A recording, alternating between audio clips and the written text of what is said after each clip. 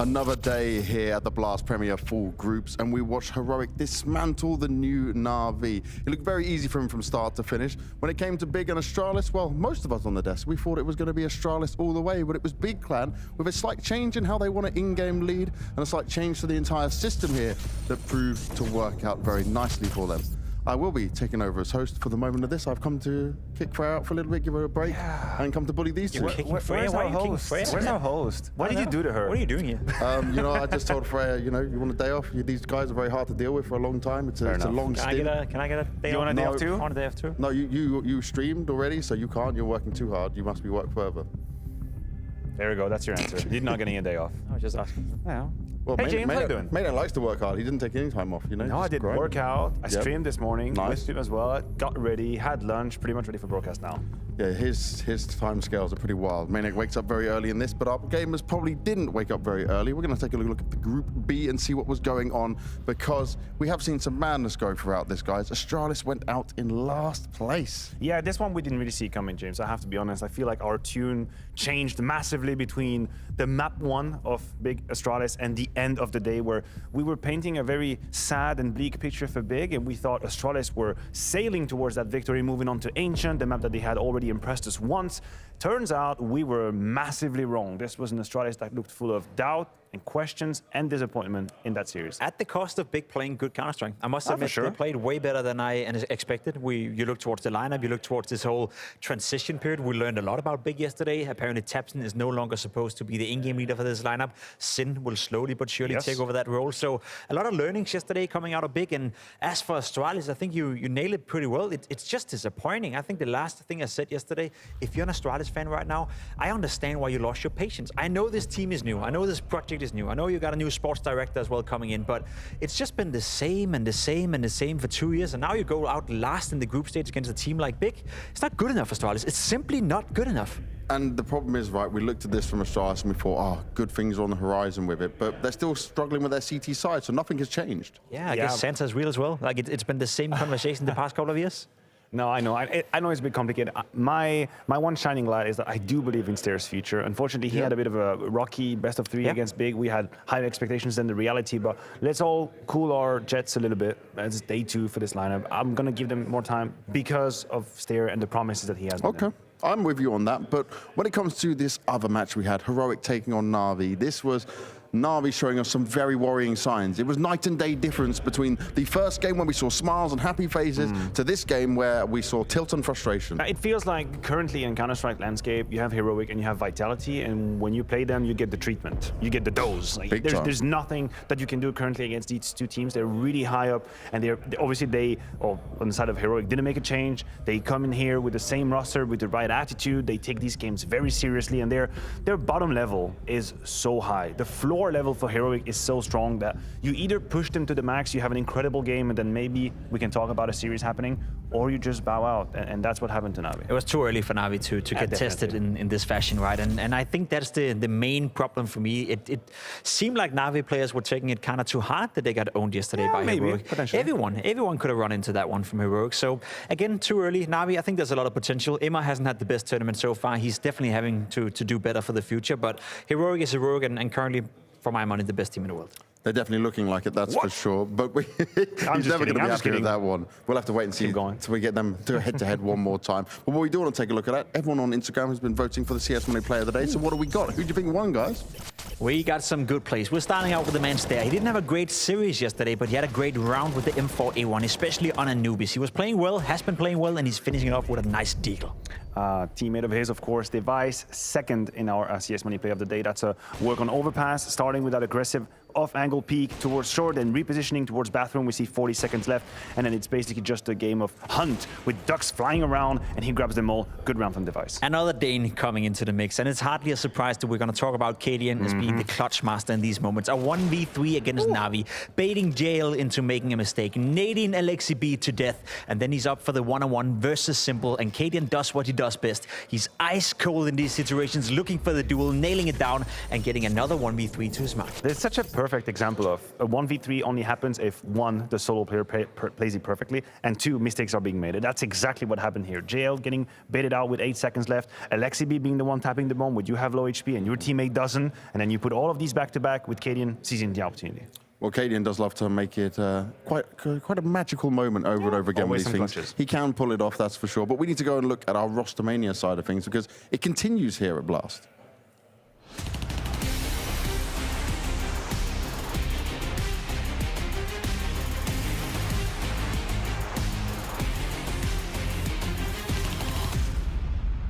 Na'Vi making massive headlines here with this international change. Simple, I guess, for you. Could we find out why this change you feel like was required? What was the problems in the previous roster? Why do you feel like we've got to this position? I think everyone wanted something new. Yeah. And everyone decided to find a better option for themselves. Do you feel like there were problems within the team that couldn't be resolved? Was there a lack of regional players that weren't making sense for you to make this decision to go international? No. I think we wanted it back ago. And I think that was perfect timing. How do you feel going back into an international roster? Been a time for you since you were in Team Liquid. Obviously, you've got some experience there, but do you feel like it's going to be a massive change? I think it's more calm for me, you know. Yeah? So I'm just focusing more on my game. In terms of working with Blade, he's got a reputation for things being done his way and having the system. How is that being implemented when you brought into the team? Is that a discussion? Do you guys see the game the same way? I don't think it was a discussion necessarily.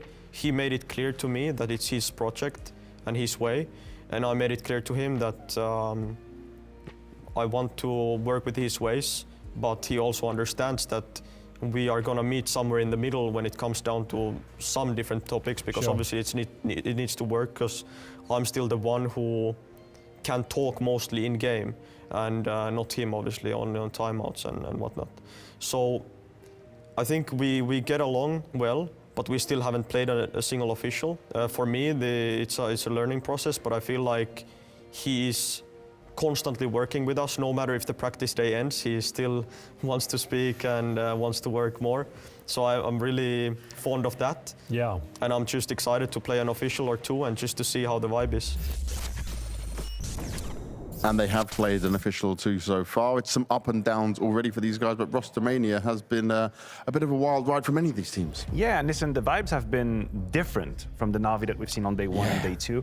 And to me, that is the one worry that I have for this roster. I don't necessarily worry that midterm they could turn out to be a top team. I think they have the pieces with the XB, which I still personally believe in. Of course, simple, and we kind of believe in what Ime is able to do or will be able to do. The problem that I have is, how do they survive from this point on to the moment when they're ready? Because if players are dealing with frustrations different ways, words can be said, actions can be made, and I worry that this is going to damage them over time. Well, I was saying this, right, when it comes to a normal roster, what do we say, 3 months roughly for them to get used to each other? Much. But for this, I'm thinking you're looking at 6 to 9 realistically.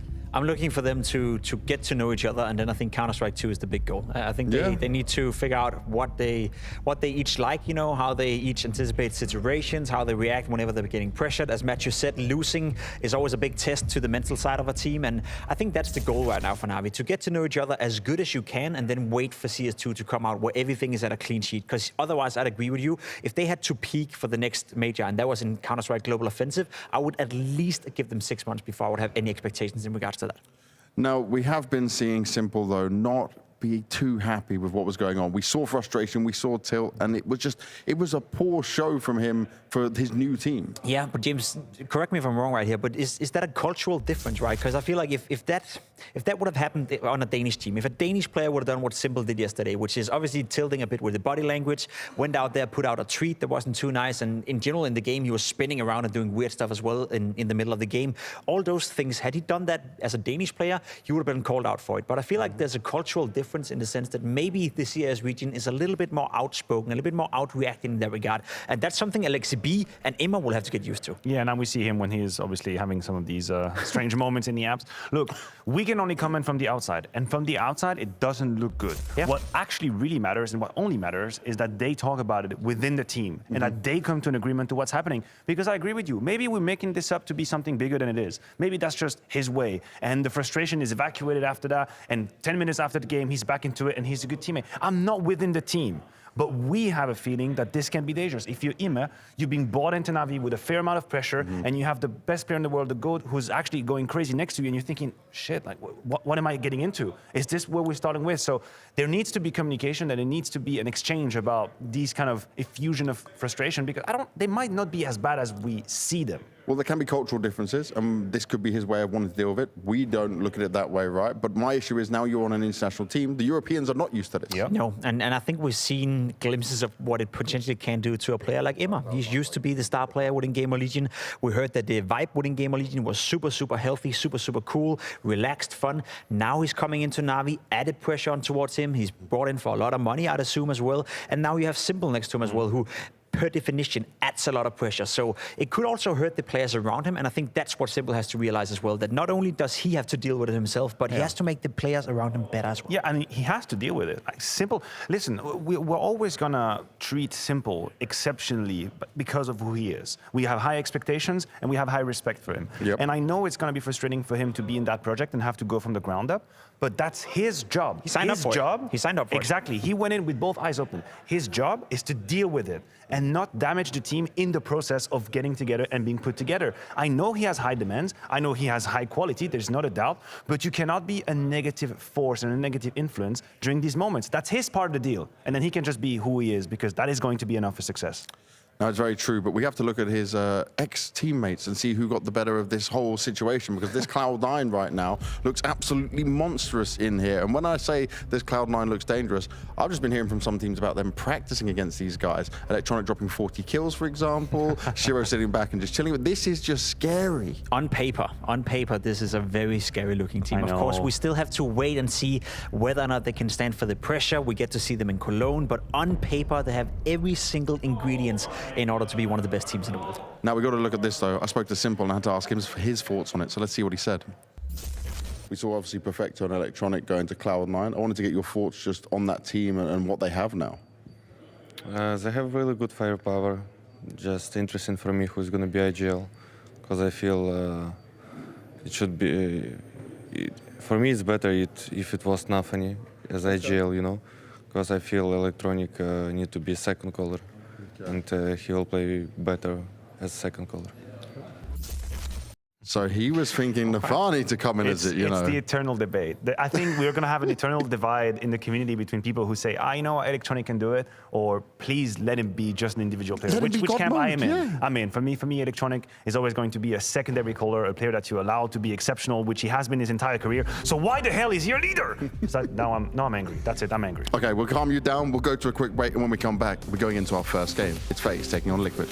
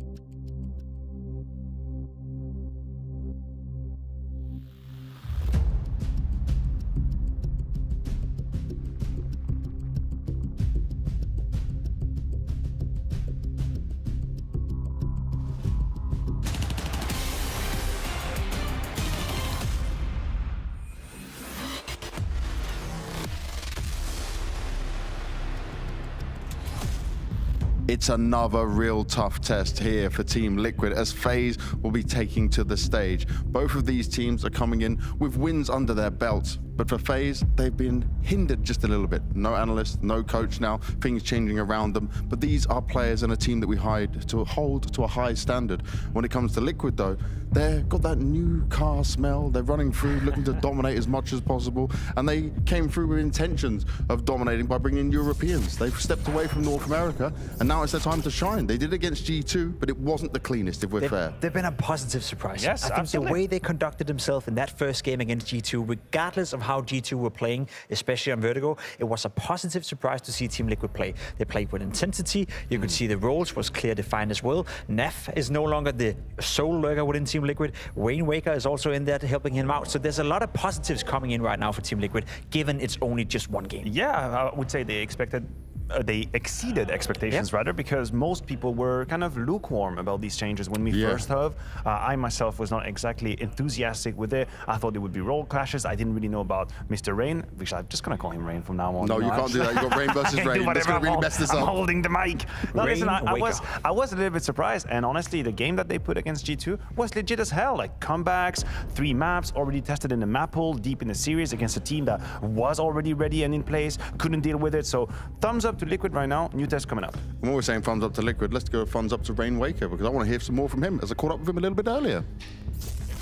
Rainwaker, you had your first official in the Liquid jersey. How are you feeling after that initial game? I mean, I would say I'm feeling pretty good. I mean, after such a debut, such a derby, close matches, and even we came with a win. I mean, it's an amazing debut. I wouldn't ask for more after this game. Definitely so. Now, when you were announced on Liquid, a lot of people were confused as to why you would be picked up on it. Were you surprised by the amount of criticism that came? Yeah, I would say I'm surprised. Yeah, I didn't expect that much hatred towards me. But, I mean, it is what it is. Opportunity came for me, so there is no chance I would deny that. Definitely not right. You've got to take that opportunity for sure. What's been the hardest thing for you so far, though, coming from the team you were on before 500 going into Liquid? I would say the language barrier is probably the hardest thing, I would say, yeah. It will take time, but I don't think it's that much of a problem, yeah. Okay. And do you think there's a particular different way of practice and style compared to your old team now coming to Liquid? Is there some big changes for you in that sense? Yeah, I would say the Team Liquid plays much more than my previous team, so yeah. So you're really grinding? Yeah, exactly, yeah. But you enjoying it? Yeah, I mean, yeah. We are a new team, so we need more time playing, yeah. Now, you already took down G2. You're going up against the FaZe clan. Does it bother you which names you play when you're playing these kind of oppositions? You just go in and play the way you want to play? No, I wouldn't say for us it bothers who we play. As Marek said in one of his interviews, that we are here to show we are competitive as a new team. Yeah, so it doesn't matter the result. At least a win is a win, but we are here to show we are competitive as a beginning. And the early signs were certainly very good for him. But Pim, what did you make of Rainwaker so far? I mean, coming into the tournament, not a lot of us have seen him play that much Counter-Strike. The 500 team he was in before weren't really necessarily tier 1, tier 2 material. What I did notice in the first game was that he was the primary lurker on the T sides, at least for the vast majority of the time. It could have been map specific, but it did free up Nef a little bit. And I think to me, that's the interesting thing. You now have Rainwaker going up against Robs, who is arguably the best lurker in the entire world. So that head-to-head duel right here is kind of interesting. Of course, we don't expect the guy on the left to match the guy on the right. But if he can develop into becoming a great lurker, a great supportive element, and that can free up Nef even more within Liquid, that's interesting. Yeah, freeing up Nef is a net positive. Of course, like we know the kind of output that Keith can have on the server, one of the best out there. I still think that for a player with the pedigree of Rainwaker and not a whole lot of experience, it's still a role that requires a whole goddamn lot of responsibility and autonomy and make your own decisions and know when to take fight and when to fall back. We're putting him up against Robs. Yeah. If anything, he's defined the very latest meta on how to play on the T side, be way more aggressive, but he's had years to come to a perfected R that he's got now. And now we're asking Rainwaker, hey, good luck to you, man. Try and do the same thing. It's a really hard position. And for that regard, I think there is a progression margin quite high for Rainwaker in his future. Well, when it comes to the future of Liquid, Dabs has been the man behind him the whole way. So let's see what he's thinking before we go into this game. So Dabs, I want to start by asking you just how you're finding it working with Patsy and Rainwaker so far. So far, we've only practiced about a week, but so far everything's been working really well. We've made a lot of progress on like all 7 maps that we've been playing, and we're just looking for the continued progression. All 7 maps again. I've heard this before. Yeah, we're not looking to play all 7 maps, Okay. but we felt it was sort of irresponsible to just write off a map completely from the offset. So, yeah. So is this going to be finding out kind of what suits this version of Liquid best? Yeah, exactly. Nice. Now, the G2 game, for me, that could have gone either way. It was very close, but a great win to start off your season. What have you looked at when you reviewed that game? Just a lot of small mistakes. You know, we lack chemistry still, obviously, and there's a lot of things that we didn't have time to talk about. So it's just going back, correcting those small mistakes and fine-tuning it. And how much does it benefit Liquid the fact you face a G2 and a FaZe who have made no roster changes, right? Is it easier to prepare for and get these guys in a good position? Yeah, you could say it's like a little easier to prepare for it, and I think it's also positive because it's a harder test, in my opinion. So I think it's good to just sort of get these games early for our team and, you know, build some confidence. And that confidence must be pretty damn high for the rest of them right now. Yeah, we're not getting carried away, obviously. I mean, beating G2 at the start of the season doesn't mean as much as, you know, middle of the season when everyone's at max level, but, you know, we still feel confident after the win, and it's still a good showing for us. Now, the interesting part here is that, again, we're talking 7 maps, but they're just trying to figure it out right now. Yeah, I guess it's an approach you can go with. Most teams would probably say we play 4 or 5 maps coming into a tournament like this, and then we try to add on more over time. But it does seem like Liquid want to play all 7 maps to figure out, okay, where are some of our strengths, where are some of our weaknesses. I think long term, it's a good thing. Short term, it's going to cost them to lose some games they probably could win. And in terms of games they could win, right, this is one where FaZe are slightly weakened from, surely. Yeah, listen, I agree with you. FaZe is slightly weakened. We know the circumstances. They've just lost Robin. That's not that easy. It's the beginning of the season. People are a little bit cold. But somehow, something that Kerrigan said in an interview that really spoke to me, FaZe, it's his own entity, right? They have a whole lot of experience together. They've been together a very long time. And they strike me as like an organism that knows how to deal with the fluctuations and deal with the hardships. I trust in that group of people to come together now and give that extra 5% just to compensate just a little bit. The question is it too early for the real monster FaZe to come out? I'm hoping that a bit of ego kicks in. They're going up against Liquid, players like Naf, players like Yekinder. You want to beat them because otherwise we know FaZe can be vulnerable at times. Well, let's find out what Kerrigan's thinking of this, because he's got a hell of a lot of work to do on his own right now. Kerrigan, given the situation with your support stuff, right, having these extra few days off, is this a benefit to you guys? Yeah, I don't know what's a benefit or not here.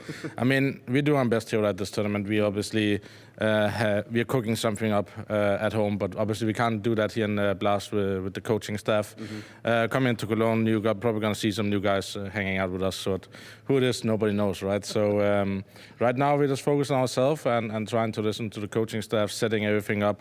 It's not something that happens over one day, so I'm trying to explain what we need for them, both as an analyst but also as a coach. So yeah, it's kind of setting the tone for the rest of the season. So everything is just kind of on us right here in Copenhagen. So the rumors are true or not true with Neo?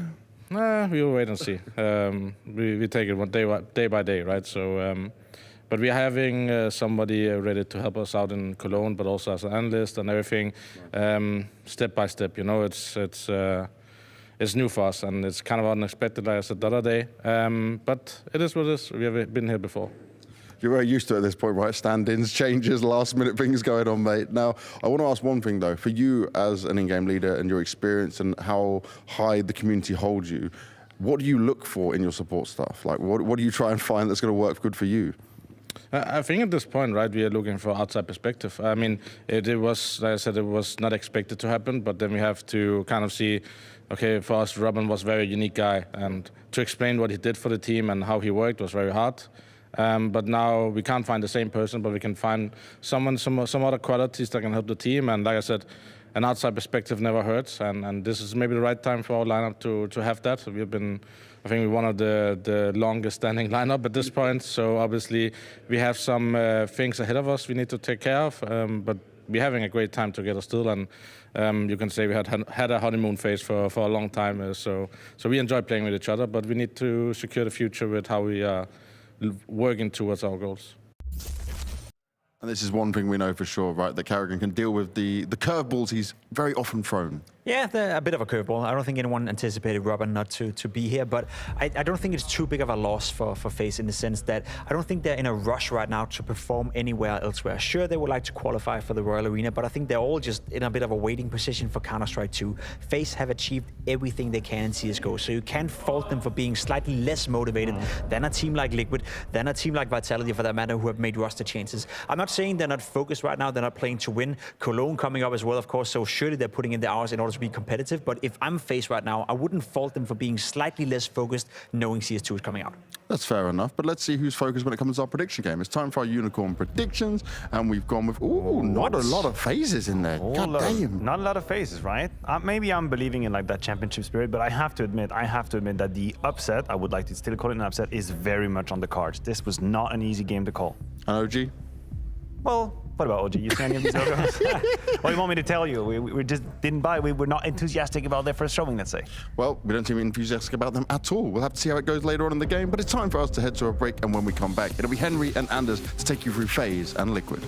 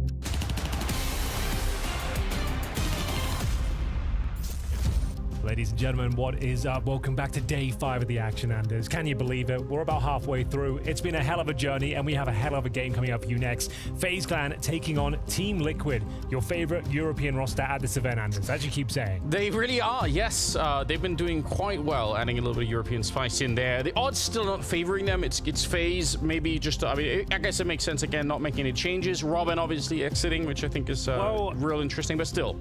I guess, yes, you're right, but the most important important metric we can go by is the talent prediction chart. And a lot of the talent suggested that Team Liquid were going to win. I believe you and I both put Team Liquid. Yeah. So, can you explain your reasoning there? I'm going to be honest. I could have looked at the spreadsheet that we're all using to do this. Yeah. But I didn't. I just assumed that I would be in the minority picking Liquid. So I wanted to be like the rebel who was doing it. And everyone did. It was a landslide result. Yeah. Team Liquid are now the favorites for the members of the talent at the event. Are they wrong? Are they crazy? Time will tell as FaZe take on Team Liquid right here, right now. And we're kicking things off with a bit of Inferno, Anders. As FaZe, they'll be starting here on the CT side, and Robs is getting stuck in nice and early. Wants to crack things open here with his USP. Oh god, this is aggressive. He just runs down there and he gets shot right in the face by Yakinder instead. OC is going to catch Twist, who is down there with him, and it's kind of spiraling out of control. It's just Carrigan to hold this bomb site on his own. If he goes down, then the bomb is definitely going to get planted. There's a good couple of kills that go his way, but it still might be too late here. A 2-on-3 for the afterplan. It does not seem very realistic. Well, the bomb's not planted just yet, Anders, so a chance here for Rain and Brokey. We've got Rain ready and waiting towards the Ruins position, encroaching on the coffins, and Nafly makes a bit of a meal of it, but they do come out on top in the trade. Brokey remains, and he's got a chance here, but Rain Wake Up will take him down there. So the aggression from FaZe at the start of the round, Anders, it's an old classic. We've seen it many times before. Maybe not as in fashion as it used to be, but doesn't work out whatsoever for FaZe. They lose 2 frags upon entry and open up the B-bomb site. Yeah, I think it's a really cool variation of a really classic defense for FaZe, where you have 1 at B and 4 at the bomb side. But instead of just leaving those 4 passive, you take away any element of doubt by just rushing down the middle. I like it for FaZe. I actually think it's a really cool idea. Obviously, it backfires on them, but just as from like a theoretic point of view, I think it makes sense. Because you have basically the same setup that you have otherwise. You're just a little bit more proactive with it. Well, here we go then. Force buy in response. FaZe Clan looking to bite back if possible. Desert Eagles out in full force. Few 5.7s thrown in the mix as well. A focus on the utility, though. Having those smokes are very, very powerful items to hold on to. We're going to see the first one deployed here towards the B side of the map. 3 players for FaZe. Twist will join Carrigan and maybe boost up in towards CT spawn. See Team Liquid is slowing things down right now, holding their key choke points, spread out in defaults, and hoping to find the first pick towards middle here. Yekindar gets in position. Yeah, you might as well wait it out, see if you can spot a couple of people, maybe catch a trend. Could see the trend right now is leaning the B bomb side, which almost all of them are. Even all right. Even that 5th player at Arch is starting to get closer, so they're having a bit of a stack. But you know what? There's still 50 seconds left, so if they just throw in Patsy with the Mac 10 first, he's going to find that stack, and they can still pull the plug on it if they want to. Well, in we go. Patsy is doing just that. He might be taken down early, though. Yekindar would open things up. And they will commit in towards the speed bomb side. But Twist still in the boosted spot. He could do some serious work here with the Desert Eagle. Connects with 1, but unfortunately that's about all they find. Brokey will be waiting towards CT spawn. Maybe can deny the plants here, but cover from the new in-game leader will prevail as we go 2-0 for Team Liquid. After walking into the full stack, their Anders could have fallen apart, but as you noted, sending the Mac 10 first, getting that aggro, and managing to enable these AKs to mow them down here with no problem really towards the end. Twist could have been a bit more of an issue, but he only gets 1. Yeah, it's hitting. I mean, that's like a temperamental difference between some teams. There really are some teams who will almost always fall back when faced with that kind of stack. Once they realize it's there, they'll say, okay, well, we're out. And some teams will always follow through. So curious to see how Liquid will turn out in the long run. But yeah, a little data going the way that, you know, Yekindar are saying, who cares? We have all the weapons. We're going to do it anyway. Well, Rops will be operating with a 5-7. Operating very well, if you don't mind me saying. He doesn't fall back either. He's going to be sticking around with the 2nd frag, and for good reason. Lighting them up here. Needs to try and get a reload in if possible. Actually has a rifle at his feet as well. Flashbang comes in. He still hasn't fallen back, Anders. No, in fact, he's brought in more players. They don't realize. Oh my god, he's so good! 3 kills that go the way of Robs. Almost looked like he could have adjusted onto OC as well, but that was so smooth, wasn't it? 2-on-3 now, and Liquid shocked in this round. We've got Rain all the way down the T ramp as well. OC will pull 1 back. 2 versus 2. Bear in mind, Twist and Rain without armor here. So Rops' efforts might be in vain. 50 seconds remaining. An open sight as they wrap around towards Arch. They've actually opted to go towards spawn as well. So Rain seems to be aware of that prospect. We'll start to rotate, but what can he really do, Andy? He's got a P250, no armor, no nades. Need to try and find a very cheeky kill. But they're giving away all the noise. Yeah, he's going to walk up behind them. This is a really, really good read. Now, it is being held. No, just not enough. They need to have one guy planting and the other guy just having a little bit more of an overwatch on the situation. I think Twist has picked up a Galil in the meantime. The bomb being stopped. What a timing from Rain, leaving Yakinda in what has to be an unwinnable position here. Twist is going to take him down. But even if not, how do you plant the bomb? With about 15 seconds on the clock in a 1 versus 2, you have to bait them out so hard. That's very, very hard to win. And it's FaZe, and more precisely, Rops stealing the round. Absolutely true, Anders. Look at this perfection with the 5-7 here. Most players would fall back here. They'd think, well, I've got 2 kills. That's more than enough. I'm going to get the hell out of here. Uses his teammate. Sure, a little bit of baiting, but ends up getting 3 kills in total. Funnels him in towards B, where Rain makes a magnificent maneuver. Noticing the sound cues, as you mentioned, backstabbing, denying the plant, and winning the eco for FaZe.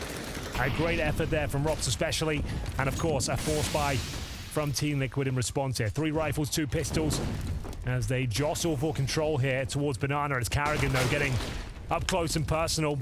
A move he probably regrets now. Yakinda will strike first, but Rain comes in much harder. Double kill with that AK-47. Yeah, when they line up like that, it's a little bit easier. Rainwaker hoping to see if he can maybe bring it back, but a 4-on-3 unfolding with no bomb plant in the previous round and with a very low cash in the pockets of Liquid here.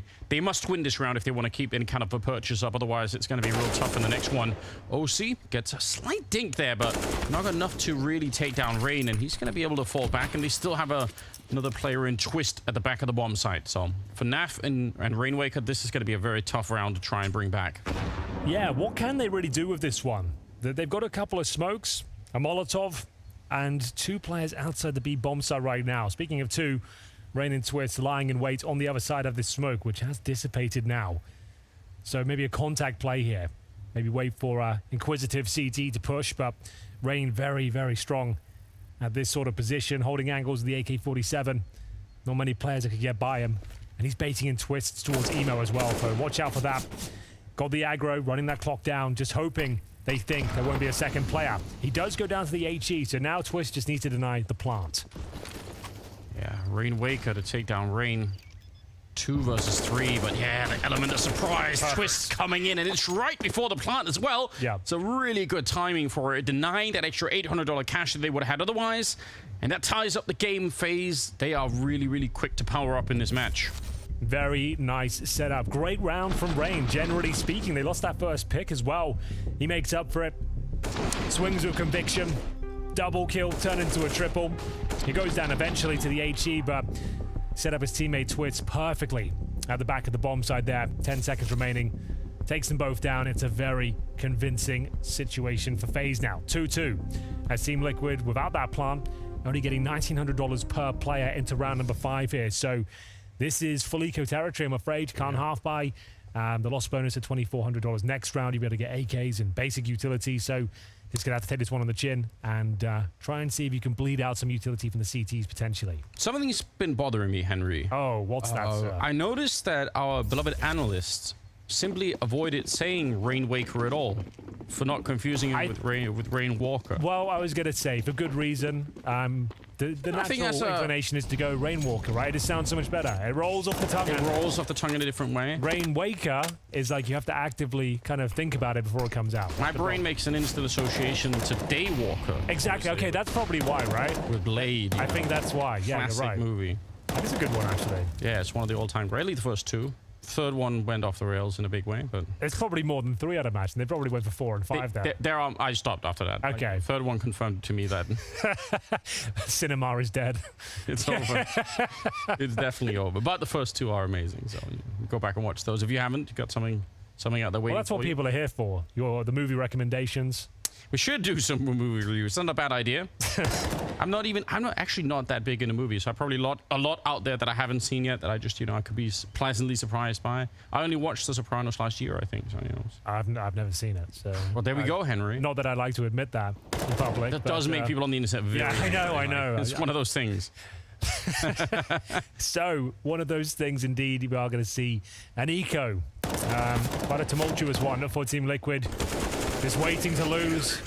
It's not a great feeling. They don't get anything done. But as I mentioned, all you can really do there, bait out the incendiary, some smokes.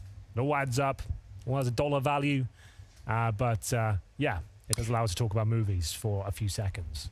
Which is enjoyable. I appreciate it. Yeah, that's what it's all about, really. Here's another problem with I guess with the kind of bind that Liquid are going into this with, right? They're not going to be able to have the AWP on someone like OC, and he's pretty good at close range. And his opponent in this map is as well, Brokey. They're both AWPers that are going to be able to take the close range fights, and it's something we haven't seen yet, but it's something to really look forward to because it's super exciting when that happens. But Liquid not able to do it yet, obviously, just start struggling with the economy on that front. Yeah, they've actually got 2 Galils entering round number 6 here, so this will be very difficult to say the very least here.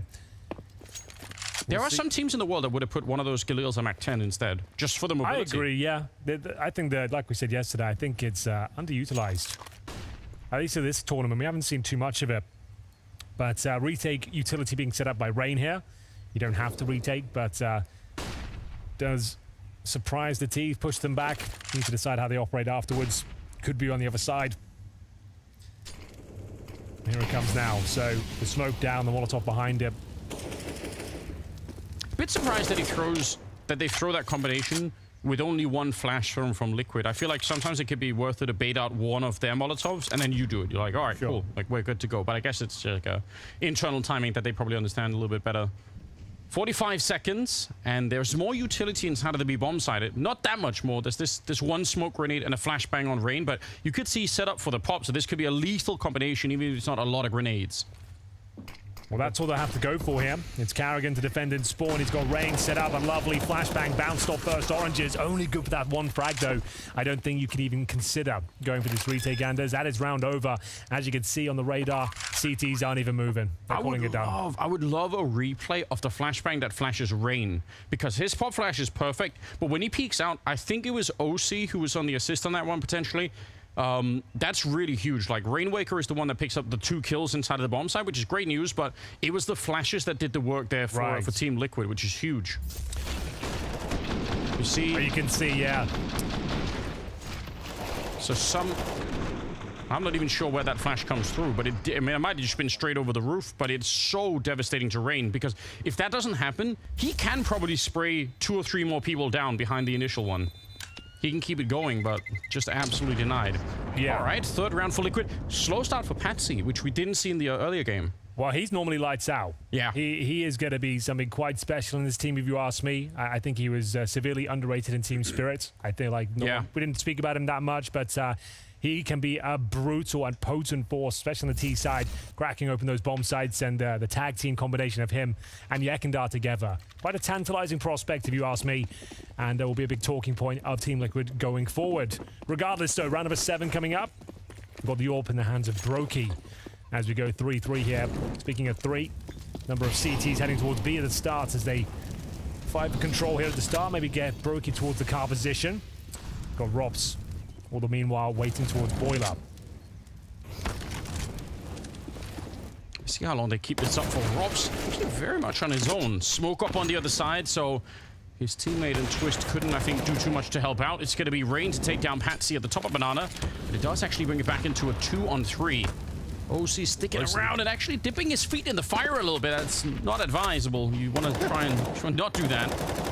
Brand new form of therapy. Fire therapy.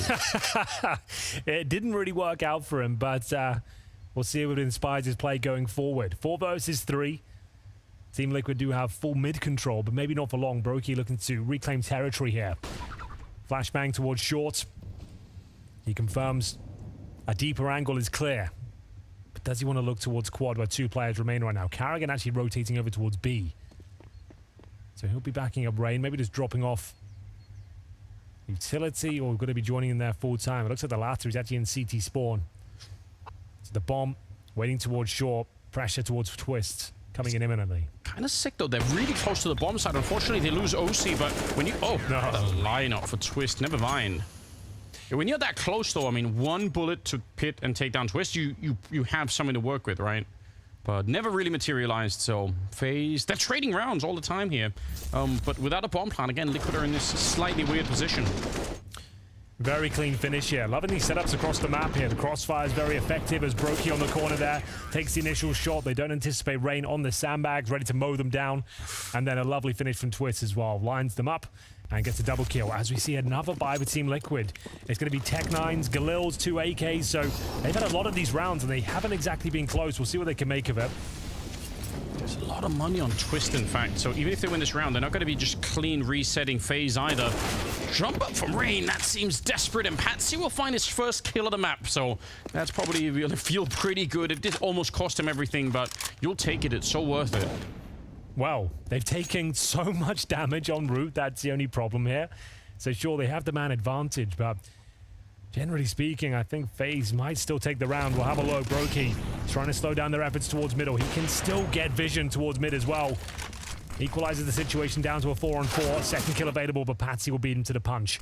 Rops waits patiently towards the graveyard. Rops, good position for him to be, and you can see mechanically he is such a god. Spins around. He's finally wall-banged out from Patsy, which will give them a 2-on-2. You pointed out earlier, they're both very low on health here, so they want to be real careful with it, but nice position to cover here as the bomb is planted. You've got low HP anyway. Get in the headshot position. See if you can hit the shot. Need that advantage quickly. The CTs are coming for this one. They've got a smoke available. It's Twits and Carrigan on the retake. Could boost behind this smoke. Oh, I'm so curious. They're going to put that smoke in. I wondered if anyone from Liquid would try and actually play inside of it, but I guess they're a little bit too far away to actually run into it. Otherwise, that's an interesting mind game. Bit of a flick. It doesn't really connect, and Nafis just going to be edged out into the corner. Good retake here as they win both the fights, and they have the kit in their pocket, so they're going to be fine with it. A 5th round for FaZe. Yeah, really nice discipline on that retake from Twits and Carrigan. Biding their time, not rushing the situation, no panic there really. Waiting for the T-smoke to go down and then dropping their own. Removing the threat from Pit and then pincering the bomb site. Perfectly done, and this all started with that opening frag. For Team Liquid, can't hold on to it though. Robs did a good job to slow them down as long as possible. Bring us into that 2-on-2, then an excellent retake there. As we go 5-3, FaZe Clan taking the lion's share of the gun rounds here. Just one picked up so far for Team Liquid after winning the pistol and getting a 2-0 start. For now though, B-rush, Anders. And it's working out so far, but 2 more CTs lying in wait. Oh, it's a devastating grenade, the smoke, and the Molotov down on top, and they're taking so much damage. They eventually hunt down Carrigan, but Brokey is still here, and you can see he's so fearless in repeaking this over and over again. He just feels so confident in winning the fight, and he will right over the shoulder of his teammate. He gets the kill on Patsy. Well, it's a bit frantic, slightly uncomfortable, but FaZe Clan defend the rush valiantly. I would say, Anders, a nice finish there from Brokey, especially. They give up a couple of guns, but it happens sometime. Brokey doesn't really miss a damn thing here to close things out. He almost took his teammate down, you're right. But round 10 coming through. Finally, a nice full buy here for Team Liquid. One of the rare rounds have actually got 5 AKs across the board. Money has certainly been an issue for them. Throwing the CT spawn smoke here. Rops will use it to push down middle once again. They're going straight for it. They find Yakinder in the corner. They're going to be able to take him down, but Rainwaker is showing up immediately afterwards, and it's traded back, and even more favorably so for Liquid. They're going to love this scenario. 3 versus 4. And because they have been trying to push their FaZe economy, there's still a ridiculous bank on Twist. I don't know how he's managed to accumulate so much money, so they have to dig through that first, but some of the other FaZe members are a little bit lower on money, and maybe they could get there. Not with this next round win, but maybe after that. A stack at the A bomb side. They're giving up on B. Yeah, we talked about this philosophy yesterday. With Heroic, yeah. Yeah, and there's knowing that some rounds are too far gone, some scenarios aren't worth throwing away. So, yeah, take a bit of a gamble stack. Meaning you put all your resources into one area. If they come there, great, we'll fight for it. If they don't, we'll save the weaponry. You can see that's working out perfectly. Looks like they've been rumbled here. This will be Team Liquid picking up the round. It's just Brokey now trying to make it expensive. And that is important. Look at the money invested into this round. Every kill will have ramifications going forward here. So if you can find 2 kills, that would be massive at this stage. You might be able to detect a couple of players here towards middle. Nafly very patiently sits towards the bench. Actually, so frustrating, isn't it, that he's just not moving. He had plenty of opportunity to. He threw the flashbang earlier. Also, I think Carrigan, he jumped out the apartments, that's one thing, but I think he accidentally unscrewed the silencer, which... That wasn't ideal. I wasn't going to mention it. I was going to let him have it. You're going to be a nice guy about it. I exactly. That, Henry. Yeah. Just wanted him Not to... me. No, I saw you noted down and said, right, definitely going to rub that one in. Yeah. No, it's unfortunate. It does happen. He's got a kit. Does he have time? He wants to go for it.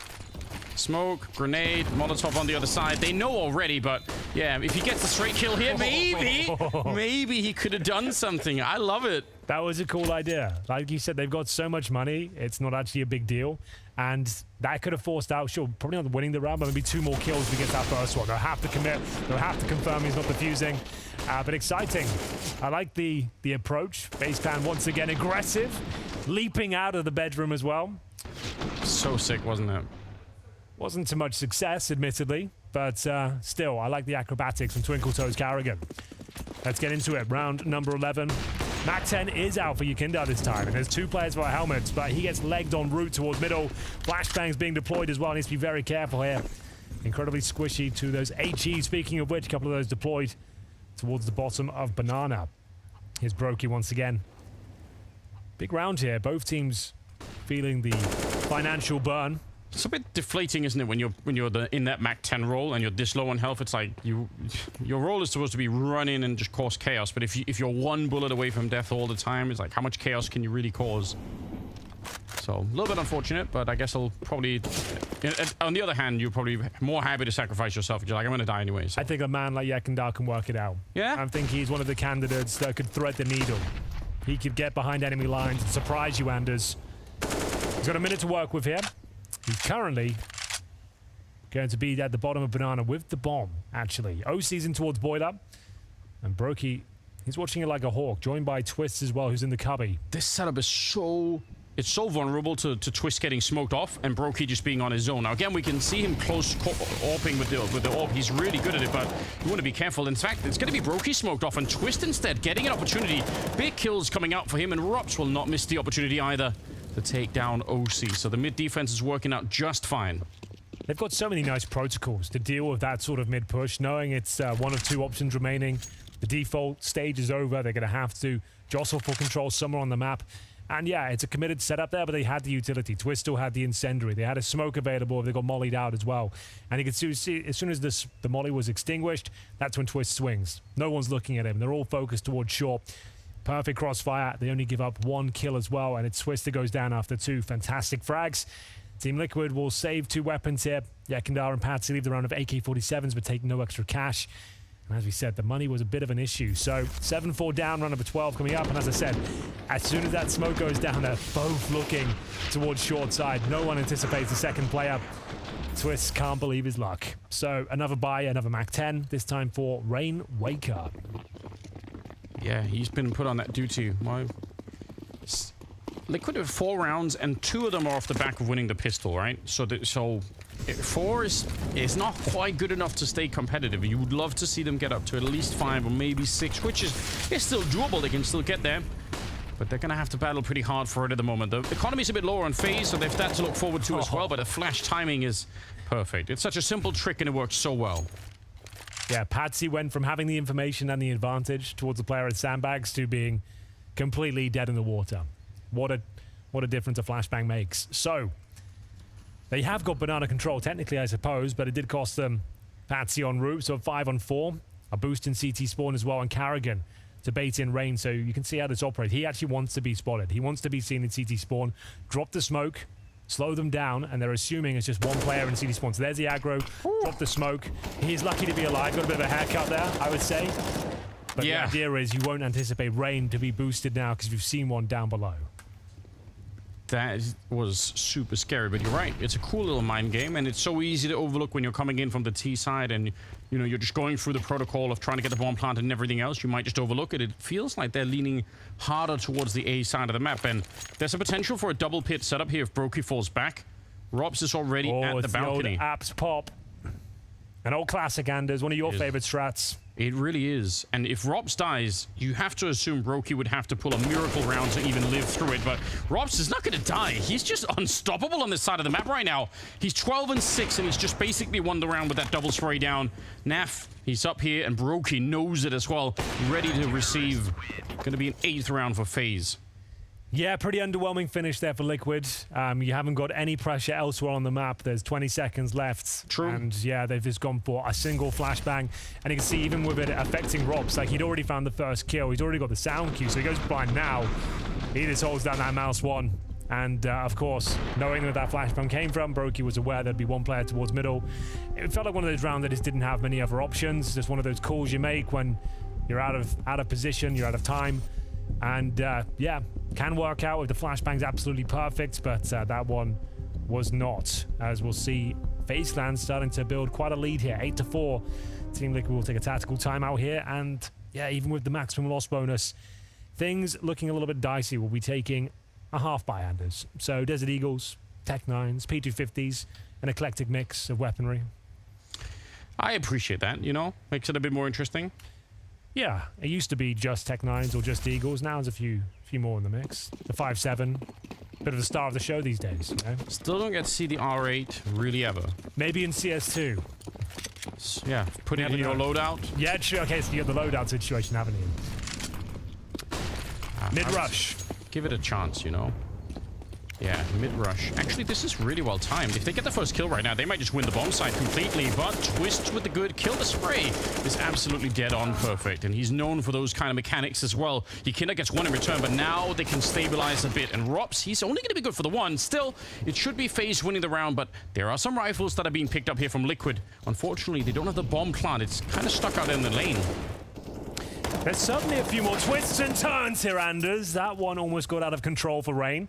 Stabilizes and should be the round. I say that with the most bated breath. He's got a minute. Exactly, because, yeah, Rain's down to 6 points of health. Karrigan, a little healthier at 54.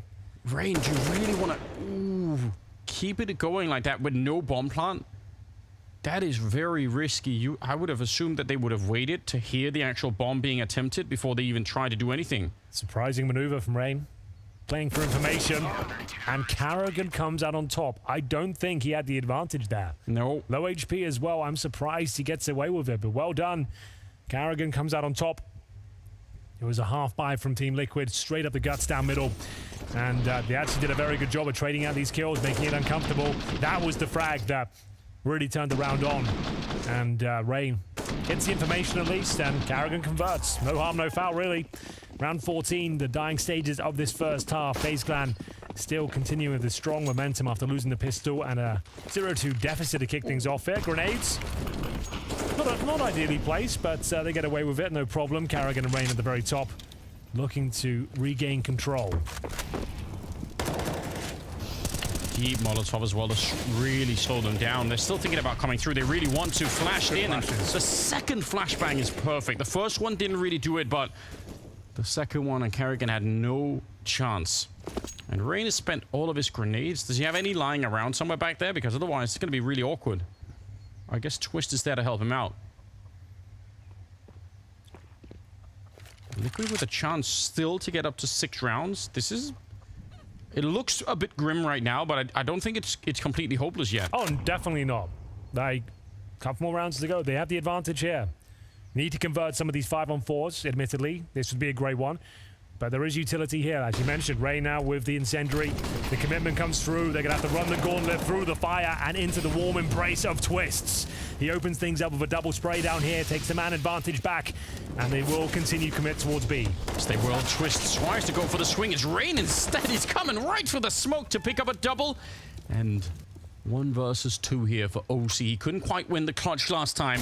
He'd love to do it this time. Up on the one side, and Brokey's going to repeat right into it. Good timing, good crossfire between the last 2 players there, and it's 10 on the side of FaZe.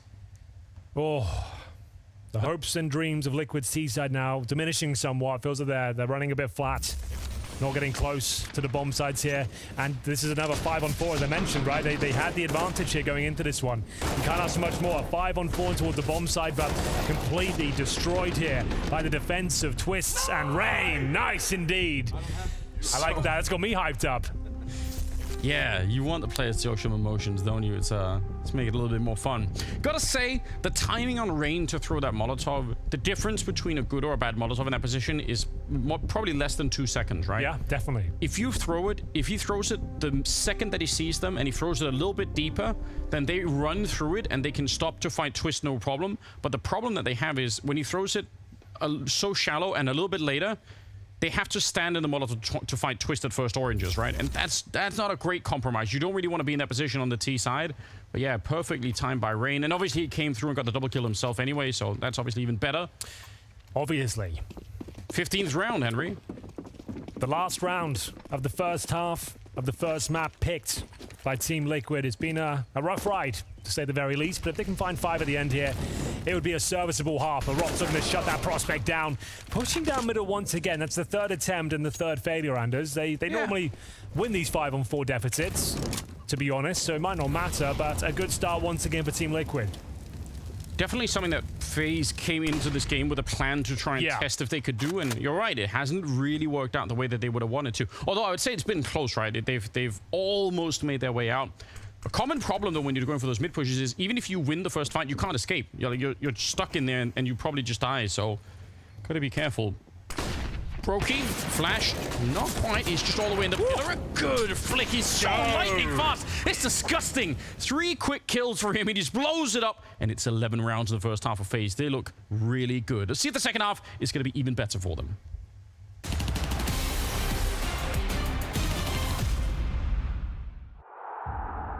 What makes majors special are the importance historically. Some of the legacies that have been forged, that have been started. I mean, it's the most prestigious tournament in the game. Every team is striving to qualify, to do well. It has a real process of qualification where everyone in the world gets an honest shot at competing. But the one thing everybody always works for each and every year are those rare majors. And that's what we're all here to play. That's what everyone wants to play. What I believe that every Counter-Strike player wants to achieve. That's the one thing that everyone wants to try and win. Being able to write their legacies, become legends. They mean so much more. You're immortalized in the game. This is the pinnacle, the zenith, if you will, of the CSGO calendar. If you're a top team, winning a major can save your season. This is your opportunity to really show yourselves, to really show that your team can shine. It's the bookend at the end of everybody's chapter.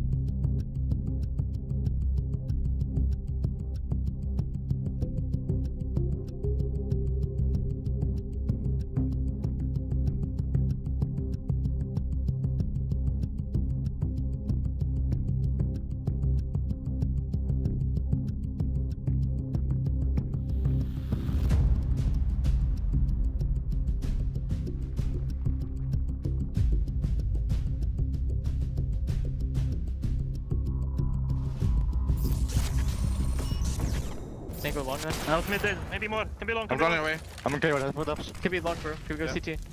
Out mid, one more. That's a guy. Two mid out. Small mid, it's a. One long. One more long on ups. Maybe side, guys. Maybe side. Smoked up. Nice, Robin. Short up. Dark maybe. Short. Dark. Nice. Defuse us. I got it. Nice, perfect. Nice first one. Good shit, Finn. Thank you, you too. Nice indeed. FaZe up, Team Liquid down. They are down 11-4 here at this point, Anders. We got an insight to the team speak there. What did you make of that one? I think probably there was like a little bit more urgency in the calls than I was expecting, perhaps, but there wasn't anything really wild happening. I mean, I think, it just highlights, as a lot of these mic'd up moments do, the importance of making precise calls, like where exactly, is this person? Like, it's just, because in that last 2v2, knowing that Patsy's out on the short side with the AWP, like having the, I don't think they realized exactly inside of the bomb side where the last player was, but just having the precision there is super, super important. But I expect that out of FaZe, and I expect the same out of Liquid. I think they're going to be at that level no matter what. But yeah, they did sound a little bit stressed in spite of the fact that they end up at 11-4. Well, here we go. T-side pistol for FaZe. They've got a smoke available to flash as well, and this P250 for Rain is usually devastating. This is out on the one tap towards the half wall, but a dink is delivered. Patsy down to 18 points of health as they peel off the choke point at Banana. Set up a crossfire, boost in spawn as well by the looks of things here. But that's not where FaZe want to finish up. Smoke down. And possibly an A finish here. They're going to be focusing towards short, Anders. How do you win this one? Well, with the help of OC, maybe, but he's put under so much pressure, and OC can't find the second headshot either. The first one, though, was magnificent, but unfortunately, they're still going to lose the bomb site. That was a hell of a shot. It was. If they found a couple more of those, they would be onto something. But difficult to replicate that, and it might be the only kill they find, Anders, because they are locked out of the round. The smoke down towards Moto is very difficult to deal with. They have got a kit and a flashbang, but it would take a bit of a miracle at this stage to imagine a world where they win it. But let's see what they can make of it. With the smoke as well on top of the kit, I would believe it more, but this just seems like it's not going to be happening at all. Rainwaker gets a kill, and there's not much else to really worry about. I think you could have made a case for them saving a little bit here. I think they had already taken some armor damage on some of the players, so they can't even really save the Kevlar to buy a helmet or anything. But yeah, this is a great shot. That was the shot. Sit down. Yeah, that was the showstopper right there, but I need a lot more where that came from, unfortunately.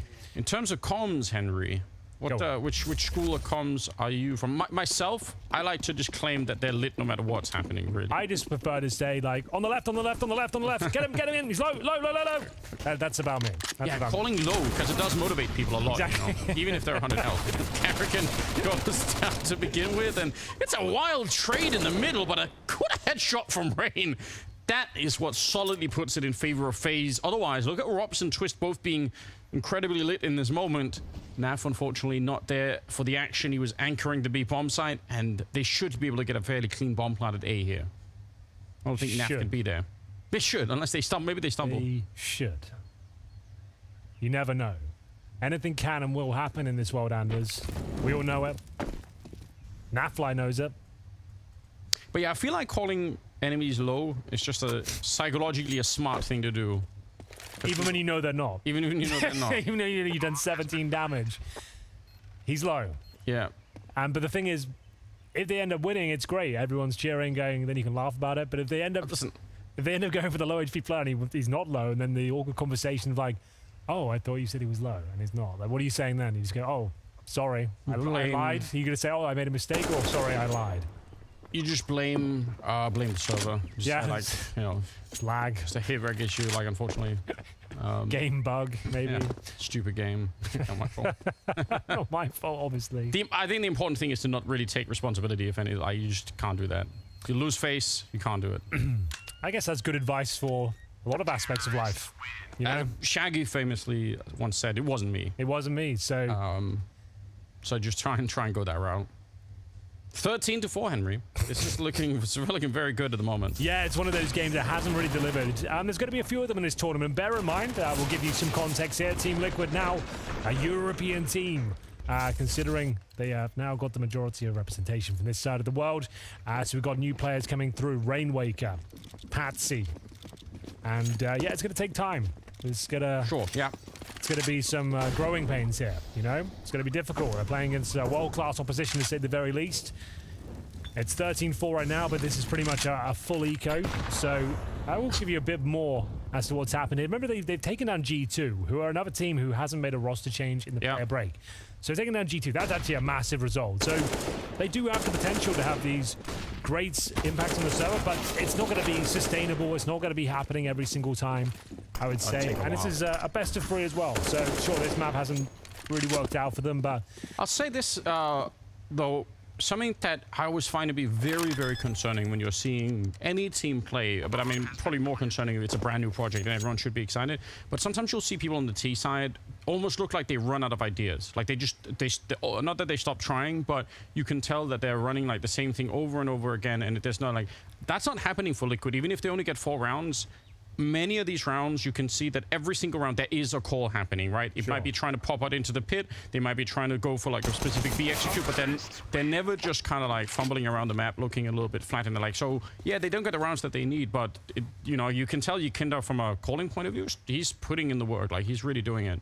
Yeah, I don't think the scoreline is doing the game justice. And unfortunately, a couple of the rounds they got it from the pistol as well, right? So the first half they got the pistol, the second round, not to take anything away from those rounds, they still won them, but yeah, just 4 total, and we're in touching distance of FaZeland picking up this first map, their opponent's pick of Inferno. It's Mirage up next, which is the pick of FaZe, of course, and they've had a pretty easy run of it so far.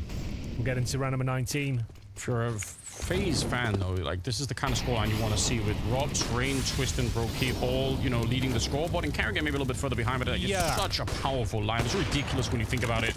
Yikinda and OC start off well in this one, and that's the first sign of life here for Liquid in the second half, really. 5 versus 3. Should be able to hold on to this one, especially on a map like Inferno. It'll be very hard for FaZe to find the kills to get back into the round without losing more players, which is what's pretty much ahead of them here. Well, plenty of time, though. FaZe Clan with some positional control on the map as well. They've got top and middle. Smoke's going down to take vision away from the arch side. Patsy has to be aware of the prospect of Rain. He's got himself up here, looking for a gap. Now fly in towards arch as well. These next few moments are going to be incredibly important here. Surely it's Team Liquid coming out on top. Patsy looking for the double kill, can't find it. Was very close. Rops could have got a second, but the B-bomb side is open. Brokey at least can get a plan out of this one if he hightails it right now. Not to play the what-if game too much, but if Rops actually did win that fight against Naf, then he's controlling the rotation and the bomb is going to be planted at B. That would have been such a sick 2v2. That's a good point. 20 seconds. It's still possible, right? If Brokey swings this and just takes out Naf, then he's going to smoke it off instead. Some shots coming through, but bomb plant looking very doable at the moment. Flash and Brokey's just absolutely ignoring it. He just doesn't care. Time to step out to the play, Brokey. What have you got for us? 1 versus 3, no utility, 100 points of health, and all 3 CTs lying in wait towards CT spawn. He has the skill to pull this one off. Can he convert? He absolutely does have the skill. He's world-class at this. Normally with the AWP, we'll see if he can do it with the AK instead. The flash is real good, and the spray takes a long time. He needs the second one, but Rainwaker's showing up. A little bit of a wider swing than he would have wanted there, Brokey. And that's good enough. And even the flashbang, even if the flash him, it's just making that first fight long enough that it's uncomfortable. So, good stuff for Liquid. They really needed this round, right? That's a 5-on-3 that got a bit close. It certainly did. Comes down to a 1v2 in the end. As we said, Brokey maybe could have done something with that one, but generally speaking, pretty well held. It's the first convincing round we've had from Team Liquid, the first in this second half. As we get into the next round here, money still available for FaZe. Brokey will have the AWP. By virtue of his plant, to be honest, an important plant, because you can see Twist with the Galil, and they needed every last dollar here. So, we'll see what they can make of it. Good flashbang towards top and middle. Gives up the fact that OC is in that position. Good grenade damage elsewhere, though. Karrigan down to just 57 points of health. They still get a battle through, though. Waiting for the Molotov to go down. Flashbang delivered. No hard commitment just yet, but it's Twist. He'll be going down early in the round. Without anyone really, you know, necessarily fighting them, it's just the last burns of the Molotov that caught him. Yeah, it's unfortunate.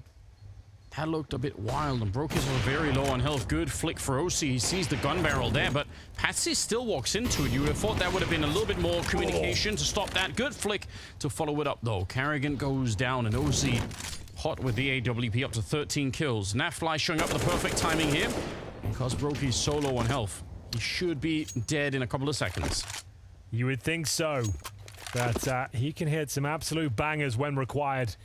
This one would be no different. Does he have the presence of mind for the quick scope up towards Rainwaker's position? Apparently not.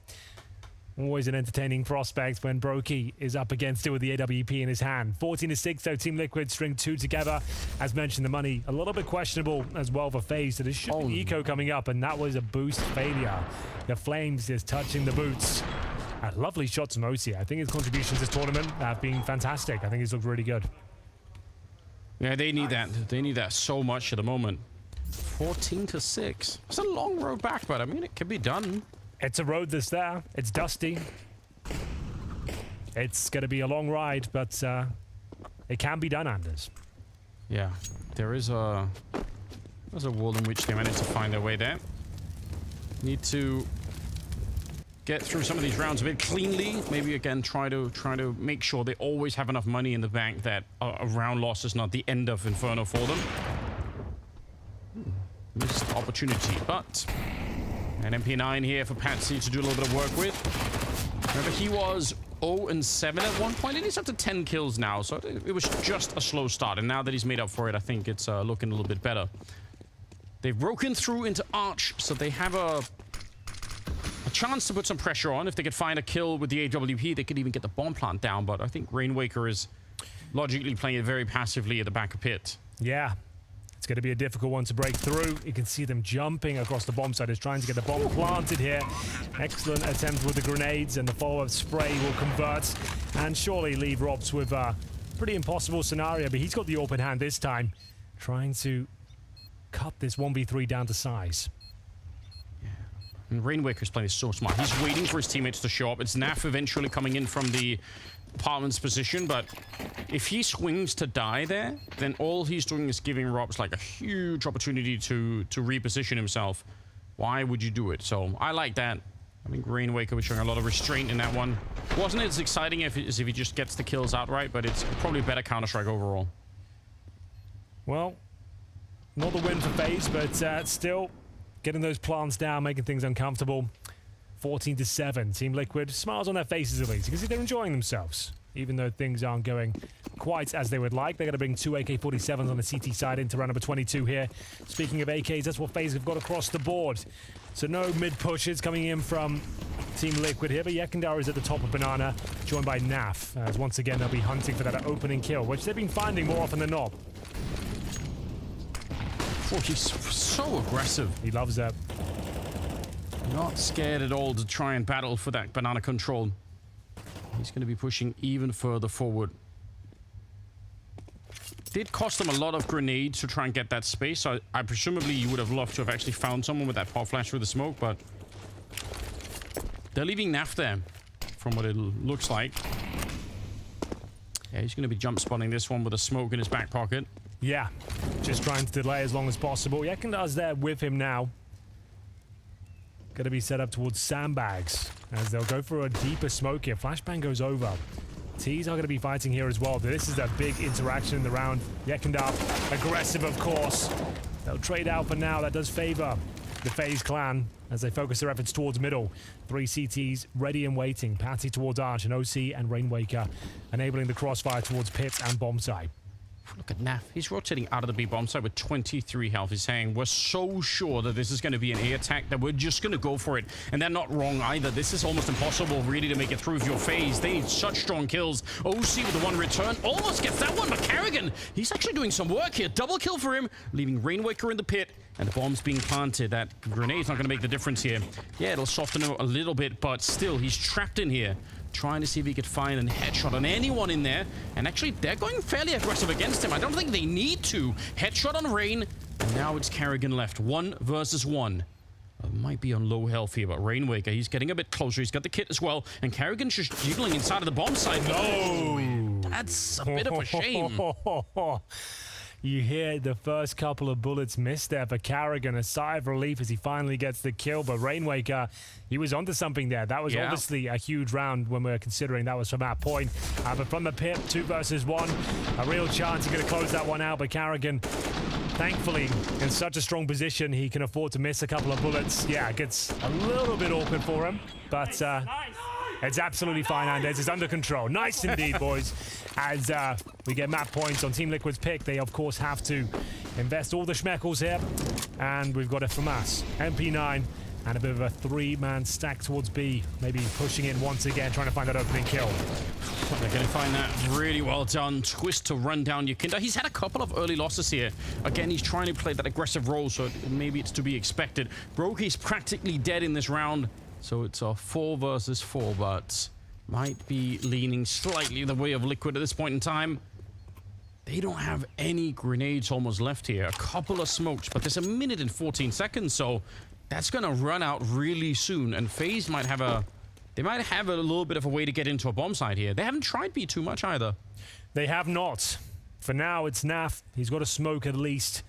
And he can't really commit to an all-out fight here towards B. If he goes down with nothing, it's GG. But he also has to delay them. It's going to have to be one hell of a smoke. We'll see what he can do with it. Like, he can't really let them in for free. Kind of just has to go for the spam here as they cross, I guess. Yeah, that's kind of it. Yeah, that's all he can really do. That was the only viable option. Oh my god! That helps as well. That helps. That's not bad either. Yeah, I wasn't counting on that. The airstrike. I guess. He absolutely did call in the airstrike. Oh my god. Okay. That came out of nowhere. I actually didn't think there was a world where they could win that. Like, no. As I said, he's so out of position. He's so done for. No utility himself. Has to go for the little spam, but it's the tactical nuke being deployed by OC that somehow gets the double kill. That saves the day. Excellent work. And Inferno rages on. So deflating if you're Naf. You put down the smoke and they just straight ignore it. They're like, okay, whatever. He's trying to get the most out of it, I suppose, but yeah, nothing he could really do. But they win the round regardless. Full eco for FaZe. Robs will invest with a Tech 9 and some Kevlar. Carrigan will offer himself up. First on the chopping block and a second available as well. OC will spot him but not connect the dots just yet. And we have got Rain Wake Up just joining OC as well, just to make sure he's got a bodyguard. Yeah, this is on lockdown. There's no way that they can really screw this up, I think, even with Pansy on the other side of middle towards Arch. You would have to be actively trying to give it up at this stage. Yeah, hunting with knives and stuff like that. It has to get to that territory. Been a while since we've seen that kind of madness. Have we ever seen anyone like completely lose it in a game, like rage so much to go for a team kill? Like, has that ever happened? They just... I don't think so. They've lost it so much. They've had such a bad argument. They've gone, you know what? I'm just gonna. They've had a moment of madness and killed their teammate. Has it never happened? I can't think of a. There must probably be. There are probably people tweeting at you right now, Henry, saying. Yeah. All right. If there's a moment you can think of, maybe not at the top level of pro play. Maybe there was a moment. There was. What was that one LAN where the coach accidentally bumped the guy defusing? And that's a moment of like just. Always on LAN, they were just celebrating and and he was going up to, oh, well done, amazing, high five, and he didn't defuse the bomb and ended up losing. I want to say, I can't remember. A German team. I think it was a German team. Yeah. I would have said big, but I don't think it was big. But yeah, I'm sure Twitter's about that as well. That's something. Yeah. That's Yigo over with. We're crowdsourcing a little bit of history. Yeah, exactly. We actually don't know the history ourselves, but we're aware it exists. All right. 59, double digits around the corner, Anders. You know what that means? So we have to have the conversation about the what-ifs. Yeah. The maybes. It's mandatory when you get into this kind of territory. You start to feel like it could happen. Well, we'll leave it for now. If they win this round, I'll let you handle the monologue of what could happen at double digits, all right? I'll spin some stories about what's out there. Look at the buy-in in this one for FaZe. It's really not that impressive. They're short the AWP on Brokey, which I think he's competing really hardcore right now with OC. They are both at 18, 20 kills. They're doing really, really well either AWP here. So lacking that tool even on the T side of Inferno, I still think it's a big deal. For some AWPers, they wouldn't even buy the AWP on the T side, but I think someone like Brokey would and should. Well, in terms of territory, FaZe Clan at least helping themselves towards middle, trying to remove CT vision towards Banana and middle. Quite passive from Team Liquid. Gekindar deep in the arch, OC patrolling the library as well. And just Naf once again. Solo hold. Retake utility deployed suggests it's more than just him in position. I feel like it's... Oh, he's going to make this jump. Yeah, it's a difficult one. Not when people are watching. Right? Exactly. I can do it like if I can do it maybe 2 out of 10 times. But if you're in game, of course, you're never gonna make it. No. It's such a difficult jump. Well, I don't know. For me, it is. I'm in that same boat. I don't enjoy it at all. It makes me nervous. I think Nafid used all of his grenades at like 55 seconds. I guess they're slowing it down anyway, but it is a little bit quick to be using that many nades. Smoke down on top, but not before Naf managed to find a headshot.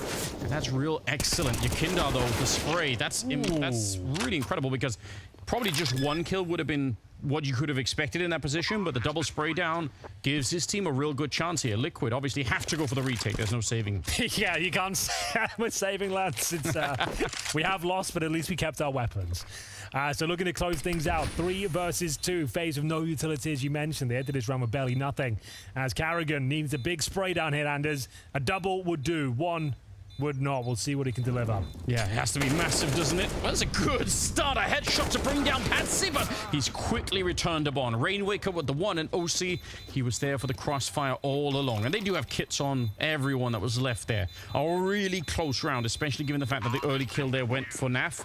Still going to be 10 on the side of Liquid, so now we really can have that conversation. I mean, we can bring out some of the common platitudes, talking points that people like to bring up in these scenarios. One of them is, if FaZe don't get bomb plants, then every other round from here on out is going to be like a really limp round, you know? Okay, here we go. So there might be 5 rounds left, but they're probably not all going to be 5, you know, hard AK full round. Like some of them will be like Tech 9s. So you're saying this will be an arduous task now to even get the guns out, to even find round number 16. So there's a chance that Team Liquid could dig deeper than ever. Yeah, don't be fooled by the number. Okay. Not all rounds are created equal, you know? You've convinced me. I'm back with you. I can sell it. This could happen. So it's going to be a half buy for reasons Anders just stated. So Tech 9s and aggression from Rain. Some damage inflicted, not quite enough though, as they'll confirm what they're up against here, the half buy. You want to have long-range crossfires, deploy the utility, keep them in arm's reach. Yeah, the one thing you can't afford is for them to get a kill forward on the map so they can pick up a rifle. That would be a disaster. So yeah, stay back and just wait for them to show up. Good shot from OC. Got Rainwaker here again. I think he's been playing pretty solidly this map. A little bit more of a passive style that he's bringing into it, but it's working out so good. Rops is on his own, and they're absolutely everywhere. So no chance there. 11 to 15, and also no bomb plan. Now, it's not going to affect this next round, but again, down the stretch of 4 or 5 rounds, if you get the $800 bonus every time, it could give you another buy round at the end, right? So, we do have the full buy for FaZe. Got the Molotovs this time, the smokes, AKs across the board. Getting a little bit angsty now. You're feeling like, oh, we should have closed this out already. We just need that 1 round. That huge buffer we had is diminishing at this point. 1 out of 4. Certainly possible. Looking good. But just need to stop losing these opening duels. Seems like Team Liquid have the advantage each and every round. As Twists working towards Banana. We've got Rain operating the apartments here. And this time a focus towards B. They've leaving Naf alone towards B time and time again. This time actually contesting with the AWP of OC, especially in Yekindar, who loves to get stuck in with a flashbang thrown over. And that could be coming in momentarily. Nafly setting him up. FaZe are giving a lot of space right now for Liquid to go aggressive, and Yakinda has been so aggressive on Banana, it actually makes sense for them, I think, to wait and see if he wants to do it again, because they would have been in a good position to counter flash him and maybe try and take the fight to him. You can Twist is kind of here jiggling, I think, hoping for Yakinda to show up eventually. Grenade's going to be pretty good against him, though. Can land on top and soften him up a little bit. Now they're hunting him down, and there's no backup. No flashes coming in to help him out, unfortunately. Yakinda just left to his own devices. Twist with the double opening, and this could be the beginning of the end for FaZe. Oh, it's a massive kill, though, for OC. Twist was aware of the prospect. They're trying to jump over the scope of OC, and now it's Rain coming in for the flank as well. They're going to finish up towards the A side. Patsy needs to try and break through the arch, but Ropsy's waiting for him. Should be a guaranteed kill. A disaster strikes. Patsy will actually come out on top. 3 versus 2, and that should have been the round there and then, and the game. But now Liquid have a lifeline. He's out there hunting for it. Patsy, you could almost tell he wanted to see if he could run it down, but now he has to wait for OC as well. This retake will be a very, very tough one. I'd be shocked if Liquid could pull it off now. They got the AWP on the one line, and Patsy is just edging his way towards the bomb site, but time is ticking against them, and Rain will get the first kill. OC gets hunted down as well, and it's FaZe to come up with 16 rounds, really put to the test in spite of an absolutely awful start for Liquid. They managed to show some strength at the end anyway. It was a great game from FaZe, and yeah, regardless of how the scoreline finished up there, 16-11 in favor of FaZe. Team Liquid had some very convincing rounds, especially in that second half. A good team effort and plenty more Counter-Strike to be played. We'll take a break and be back with the desk momentarily.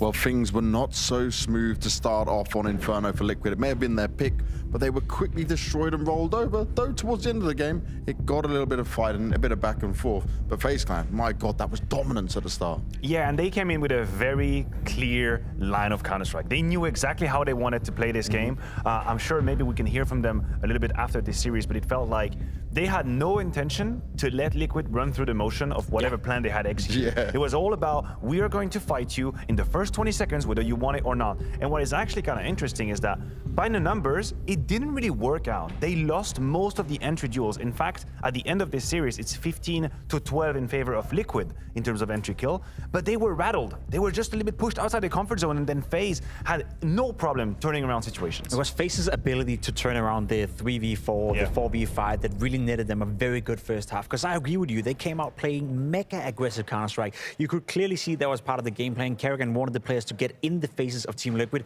make them feel uncomfortable, make sure that Liquid's A plan didn't work out. Because Karrigan is well aware that there's no plan B, plan C, or plan D installed within Team Liquid just yet. It didn't really work out, as you said. But again, we see the experience, we see the tenacity, we see that FaZe Clan has been together for a very long time, so they're still able to fight back despite being at disadvantage. And a nice example of that is round 15 you guys picked out for us. Yeah, very symptomatic. We can show you guys at home. Round 15, that is the story of everything we've just covered. You will see Robs, I believe it is, very aggressive towards middle. Early on as well, he's in the cover of Brokey, who's throwing a Molotov. He's going in for that duel, loses it.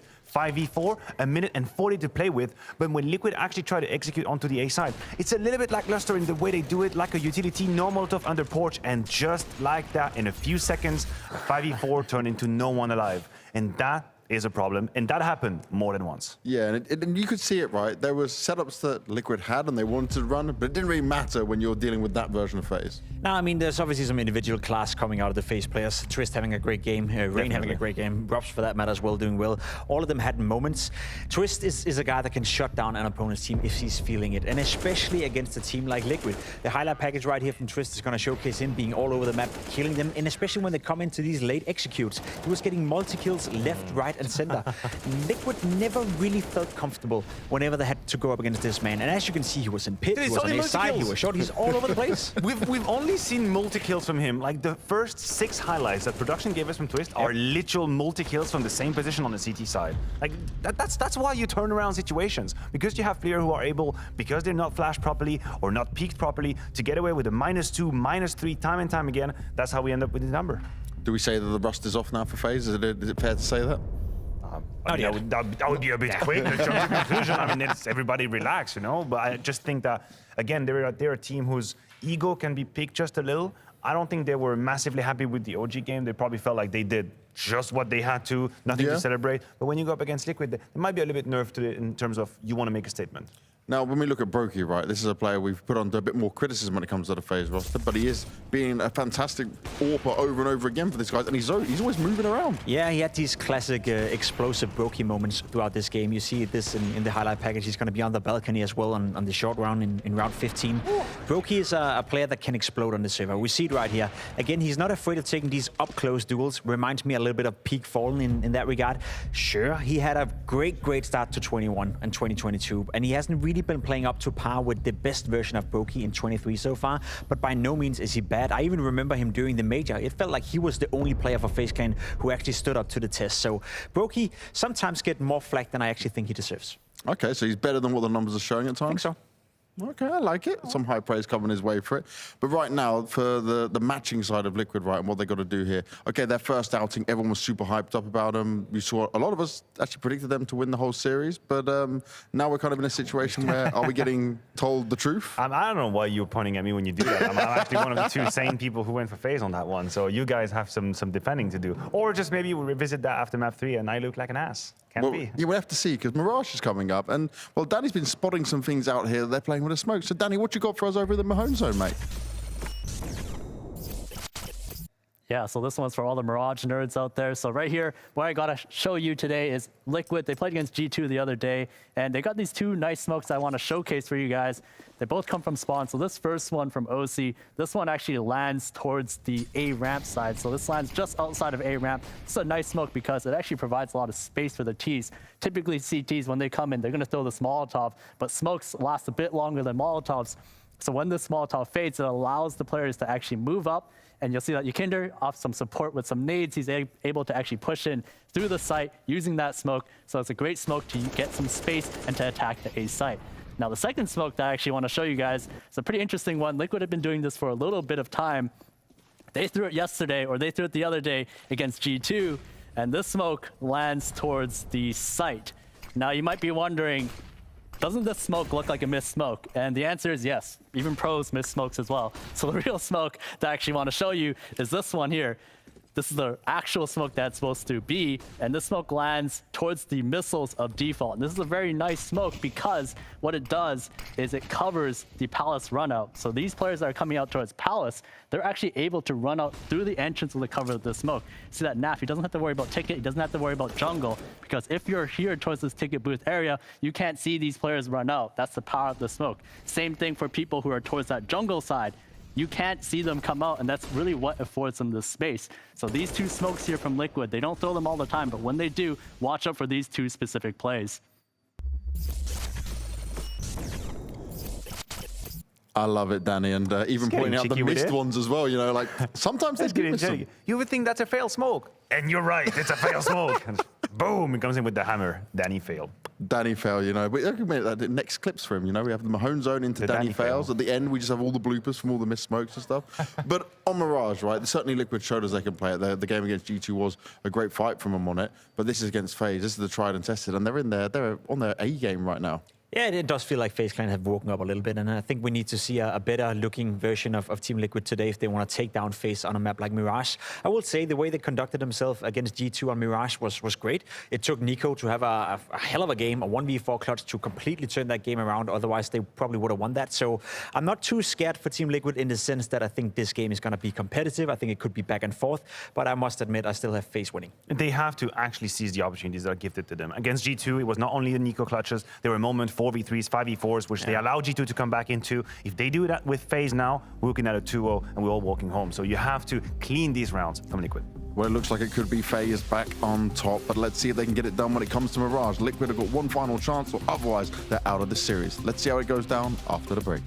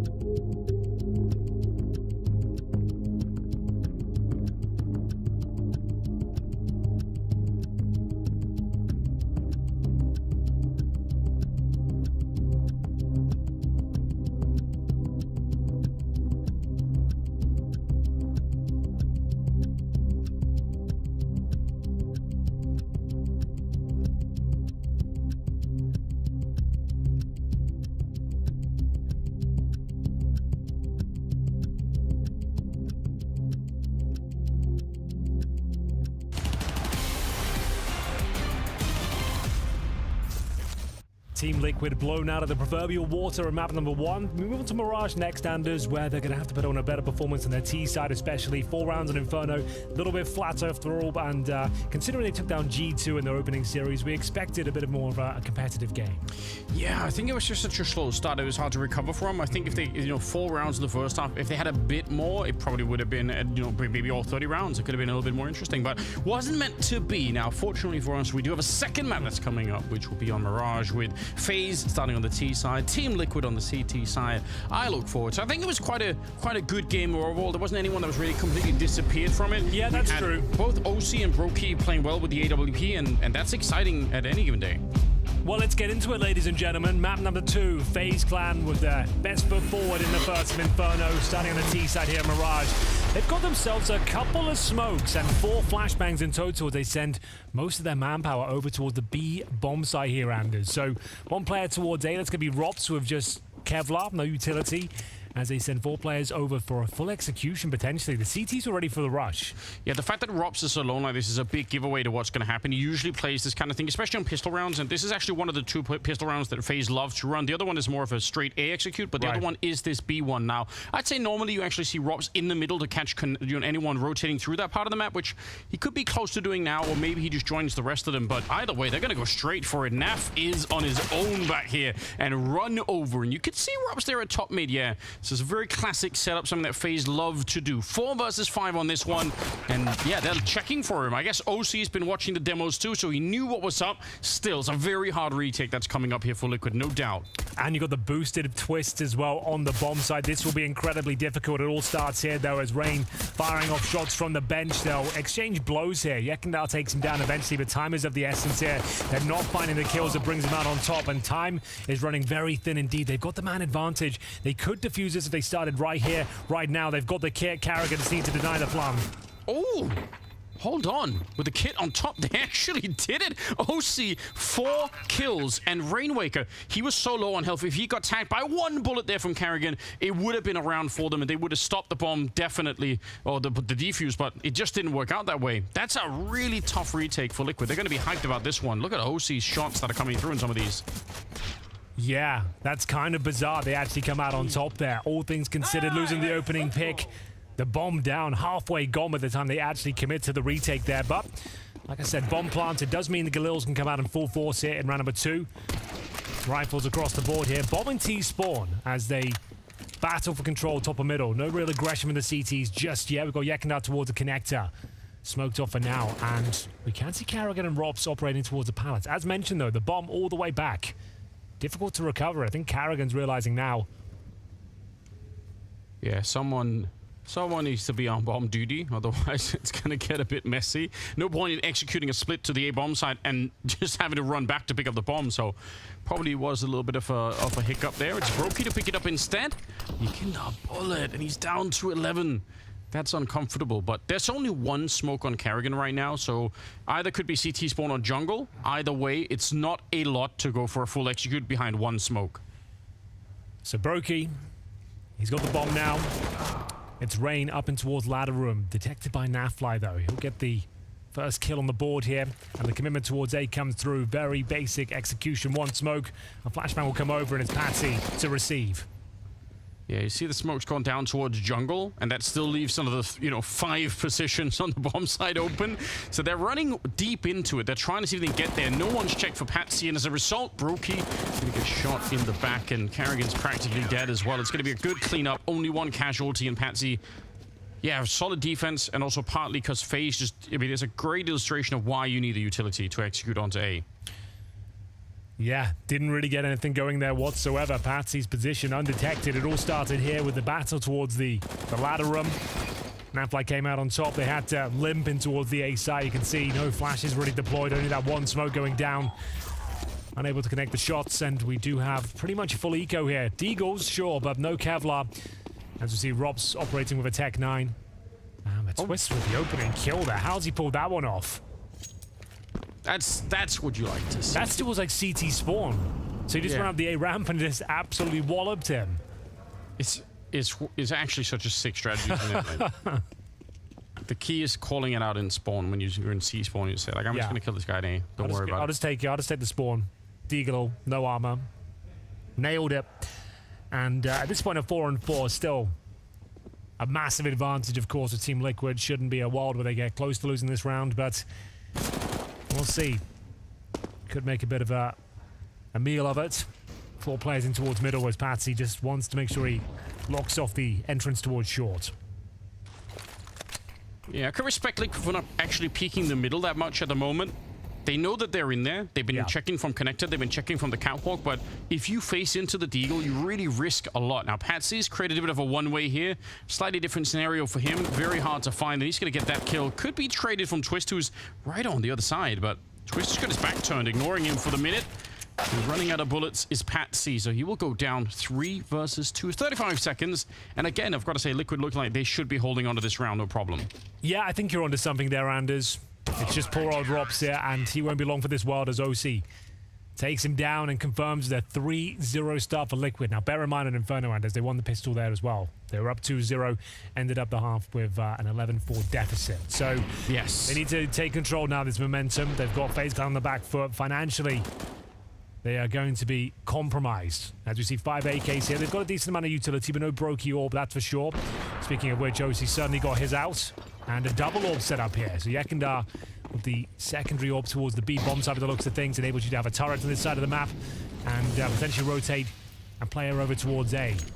As we'll see, a very slow approach here from FaZe, waiting for aggression. It's the first gun round, just trying to negate any sort of pushing CT players here as they'll fight for control towards short. Smokes down toward connector and window. And OC, he'll be falling back, watching towards Palace. Yeah, not afraid to make a little bit of noise, dropping down. Him and Rainwaker are going to be dueling up and trying to see if they can maybe even push down towards the bottom of that A ramp. Yeah, at least take control of the ramp itself. Might not pushing towards T-Spawn, but they've lost middle control, right? So that's the reaction, making sure they're strong elsewhere. Nafly certainly aware of the potential threat towards the ladder room once again. Beautiful shot with the Khalil. Finds him the advantage once more. Carrigan rotates over with the bomb to join his comrades here towards A. Drops in towards Palace, and now the bomb. They just got the straight-up challenges, I think. They could. Broken Connector, I think, is going to be the pivotal player here, depending on his timing, if he can find the opening, but he can't. OC takes him down. That's 8 kills on OC and 1 death there. Carrigan and Rob's trying to get it back a little bit, but it's still a 3-on-3. And the clock is running down. Yukinda's coming in from catwalk and towards the middle, so they need this bomb plant before more players show up. There's Carrigan going down. This Yukinda actually with the AWP at range, and they're getting picked apart here. So yeah, they got the 3-on-3, but they never got the positions to get the bomb down at all. My, oh my. Solid stuff here from Team Liquid. One of the teams that made massive changes during roster mania, sacrificing their North American identity, a European squad now, and honestly, one of the most impressive turnarounds we've seen, right? Considering all of that, taking down G2 to open up the tournament in a 2-1 fashion as well. That's impressive. Now up against FaZe Clan, who also didn't make a roster change here. Like, that's 2 of the biggest names to challenge to open up the tournament, and they're up 4-0. On the CT side of Mirage, FaZe's pick, and it's been very convincing at the very least. As we'll see Yekindar toward the B bomb site, pushing with conviction once again, trying to find the opening pick once more, which, to be fair, Liquid have been very good at today. Finding these opening kills, making the round uncomfortable as they inflict significant damage here towards Rain. Another grenade for their troubles. He's down to 3 points of health before he sees anyone. Just wanted to have that forward position. Robs will be the first real casualty. That's on the A ramp on the other side. But yeah, Rain could practically count him as dead as well. Nav going to be repositioning ever so slightly. Might be even more tough for Rain to peek this one. He's got no idea what's coming his way. And he's dead without even seeing anyone in the round at all. 3 people alive on the FaZe side of things. A scout here on Brokey. Big fan of the scout myself, so always happy you to are. see Whenever I've played CS with you, the scout purchases are a little bit unreasonable. Like, whenever there's enough money for a scout, you bring it out. I'm like, all right, well. And to be fair, you actually do make it work. So I'm criticizing you, but I'm actually respecting you at the same time. Yeah, it's the level of freedom. Like, I think my brain's cheating me. Like, it feels like you just move so quick. I guess it does feel nice, but for me, like, for some reason, I don't like it. Brokey certainly does. It feels like you move too fast because I'm so used to the AWP and the scope mechanics there. It kind of messes my brain a little bit. So I do respect people that are very good with it, but it's not for me. Certainly is with the likes of Brokey, but he throws it away for now as finds the M4, but that's going to be 5 rounds in a row for Team Liquid here. On the second map of Mirage, their opponent's pick. They are firing on all cylinders. Maximum loss bonus, of course, for FaZe. And here's the replay. New boy, Rain Wake Up. Nice shot towards the A ramp. Brokey battling for his life here. Did at least make it uncomfortable, but ultimately only finding 1 kill. Can they find 1 round, though? That would be nice, as FaZe will be bringing out the AWP for Brokey for the first time. A double AWP on Liquid is pretty nice. Yeah, it gives you so much variability in the defense when you can anchor B with the 1 AWP. Just is such a difference. So quite curious how it'll play out. Both of them are in the middle right now at the start of the round. So Yukinder's on catwalk with OC in the window. So if anyone wants to step up here without doing a lot of work with smokes and molotovs, you are likely to get blown up, and you really don't want that happening here. FaZe, you're right. They are looking for that first round even. They've got something in there. You see jumping through, no flashes, no smokes, and it's just a field day for the Orbs. Yeah. 3 AWP kills in this round, but it's Brokey that pulls one back in favor of FaZe Clan. A 3 versus 3, down but not out. They have got Twist down to 19 points of health, as Brokey knows there's another player lying in wait towards the B bomb site. He's got the bomb as well, so he needs to be very careful. He can get himself out of danger, rotating through the murder hole. Back through spawn as Rainwake goes in towards the ticket booth position, but FaZe nowhere to be seen. They're actually isolated right now towards short. Trying to join Brokey, who, as mentioned, has got the bomb. OC's walked so far away from the B bomb side. That's a bit surprising. I guess because he's got no cover towards murder hole. He's not feeling like he's protected, right? So yeah, they'll play retake on the B bomb site. It will be a hell of a retake to pull this one off. If they cleanly get this bomb down now, it's going to be very problematic. Looking good for the first round here, as FaZe Clan will commit. Planting for short as well. Should be absolutely fine. Brokey doesn't want to risk it. Just confirming the bomb site's clear. And Liquid just giving it up. They're saying that's it, no problems. I guess it's fair enough. Yeah, because they heard the AWP shot, right? So that they're not going to be. They already knew what was coming up. They just said, all right, doesn't really matter. I can understand it if you look at the numbers, right? 5-1. You get to save 3 rifles, including a double AWP. There's so much money that they throw away if they try and retake it. And who cares if FaZe win a round? As long as you are confident that you can keep it going, you win the next one. So that's kind of what it hinges on. But yeah, a little bit unfortunate. 3-on-3, and yeah, I think you are exactly right though. Just the fact that OC felt he had to cover so many positions on its own just didn't feel too comfortable with it.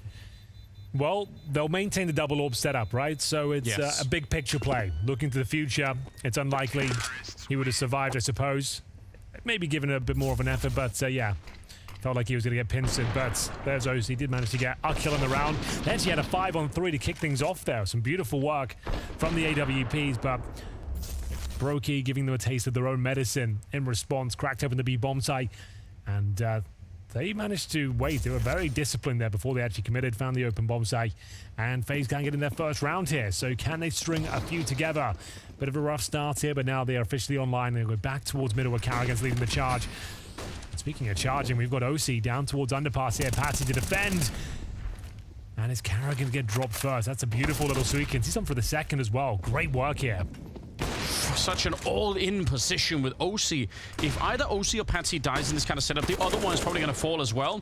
They're going to get OC eventually, but still, 2 versus 4. They should hold on to it, although they're losing a couple of more players than you'd want here. You cannot want it to challenge Twist straight up, and he was allowed to, just came out on the wrong side of that battle. Brokey, I can't believe it. He's so quick with those scopes. He should have been dead every single day of the week, but somehow it's back into a 2-on-2 from what, a 5-on-3 this time? Yeah, that is ridiculous, Anders. Give him an inch, he'll take a mile every single time, and once again, that B bomb side is wide open. They can smell it as well. Slowly but surely making their way over towards this side of the map. The Molotov towards the van. Flashbang deployed, and Brokey sees an opportunity to try and get that bomb planted. Rain Wake Up. He's coming up towards short, and it's a short plant. Can he deny it? Oh, he absolutely can. That is massive. Just a good guess through the smoke. It's on Twist to try and save him. He'll get the kill right through the smoke. And still 35 seconds left. How much can Twist do on this one? He's already got the triple, but he needs the quad. And Naf is out there on the other side of the smoke, just waiting. It fades, but there's a second one up that Naf is playing around 25 seconds. And Naf might be thinking that there's going to be a change. The Twist might have tried to walk close, maybe even get the bomb to the A bomb site, but he's playing it ice cold at the moment. He's checking everything. He has no idea where Naf is. two masters of their craft, former teammates, and it will be Nafly coming out on top. 6 rounds for Team Liquid. And it's Twist who can't even get the bomb down there. That was looking so good, Anders. The smoke down, the plant towards shore. The only way Team Liquid can survive that one is if Patsy goes absolutely massive, denies the plant, and he goes above and beyond for the squad here.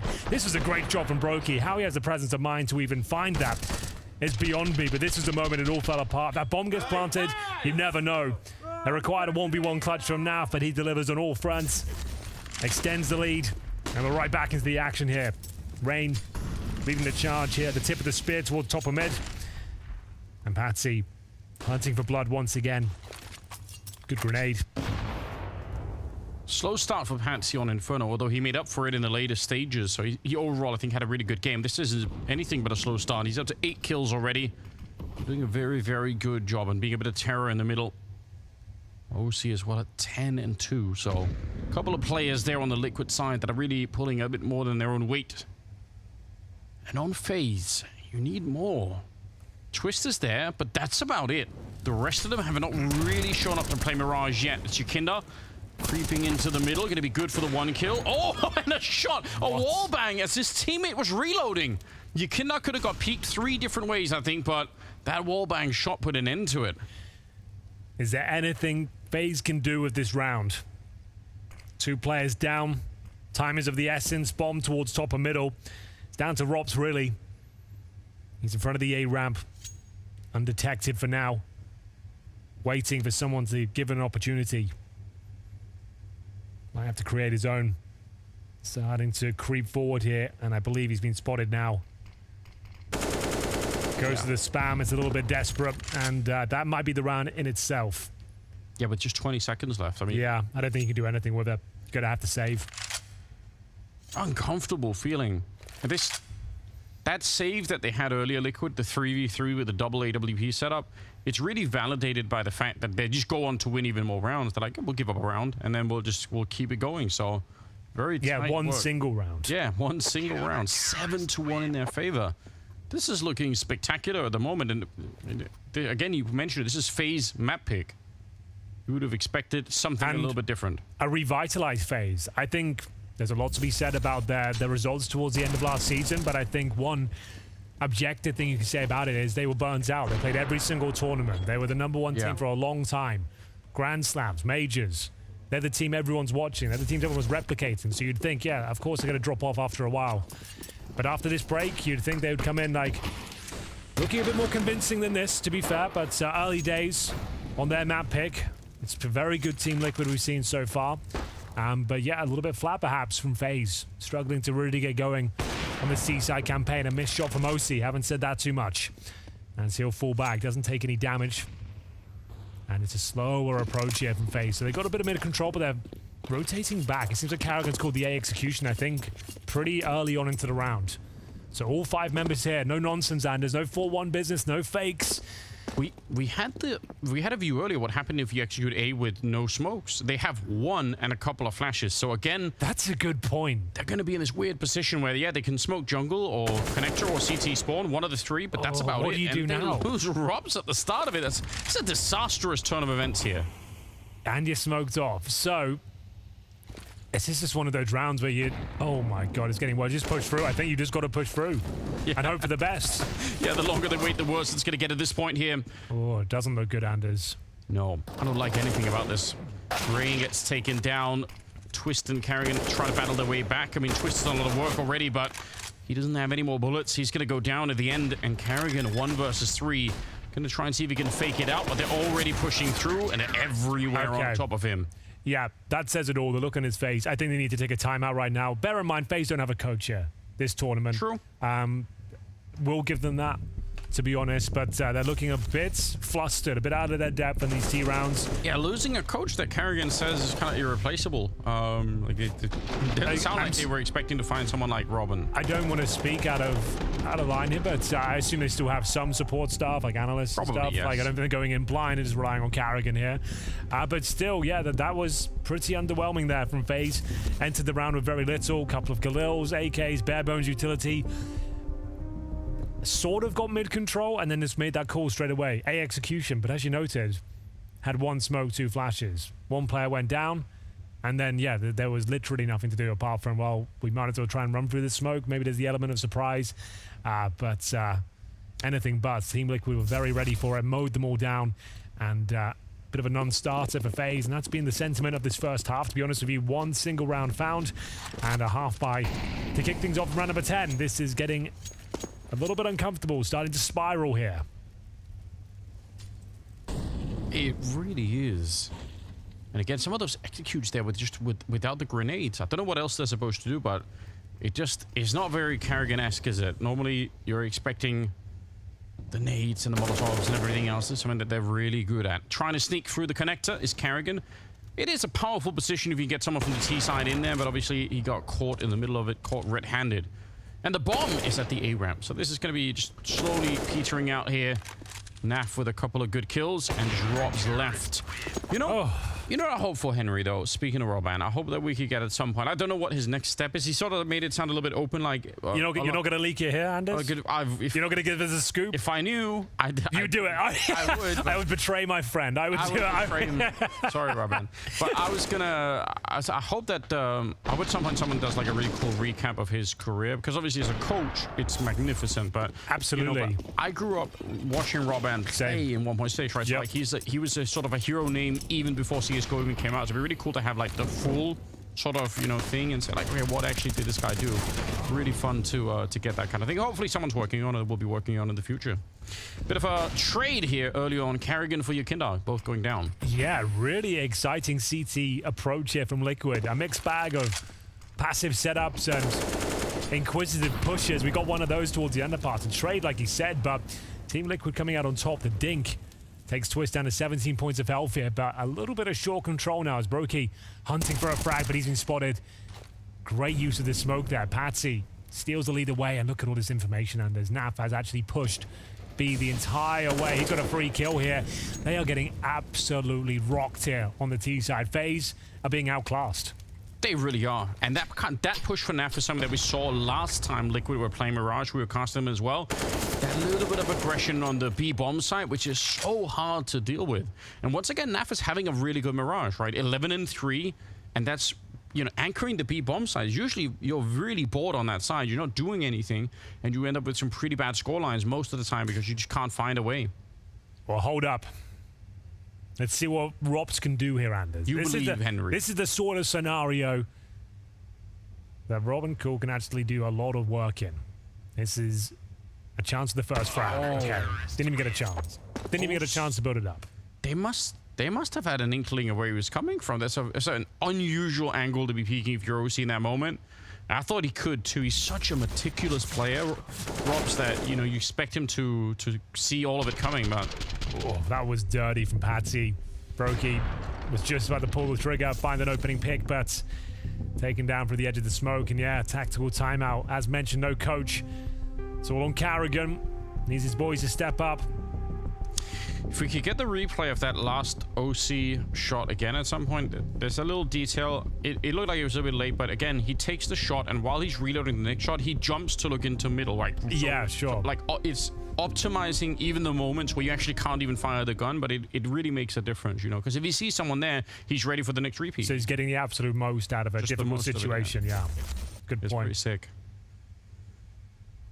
Yeah, this is the last kill on Rob. So I think the one that he had before then up on the ticket booth is that one. You can kind of get a sense of it. Anyway, 10-1 is the scoreline. OC having a great run of it. 15 kills. Is it 2 deaths? It really is. Let me just confirm on the server. 2 deaths.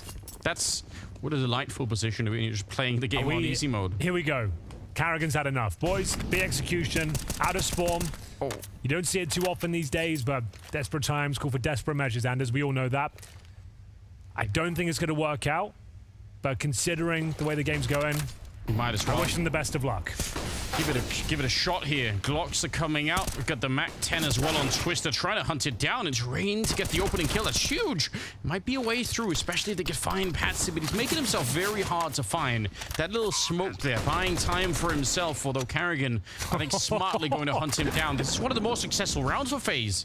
Yeah. Back to the basics. 5 men towards B. Few smokes go down. get it done with the Tech 9s. It's old school, but it's very effective so far. They've got the man advantage 4-on-3. CTs might not want to go for this. Out of time, out of space, I would say. If Yekindar can get a couple of kills from short, you never know. The first one's looking good. Not going to connect, though, and the CTs actually going to be jumping through, committing to this.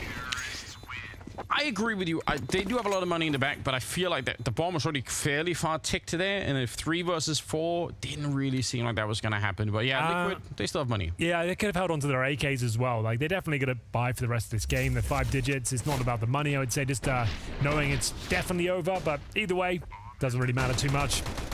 So only the second round found for FaZe there. A tactical timeout into a Tech 9 B execution. You wouldn't bet the house on it, but it's worked out for that particular round. And we'll see if they can keep it going. Need to find subsequent rounds here. String a few together. As we'll see, Yekindar, a chance to find the first pick. He's got the AWP over towards B. Double AWP set up once again. I dare say that shot looked like it was going to connect. That one certainly will. Robs goes down at the A ramp. Another opening kill here for Team Liquid.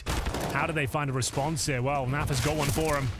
Continuing to find kill after kill here. Liquid just working the body, looking for that knockout punch. And FaZe just don't have a response at this stage. What can you even do? Another round with there in a 5-on-3 before we've even hit the 1-minute mark. And now he's just waiting for the round to end. That smoke that was up, the Kerrigan was trying to use as one way. It's a really nice trick, but it's also very suspicious once you know that it's happening.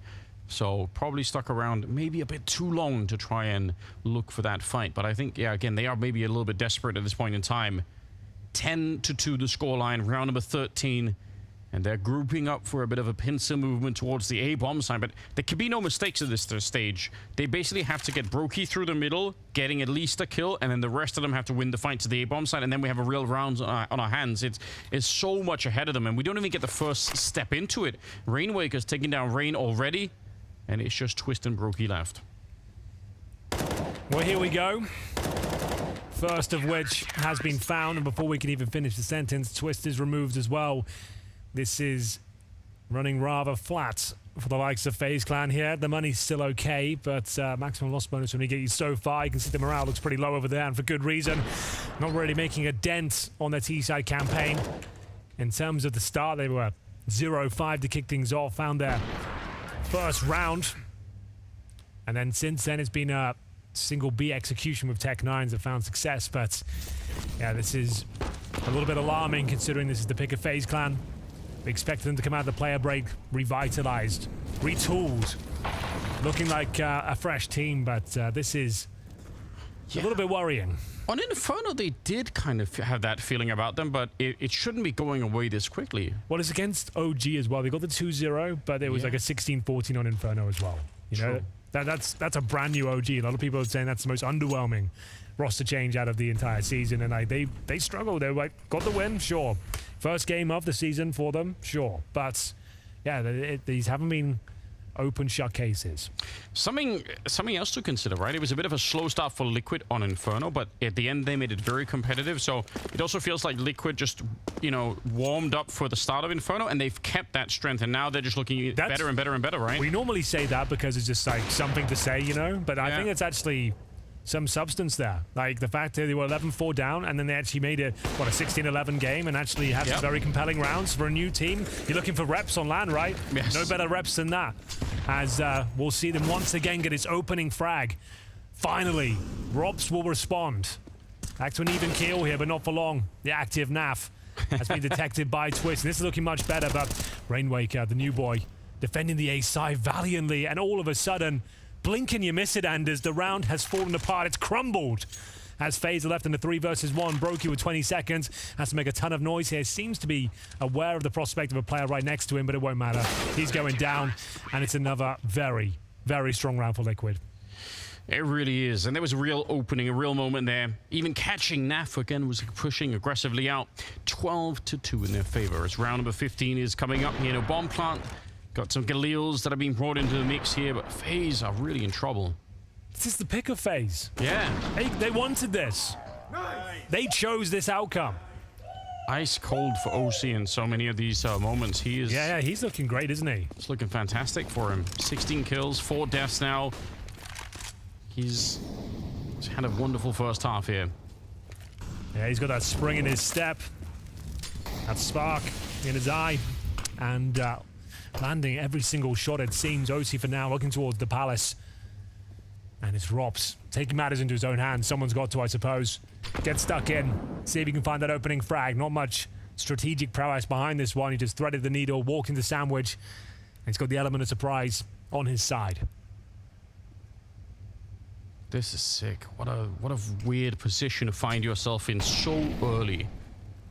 Now, is he going to get the reward for it? Presumably very hard to check for the CT side if they come back here, but it's going to be flashed around the corner. And what an opening! That will do. Robs, there we go. It's Rain to try and pick it up, and Robs will get one more, so double for each of them.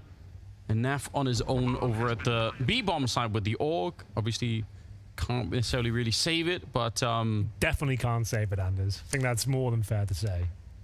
I mean, you could keep your stat line intact. You know, think about the long run. Think about the scoreboard, you're right. Think about the scoreboard. if Anders could give the pros one tip, it would be think about the scoreboard. What an arduous task that was. FaZe Clan on their own map pick, ladies and gentlemen, struggling to piece anything together. They will steal the last round away, but will it be enough? Time will tell as we go to a little break. We'll see you there.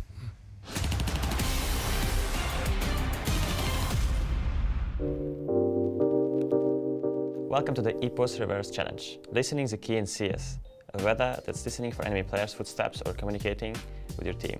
As a pro player, you need to understand your teammates, whether they're shouting, whispering, or talking backwards. Oh, which is what you're going to do today. Please read the following words and phrases backwards. Your teammates will have to guess what these words are supposed to be. Your teammate OC has recorded some words and phrases for you to listen to. For each correct guess, you win 3 points. Work together to find out if your brain can adapt. My brain will not adapt today. We'll do our best. I'm gonna say it's Oma. Oma. Oma. Oma. Oma? What the hell is Oma? Ammo maybe? Ammo. Ammo. Yokad. Decoy. Decoy. Decoy. Decoy. Yeah? Decoy, yeah? Decoy. Garf. Garf. Oh, it's easy one. Garf. Garf. Frag, yes. Like frag grenade. Frag. Easy. We got it. Frog. Frog. Frog. Napple Og. This is gibberish. Tenulp Og. Tenulp. What is Tenulp? I don't know, man. It's super hard. I cannot guess it. Go on. Onref. Wait. Ornefni. Nab. Ban Inferno. Ban Inferno. Yeah, Ban Inferno. Nice, man. Yes. Pog. Ban Inferno. Rapids. Oh. By rounds. I think it's Sniper. Wait, I have Mono's number. 1 second. Sniper. Pots on B Shar. Pots on Ebe Sure. Rush the spots on B Shar. Rush. B. Don't stop. No stop? Yeah, no stop, right? Yeah. Rush B, no stop. Nice. Rushing B. Rush B, maybe. Yeah, rushing B. Rush B, no stop. Let's go. Yeah, I have no idea if these are gonna sound correct. I probably butchered them really hard, but yeah, good luck, guys. Guessing Munes's gibberish noises.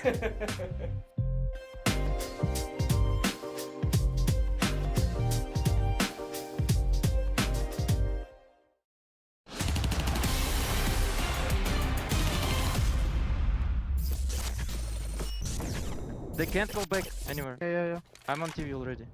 TV. TV1. I'm coming. He's dead. Can we go back to B? He's up, I'm going back. One Nap on is B, to nap sleeper. B, yeah. Should I go camera? I'm gonna flash over. Yeah, flash above you once. Oh, I just flashed CT. I just flashed over CT. Upper B. Nice, Also, one corner. Oh, corner cat. Side. He's side. One Get expecting. right. You probably won't expect. Nice! My bad. I'm the better Canadian. Up down, get up. Nice. Good job, good job. One of the many rounds that Team Liquid stole away from FaZe there. Welcome back, ladies and gentlemen.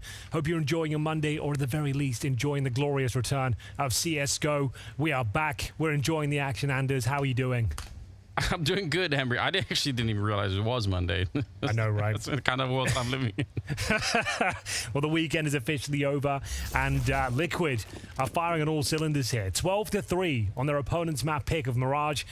They'll now switch over to the T side. We're going to try and crack open the A bomb site here quickly as they commit 4 players. If Liquid win this one, it might be all over for FaZe, and they'll have to play a third map. There we go, trying to find the shots. It's Rain and Twisters. Robs is struggling to find the headshot, but his teammates, they're there to back him up, and it's working just flawlessly. I think all of them headshots as they just run it down. So pistol round 1 for FaZe in the second half.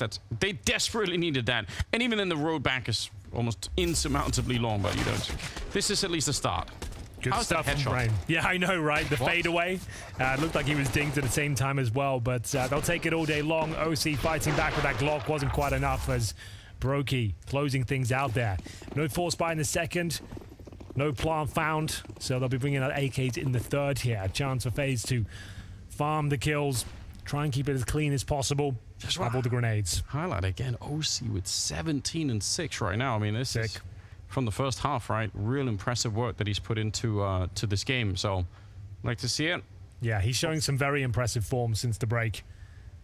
Maybe they get a bit of a reward at the end of the game. Yeah, like what? Ice cream. Ice cream, yum. I heard it's so good. Ice cream's so good, yum. Just something I like. This is my new catchphrase. Don't worry about that. Do not worry about it. Said Brokey, mowing them down. No real problem, to be honest with you. Like we said, it'd be nice if they could keep it clean. Doesn't get much better than that as they bring out a full array of utility to try and counter the AK-47s here. Team Liquid with more firepower, but lacking in grenades, you could say. 12-5, very important round here as FaZe look to continue their momentum on their CT campaign. Is there any aggression? Maybe towards short. We're sending 2 players. Seeing a lot of boosts in this side of the map. For now, just the FAMAS lying in way, Brokey hunting for information. I mean, it's just as true for FaZe as it was for Liquid on Inferno, that you can build up momentum at the end of a map that you might not win, but then you can carry that momentum over to a third map in this case, right? So for FaZe, probably is very much the same feeling that even if they end up losing this map, if they can get up to 10 or 11 rounds, it doesn't feel quite the same. You feel like, okay, it was a slow start, but whatever, like we're ready to play the third one. So I think that's what they're mainly focused on at the moment. Obviously, if they can make the full comeback, that'd be real impressive, but even getting up to 10 or 11 is pretty good. A couple of good trades favoring Liquid right here. Yes, certainly. This is rough, isn't it? FaZe don't have the money to start losing rounds so early. Oh, Nafly has got into a very powerful position. They're going to have no idea. Looking for his second frag as well. He is aware of Rain's position. Rain wake up, actually beats him to the punch, and it's just going to be Carrigan remaining. So whatever they had in mind here, it'll swing out towards short, combative towards middle. It has backfired, unfortunately. Carrigan trying to pick up the pieces here. Good start. He'll find Rainwaker en route. Looks like he's got a second kill potentially here as well. And now it's getting a little bit problematic. There's a smoke down as well, Anders. He's got the kit. He could do something with this. If he full defuse now, he could actually win it. It's a terrible plan. Defuse it. Oh my god, what have they done? What have they done? He's done it, Anders! The full defuse Carrigan! 1 versus 4. Absolutely ice cold, and what an absolute blunder from Team Liquid. He was looking for exits. He was looking to cause some damage, and they've gone for the worst possible plan with 2 players at connector. They checkmated themselves. They absolutely did. They moved all of their pieces into the worst possible position on the board, given where the bomb was planted. That is a nightmare. Oh, I can't believe it. Let's go, Finn! Let's go, Finn.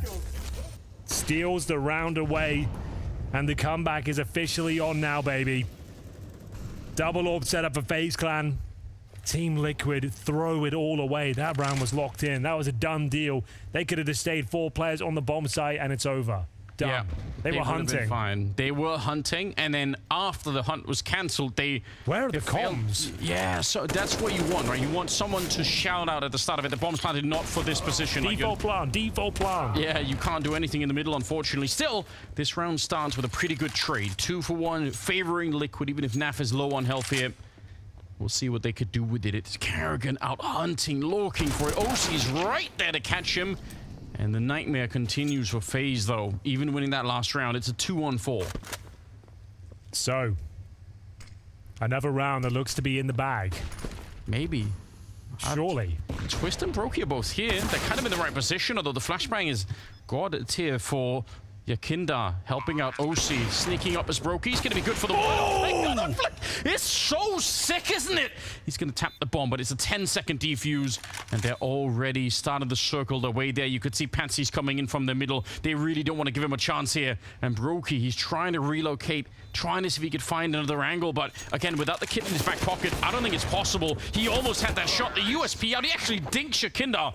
He is just an absolutely sick weapon, isn't he, Brokey? If he had the kit there or a smoke or any one of those two things, it would have been interesting. Tantalizingly close, Anders. The third shot, it was a possibility. Millimeters away from being a reality. Excellent effort here from Brokey, but the efforts might be in vain, I'm afraid, because they go 13-6. And the money is non-existent. This hype train starting to derail. Desert Eagles, 5-7s, they're all in, lose this round. And they give up the map. They know it as well. Rob's taking matters into his own hands as he had to do in the first half as well. Rain will join him. Looking for that first frag, but Patsy swipes him back. Clinical kill. Yeah, scout back here. You can... That little pop doesn't quite have the same force, the same stopping power as the AWP, although Rob's makes it interesting. Very, very quick headshots coming up with the Deagle. Brokey would have loved to have followed it up, but he can't. And now it's Karrigan at range with the 5-7 here. Bomb actually come off the bomb plant. They were worried about him maybe running them down, but surely with all three alive on the other side, there's nothing Karrigan could do. He's going to go down to Rainwaker right through the smoke as Liquid will pick up a 14th round. Captain Karrigan denied this time. 14-6, as I mentioned, you give that round up, you're probably giving up the map, unfortunately. $2,000 per player. Map points given away if this round drops. Pick your poison, really. Do you go for the full eco, try and string 9 rounds together, or force buy into a situation you're almost certain to lose? They've gone for the former, and it is going to be the eco and a fast A push. Nothing too crazy. Just going to try and shut this one down quickly.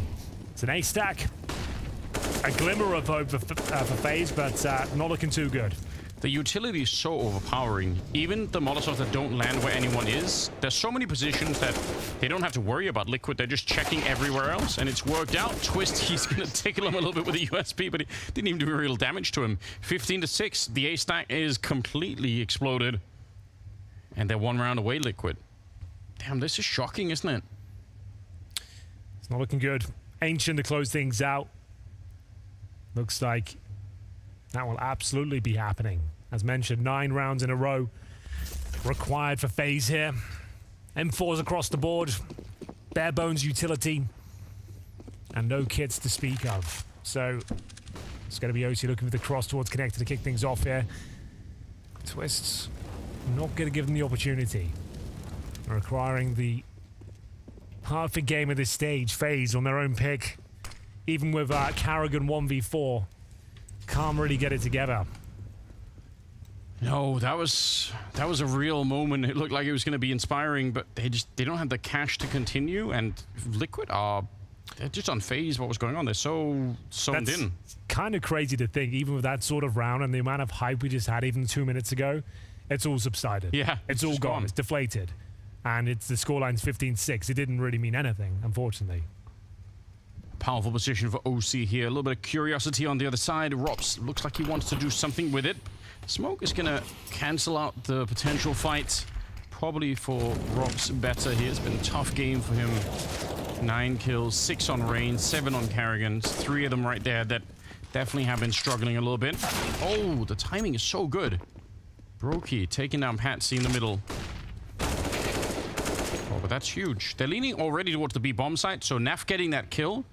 You get one in the middle, and you spot another one on the A ramp. It's going to feel probably to FaZe like there's some sort of potential A attack coming, and in fact, it's all right now on Karrigan here. Good shot on the first, but it has to be more than that. Yakinda's going to be able to edge him out, and it's a 3-on-3.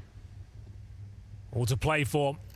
Brokey, the last line of defense here, not denying the plant until he does. Swings out, does find the C4. Yeah, Kandar drops it, 10 seconds remaining, Anders. They might have done enough to keep the dream alive here. Yeah, certainly feels like it. No time for the bomb plant any longer.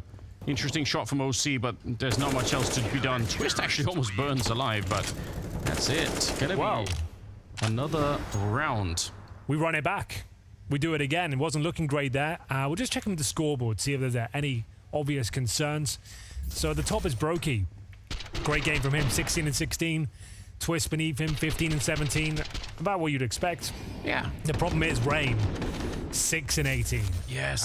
Rops, 9 and 17. Karrigan, 8 and 19. So yeah, thanks for bringing those up. You can see there's a disparity in the frag distribution here. Some of the names you would expect and hope to be at the top, not exactly turning up here. This could be the final round as we're seeing a couple of kills exchanged.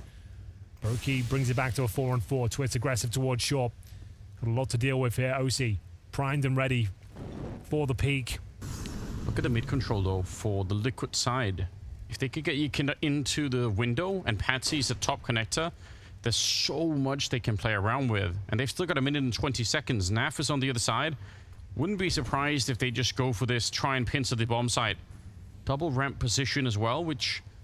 It's interesting. Potentially a mind game. If you find one of these two ramp players, you might not expect for the second one to be there. So there is a mistake that could be made by Liquid if they don't really make sure to check it.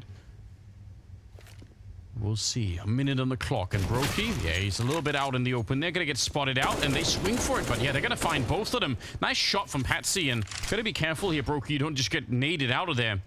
If they had an HE, he could have been dead already. Karrigan, good timing, and he'll find the shot. 3 versus 3 now. And Brokey is just running all the way into the middle with the AWP. So desperately trying to close this one out. 35 seconds, looking for the plant if possible. Karrigan waiting patiently. He's in the smoke right now towards spawn.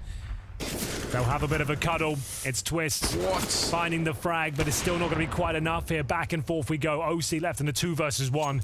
Brokey had 3 points of health, but the bomb is down. It's in a really compromised position now. Running out of time, running out of space. This is overwhelming. He's got no utility. A great game so far from OC, but I think it's over. He will have to give this one up and save the AWP. An uncomfortable moment when they're all bumping into each other in the smoke. I don't know who could have known. It's such a weird feeling, isn't it, when you're running through the smoke and suddenly you get this sense of like, how wide is this smoke? Why am I not out of it on the other side, you know? Obviously, if you're a veteran player, you're probably looking at the radar as you're moving through. It'll tell you pretty quickly what's going on. But, my God. Well, the battle rages on. FaZe Clan keeping their head above water against Team Liquid. 2 rounds in a row. They'll save the AWP. They'll have a buy to operate with in round number 24 and a run boost here to kick things off towards top and middle. Actually, just a straight up boost. Just going to be looking above the connector smoke, and here comes the run boost element. As we'll see them jump over towards short. We've got Naf with 2 players behind him in the palace here. Bit of a pop setup potentially. They need the palace part of this to work before the middle, because the middle is so well defended. It's a 3-way crossfire in there, so they need some of those players on the connector side to turn around back towards the A-bomb side. Otherwise, I don't think this will work out. Yakinda's trying to get through, but yeah, he's going to get caught as well. Patsy and Rainwalker, though. Good shots coming through. And a nice little burst in there. Twist will take down OC. It's Patsy and Rainwaker, Henry. I was thinking about Rainwalker. I'm not going to lie to you. I said it. Oh, okay. Well, there you go. That's why. Here we go. Big frag from Robs. Rainwaker lying in wait towards the bomb site itself. What a performance this would be to find the victory on the map. He seems to be detected, though. Bullets coming his way. He's got no utility to work with, but tons of skill. Overwhelmed, though. Twist will take him down, and the FaZe CT campaign continues here. 3 players survive as the bomb is defused. Their 9th round found, as they look for double digits now. And with the plant, I dare say there should be a buy. Not a great one for Team Liquid. This will be a half-buy territory. And it's Brokey. He has looked very, very good today. Compelling performance. He finds his 19th frag. Rops as well starting to show up as well. One of the names has been a little bit absent here on Mirage. He'll get his 10th frag. It's just Rain, 7 and 20 now. We need to come online for this comeback to be a real possibility. Now the conversation can begin. They should be picking this one up and get the double digits, and then all of a sudden, 5 rounds in a row, and they've got the momentum. You never know, Anders. That really classic conversation. Yeah, I'm never going to count FaZe out of a game like this one. They have so much experience between them that they know how to do this. That's more like it. Yeah, good stuff. Rain, just clean headshot to take him down. It's look absolutely flawless here. Even the half-buy not really giving Liquid a lot to work with. Oh, they'll lose Robs, but the grenade will do the rest. So 10 to 15. They're within striking distance now. They really would be Team Liquid officially if they gave this one up, though. They win the first half 12-3. Maybe it's just good to get it out the way now, knowing at this point they are cursed in some way. Yeah. So, all right. That's an interesting storyline, I suppose. It would be very Liquid-esque of them. Yeah, you can take the team out of NA, but you can't take the NA out of the team, you know? It's a good point, and maybe that will come back to haunt them. I'm not sure, but it will be the first tactical timeout for Team Liquid. The cracks are starting to form, Anders. A chance for FaZe Clan to run it right back here. I'm actually a little bit hyped up now. They might be able to do this. You never know. As Team Liquid as well, they didn't take the half-buy, as per my advice. They've gone for the full investment. 2 Galils. Okay. 3 AKs. Operating with the very basic setup of utility as well. Round number 26. Almost makes you wonder if they've sensed some weakness in the defense, that they just, you know, maybe you can like, you know what, they're a little bit weak here. They're a little bit slow to this position. Let's try and do it. Let's just see if we can make it work, you know? Time will tell. I'm invested now, though. They've been quite focused on that A bomb site, even if it hasn't been working. They seem to sort of go back to it over and over again. They dropped the bomb a little bit further back, so we'll see if they end up there. Not uncommon for the mid part of the control to be taken through underpass, so you crunch the middle and then you crunch the A-bomb side. 1 minute and 25 seconds. And Brokey's still with the only AWP. Double AWP for Liquid worked really well when they were on the CT side. It's not something that FaZe has really dived into yet. So, execution. Fully invested. Looking for that final round, the most difficult one to get of them all. Number 16. It's FaZe Clan riding the wave of momentum right now, and they're going to be defending against a few smokes, a couple of flashes, and here's the full commitment. Yeah, Brokey misses the first opportunity. Robs wants to get involved in something here, but he's smoked off. It's Twist with the headshot. And that's a start. That's a top mid. So now they don't have to worry about any flanks through there. Robs with a shot on Rainwaker. Come on now. A little rough, isn't it? OC goes down next, and the defense is looking great, Henry. I think it's better for all of us if you just say Rainwaker and just run with it. Yeah? I think we'd all appreciate it. If it does come out, it's fine. How much would we have to pay him to make him change his name? I think it might be better for the whole Counter-Strike ecosystem if he does, just to make things a bit smoother. But speaking of smooth, this was a beautiful round from the likes of Twist. Really well held. You could see there was never a moment where it looked uncomfortable. And most importantly, Anders, they denied the plant as well. So even the maximum loss bonus, they have to be half by now. That previous buy, I don't think was a good idea. The Galils and barely any utility. They don't really make a dent. An old classic now, perhaps. A full B execute. A didn't work out. Let's go to the other side of the map, and Twist has got a wall bang. They have to commit now into the Lion's Den. They will leap. Yeah, the jig is up as soon as that happens. Carrigan also defending well on the other side. This actually did work for FaZe, if you remember. They did go for that bust out into the B-bomb side, and that's how they got one of the rounds. But not for Liquid. It's 12 to 15, and FaZe are 3 rounds away from having quite the comeback if they can make this work. Oh, what a brutal way to kick things off as well. You've heard their brain splatter against the wall. That means they've got no helmets, aka no armor. They're probably on eco. And yeah, they have no choice but to just push through, and it raises morale. FaZe Clan feeling it now. 3 rounds on the CT side when they're playing like this. Yeah, that could definitely happen. Team Liquid know it as well. Opening frag is available. Brokey, he'll strike first.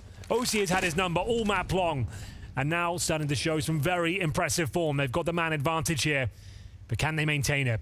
the fact that it's Brokey and Twist as well that are top fragging, that is a nightmare scenario to be in. Twist is a mechanical god. You don't want to have him performing at this level, but that's what he is right now. And the walkout from Robs. Yo, but look behind him. He's got a player coming from Palace.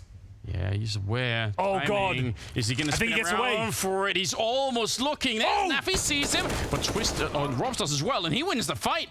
They both had a chance to get that one, but it's Robs who comes out on top. And it's a 5 versus 3, Henry. They're looking to get that 30th round right now. I can't believe it. Robs had the presence of mind to check the Palace on the fadeaway. It looked like he had slipped the net, but he finds the all-important kill. But Brokey offers himself up. Patsy through the window, undetected. We'll find a vital kill here. Still 1 round away from victory. This could still be it. They'll pump the brakes. Wait for the reaction. Patsy behind enemy lines as his teammates set up for a B attack here, Anders. They'll use Patsy as the backstab potential once they've fully initiated here. But time is of the essence. They have plenty of utility. 4 flashes, 3 Molotovs, a couple of smokes. But how do you utilize them to their maximum effect here? This is such a gamble. If they get into B, then that middle player is so efficient, right? But if they never get in here, then they're just going to have a player in the window that can't do anything. Twist with a great shot. He's doing everything with the AWP as well. And you can see, yeah, Patsy, he was the insurance policy. If they ever got in to get the bomb down, then Patsy's position is absolutely sick. But unfortunately, they get shut down on the other side. And okay, good find. Rob's able to take that kill. And what's the important note there, Anders? They didn't get the bomb planted once again. 15-13. We've talked about it many times this tournament. They now have to half by once more. It all started with a Brokey pick, and these are the ones that really matter. The high-impact frags, what you're seeing on your screen right now. Rob's even with the man advantage. Balls of steel, pushing for the information, locking them in the B bomb site, and has the presence of mind to find the player towards Palace as well. Infuriating for the likes of Naf.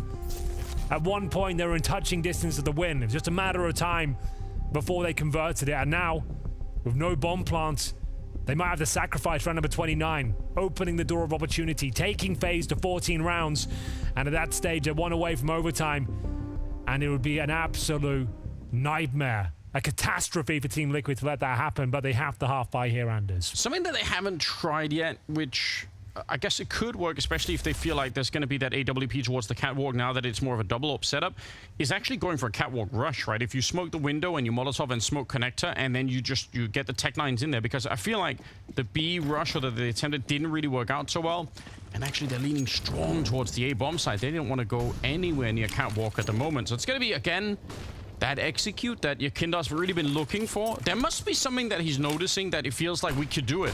Well, no one's really here to receive this time. They'll scramble in from the connector, but can Team Liquid at least get the bomb down this time? They've actually broken through the initial line of defense, but can they get that first frag? The Ray doesn't seem to think so. Takes down Patsy. Yekindar will join him in the grave as well. Nafly with a nice shot with that Desert Eagle. That might be all they find, though. There's his second. It's an uncomfortable round, but one that's put to bed regardless. FaZe Clan might actually do this, and there's 8 rounds in a row since Team Liquid have found map points. Can you believe that? I hardly can. Look at the presence of mind for Rain to body block the smoke that's coming towards him. And it makes a difference, because once he jumps up on the ticket booth afterwards, his vision is so much better than if it's a little bit closer to him. He can stand on those boxes, and it's just going to work out a little bit more in his favor. So all in all, small details, but a huge output here. Team Liquid, not like this. Not for the new team. We need a honeymoon period somewhere at this tournament. The memes are hard to escape, Henry. They're really hard. You know, you just... Yeah, the old classics will never die, I suppose. No. That's what makes them classics. Brokey's here. Oh, no. I'm going to stand up. Dude, he just put his elbow around the corner and he's dead. 4 versus 5, Henry. This is looking real grim in the moment. Brokey's... He's training on that copy. No! Headshot to bring down Yakinda. 5 versus 3 now. And the bomb, sure, it's on that A ramp, but they're scattered all across the map. They can't help each other out here, Liquid. Bear in mind, Anders, it's all started with a Captain Carrigan 1 versus 4. I know. That's how they got into this game. That's how it started. Right, maybe we can do something with this. That was 10 rounds ago. Nafly trying to end things here, though. Down but not out. A 5 versus 3 as they pull one back. Less than a minute on the clock, and OC's burning. He is in a lot of trouble, but they're finding the kills. Can they close it out right here, right now? At 3 versus 2. Rainwaker's got an open B bomb site. He's confirmed it. But the bomb is so far away. Robs can shut it down, surely. he's not one step ahead. He's not going to go to T-spawn, is he? A 5-on-3 that they've brought back into this. If FaZe lose the 30th round like this, that's really devastating. I love this reposition for Rain. I don't think they're ever going to flash this corner because they want to be silent. A little bit of a peek, and he misses the chance. OC will take him down instead, and Robs is already over at B, expecting it. It's ridiculous. Liquid, they should be playing overtime right now, and instead, they're going to get the bomb plant down, and it's John Robs to try and see if he can have a clutch of a lifetime here. 1 versus 3. He is in such deep trouble. He's got a flash, an HE grenade, and a boatload of skill. 14 kills to his name. Hasn't been the best showing here on Mirage. First kill coming in. And it's Nafly to confirm the map for Team Liquid. So close to disaster, Anders. It could have fallen apart at any moment, but in round number 30, they deny it all. A sigh of relief there for Team Liquid. Well and truly, and probably a little bit of frustration for FaZe. I mean, they proved they could come back, but they should have been playing overtime, and instead we get a 3rd map, which is great news. We'll get there after the break. Stay tuned.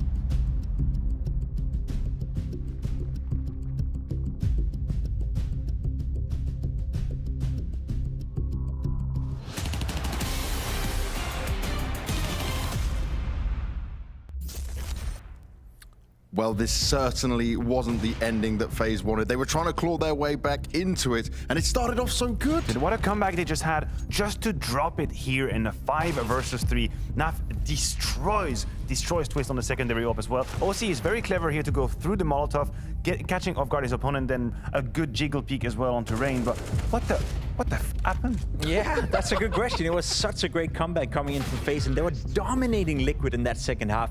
And then out of nowhere, Nafly hits a stunning shot towards Twist. OC shows his big Coronas, walk through a Molotov out of apps, gets a kill into jungle, and all of a sudden it all falls flat for FaZe Clan. Liquid were the better team for the vast majority of this game. It was just FaZe winning so easy in that second part of the second half just to drop it.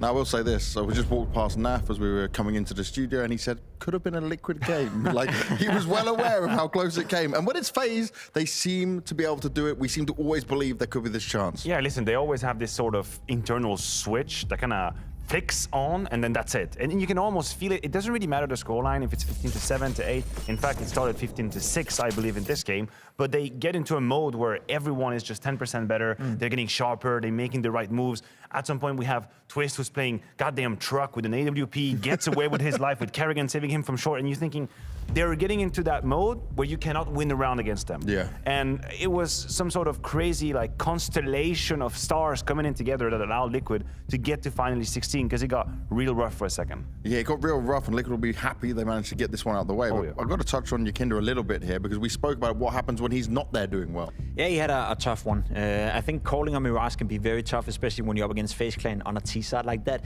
We also did see him constantly try to take control over middle, and Brokey was having a field day on the CT side with the up against him. So the work conditions for Yakinder weren't too great here, and yet they still win. Yet they were still looking good. Yet they were, supposed to win 16-5, 16-7, and we would have been praising Yakinder. We would have been praising Team Liquid. So the narrative shifts a little bit in the sense that FaZe comes back, but I feel like we've seen that, as you spoke about, so many times before that I don't want to put that on Team Liquid. More so FaZe stepping up.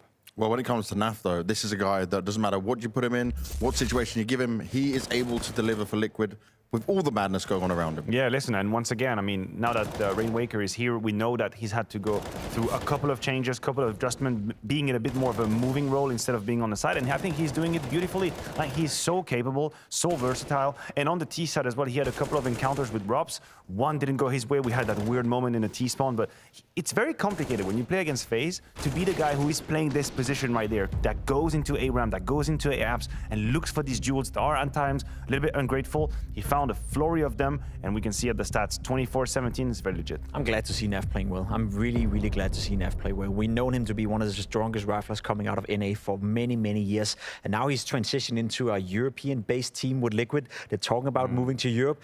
I'm maybe getting a bit ahead of myself right here, but there must be so many European teams out there that would be ready to snatch up a player like Naf if this doesn't work out, which is the reason why I'm very happy for him. He certainly is a complete package, but another man we have to turn our attention to is OC. This is a guy right now under this Liquid that has had game after game where I'm seeing the real OC, I would say. This is the OC we've been waiting for a very long time. Again, let's not get ahead of ourselves. It's been a couple of good games, and I will give OC, we've seen this before. I remember a Pro League playoff where he was lights out. I remember a couple of other tournaments where he's shown brilliance, but the start of the season for OC, the start of this tenure with the European-based squad for OC has been very, very good. He's finding a lot of impact, and he seems confident with the op. The way he walked out of apps at 14-15 through a Molotov to get a kill, that's OC right there. That's a huge round, to be fair. That's a huge move as well, round 30. I was a little bit flabbergasted by the lack of flashes against him on that CT side. How many times did we actually see OC just hold ramp to kill someone that's come to peek him dry? I think FaZe probably got a little bit ahead of themselves and probably feeling very, confident, very hot and warm from the first map, thinking we can take a bunch of these duels, we can wide swing them, it's going to be fine.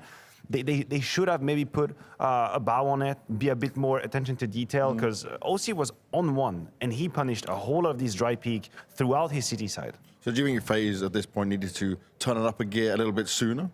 Yeah, that'd be nice, right? That'd be great before 12-3, you know what I mean? Like, it at least looked, like they were struggling to find that second gear where you have to slow down the pace just a little, be a bit more tactical while your opponent have money advantage on you. And once you kind of reduce that difference, you can again play on skill. Like we know, once you force the CTs to be on Famises, you don't have the AWP anymore on OC, you can play skill-based, it's fine. I mean, it's the rules of the Counter-Strike. But because Liquid had such an advantage all the time, I feel like maybe FaZe played a little too simplistic and they got punished. And you got to say though, right, when we're looking at this FaZe, it's we always think they can do it, but time and time again, we are starting to be let down more now. It's not the unbeatable guys. We just had the discussion inside the green room. We always praise FaZe for being one of the best teams in the world, but it's been pretty dry in terms of winning tournaments and winning big tournaments. Sure, they won Pro League and they won the Grand Slam, but apart from that, I think Cologne last year, which is exactly 365 days today, since they won Cologne, and that's about it. So the trophy hoist hasn't really been that great as of late. They are a great team. They are still one of the best in the world, but honestly, I think you can start to be, I wouldn't call it critical towards FaZe, but you can start to wonder why are they not making changes when they're not winning trophies. I mean, okay, I think we're getting ahead of ourselves. I'm not saying changes. In the sense of the context of why we're here and what there is to accomplish. What is there to accomplish here is qualifying to Roll Arena. Like, end of story. There's no trophy to win. There's no grand final to win. There's no Grand Slam or anything. What you're looking to do is be 6 out of the 12 teams who are here to make your way to Roll Arena. You don't have to play the very, very top level. They're aware of that. When they need to peak is in a week and a half or 2 weeks. That's the moment where you snatch a trophy. I agree with that, but we've had that conversation so many times that FaZe have been put up to such a high standard that we allow them to be playing their C and B level at tournament like this. And I agree with you. The guys like Brokey right here you see on the screen and the rest of FaZe, they have the ability to turn up the heat whenever it's needed, but we don't see them win that many trophies anymore. So at what point do we stop giving them these excuses that it's okay just to play 6th or 5th here? It's okay to play your B or C level as long as you get the results that you need. I think FaZe is so good that we can allow ourselves to have slightly high expectations. Now, given that just coming out of the break, I'll excuse them this time around, but the fact they've only won Pro League the last 365 days, that's not good enough, and I'm sure they'd agree with that. I know you want more because of the name value in it, but we'll see if we'll get some more out of them on Ancient. This is where they have the chance to bounce back and say, okay, look, we let that one slip away. We did fight back into it, but now we can come through and crush Liquid. Yeah, this is where you have to show a reaction from FaZe, and I think it's great early on in the season to have these moments, right? To have these series where you get a bit of a kick in the ass. That's true. The start of the second map was very dry. They're aware of it, and it kind of get the blood flowing, right? Your blood circulation is up. You're doing a couple of squats, and then you get back into the third map. I don't worry about FaZe, to be honest. I'm not telling you that they will win 100%, but I know they have everything that's needed to bounce back. They have the reasons, they have the experience, they have the tenure. We're going into map 3, and they're going to be fine. Yeah, I feel the same. I'm not worried for FaZe Clan either. I think Liquid have done great once again. A positive impact they've had on this game so far. Whether or not they're taking the win against FaZe Clan, that's going to be tough, but I think it could be a very close game. Well, Liquid certainly fought back when it came to Mirage, but now they're going to have to dig deeper than before if they want to take the win and take down FaZe Clan. We'll be finding out how it goes down after the break.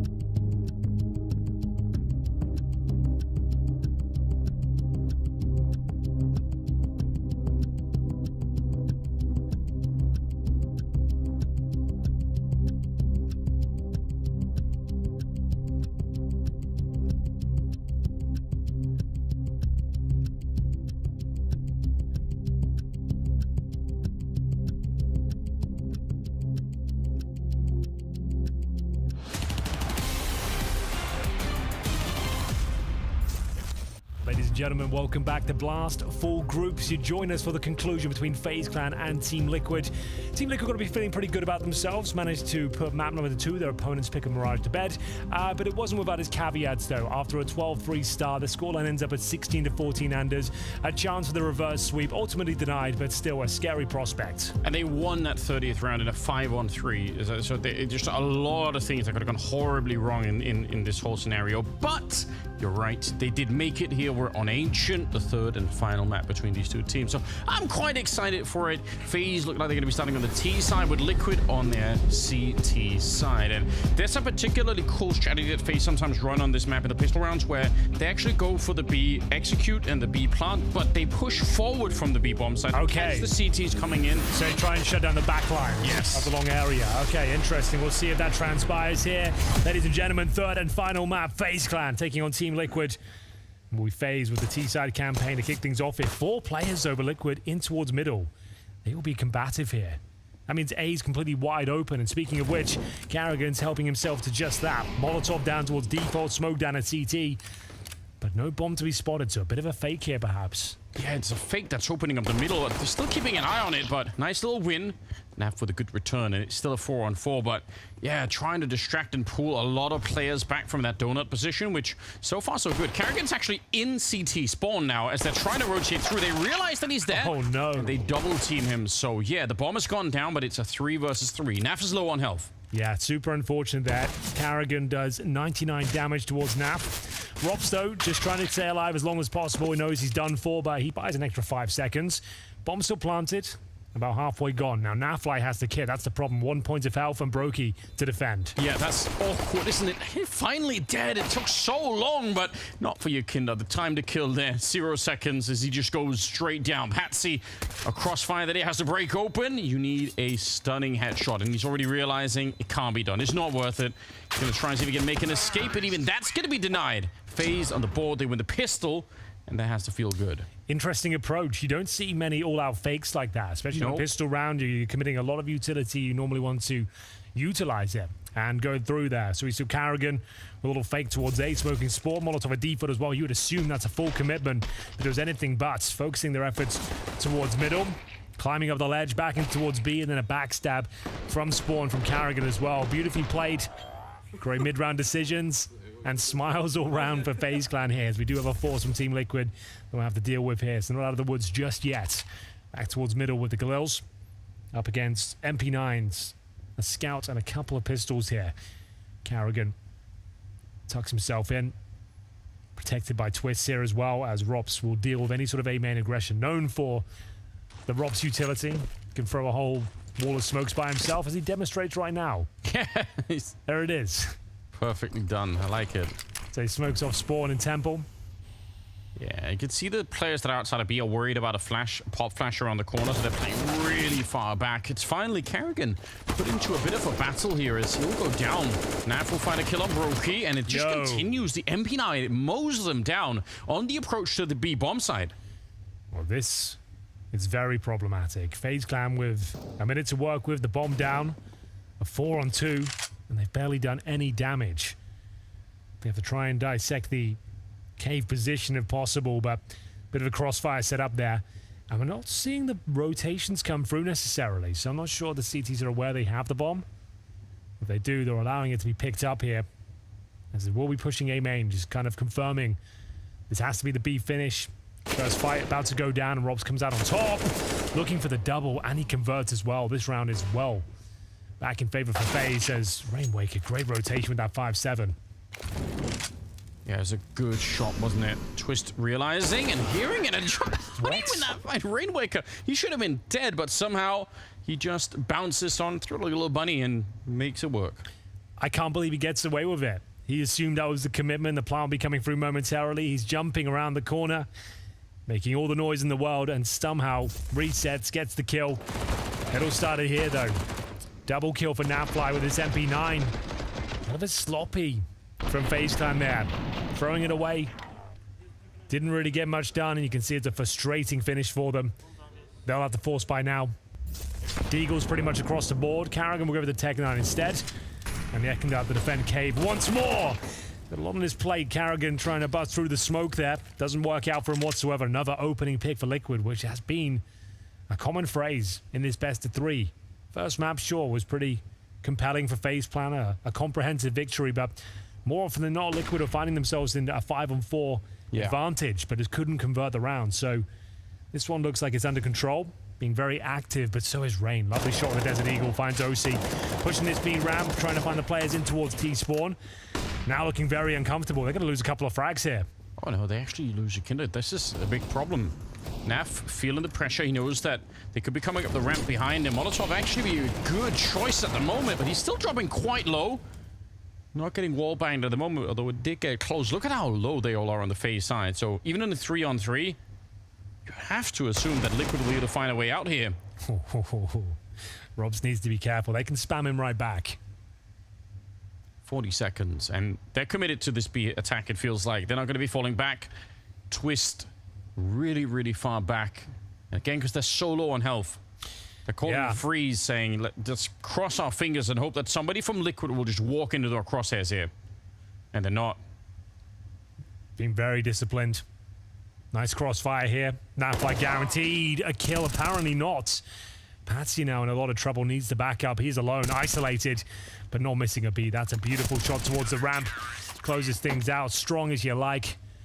That's what he's brought in to do. An excellent rifler. Patsy holds strong as Team Liquid fend off the force buy there. Has to be the Eco-Anders. So 3-1, pretty much locked in here. This is not even half buy territory. This is $2,000 per player, full eco. You can't even really bring a P250 on a swivel here. Patsy looking very confident with his M4. Understood the situation perfectly, and once Naf went down, he had to deliver, and he did so on all fronts. So great work there, Team Liquid. Like I said, probably up to 3-1 now. Bit of a closer round than I would have wanted there for Liquid, but I mean, they get the job done in the end, and because of the economics of this round, they should be able to just keep it going, no problem. Speaking of economics, I look at OC. He has worked out what he's up against. He's understood the assignment.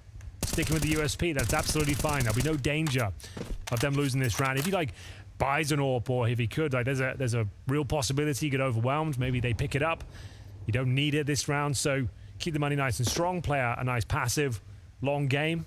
Still get those one taps of the USP. So yeah, no problem with that whatsoever. We'll see if Nafly can strike first. So certainly got the advantage here. Should be no problem. He'll take down Rain and Robs to boot as well. Easy does it. Patsy will confirm the round, and even the USP gets a frag as well. So perfect round there for Team Liquid. As said, 3-1 pretty much locked in. And oh my days, it's going to be Rob still with $3,900. So a buy, but that's what, AK armor and a flash. That's about it. Yeah, it's not exactly amazing, is it? So might want to go for Galil instead. You could have definitely made that argument, because, again, lacking the grenades, he sacrificed the helmet for the smoke. So he's gone without the helmet so he can get the smoke. I'm not sure I love that, but I guess, like, the smoke is a big part of the default. They're going to need to deal with this bombardment you receive. For now, though, FaZe will be boosting behind the smoke. A grenade lands at their front door. Hits the incendiary as well. They're trying to catch players boosting up towards leads. They extinguish this Molotov there and actually find OC. That's very well done. It pays off in the end, doesn't it? Robs is going to be caught. Not even sure the helmet made a big difference there, but you cannot just with a good burst and a 4-on-4 to ensue. And then, yeah, throwing away some rifles here, making sure no one from Liquid can pick them up. Patsy's actually pushed through the smoke in the middle. What a shock. I don't think Twist was ready for it. He was trying to manage the rifles over on that side, and he just gets caught with his pants down. 4 versus 3. Bomb being brought onto the site and planted, and Rain, he had the right idea, but it's Rain Waker on the other side instead to pick him off. So Brokey and Carrigan, can you hold on to this 2v4? They're in a not necessarily in a great position right now. It's possible. FaZe can win this one. Carrigan and Brokey, 100 HP each. Nice little crossfire. Carrigan holding towards the cave. It's Brokey that's the most heavy lifting, especially now. Carrigan, he can only really spam the defuse. First kill will come in for Brokey here. Needs a double kill. Delivers on that promise. Can't find the third. Carrigan, though, it has been set up. Bomb is ticking at some pace. Just one kill might be enough. As I said, he might just have to go for the spam here. Dissuades them from the bomb. Is it going to be enough? Time will tell. The defuse coming in. It looks like they've done just enough there, Anders. good effort, but as soon as that smoke went down, their options were very limited. Carrigan did well to deny as long as he possibly could. Ultimately, though, pushed back. And I love this approach, though. They're aware of all the possible threats. The boost comes in. They didn't panic when the incendiary lands on their feet. Extinguish, find a kill. But even then, it wasn't enough. This was a 4-on-2. And Brokey, I mean, he did so much work in that, but he just, yeah, it wasn't quite enough. 4-1 in their favor. Yeah, and even with that bomb planted, Money's still in a compromised position. FaZe Clan with Tech 9s. That's fairly devastating. This is such a slow start when it comes to the rifles of FaZe. Well, it's because they haven't got maximum loss bonus here, right? They won the pistol, and then you lose the follow-up round. If you lose the pistol, you get a bonus stage of loss bonus. So, yeah, it's the worst possible outcome. Your money will recover next round, but we'll see what they can make of it here. Be Soul coming through. Actually looking quite promising.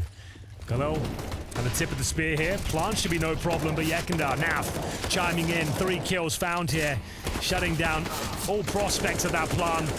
It's a chaotic situation, but very well handled. Team Liquid will find their 5th round here on the 3rd and final map. Ancient looking very comfortable for the Mandos. And bear in mind, this is a squad as well that has already taken down the mighty G2. Another squad that didn't change their roster in the player break. Same story for FaZe.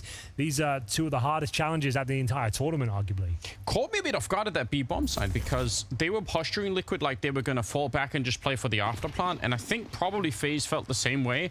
So the fact that suddenly there was 3 people that were pushing through the smokes to attack them before they bombed them down, absolutely catching them off guard a little bit. And obviously they didn't have the weapons either, but still, yeah, you're not wrong. Liquid, this is going to be one of the best honeymoons of all time. They're looking so fresh right out the gate. Yeah, and FaZe are looking a little bit cold. I guess the analyst brought up a good point.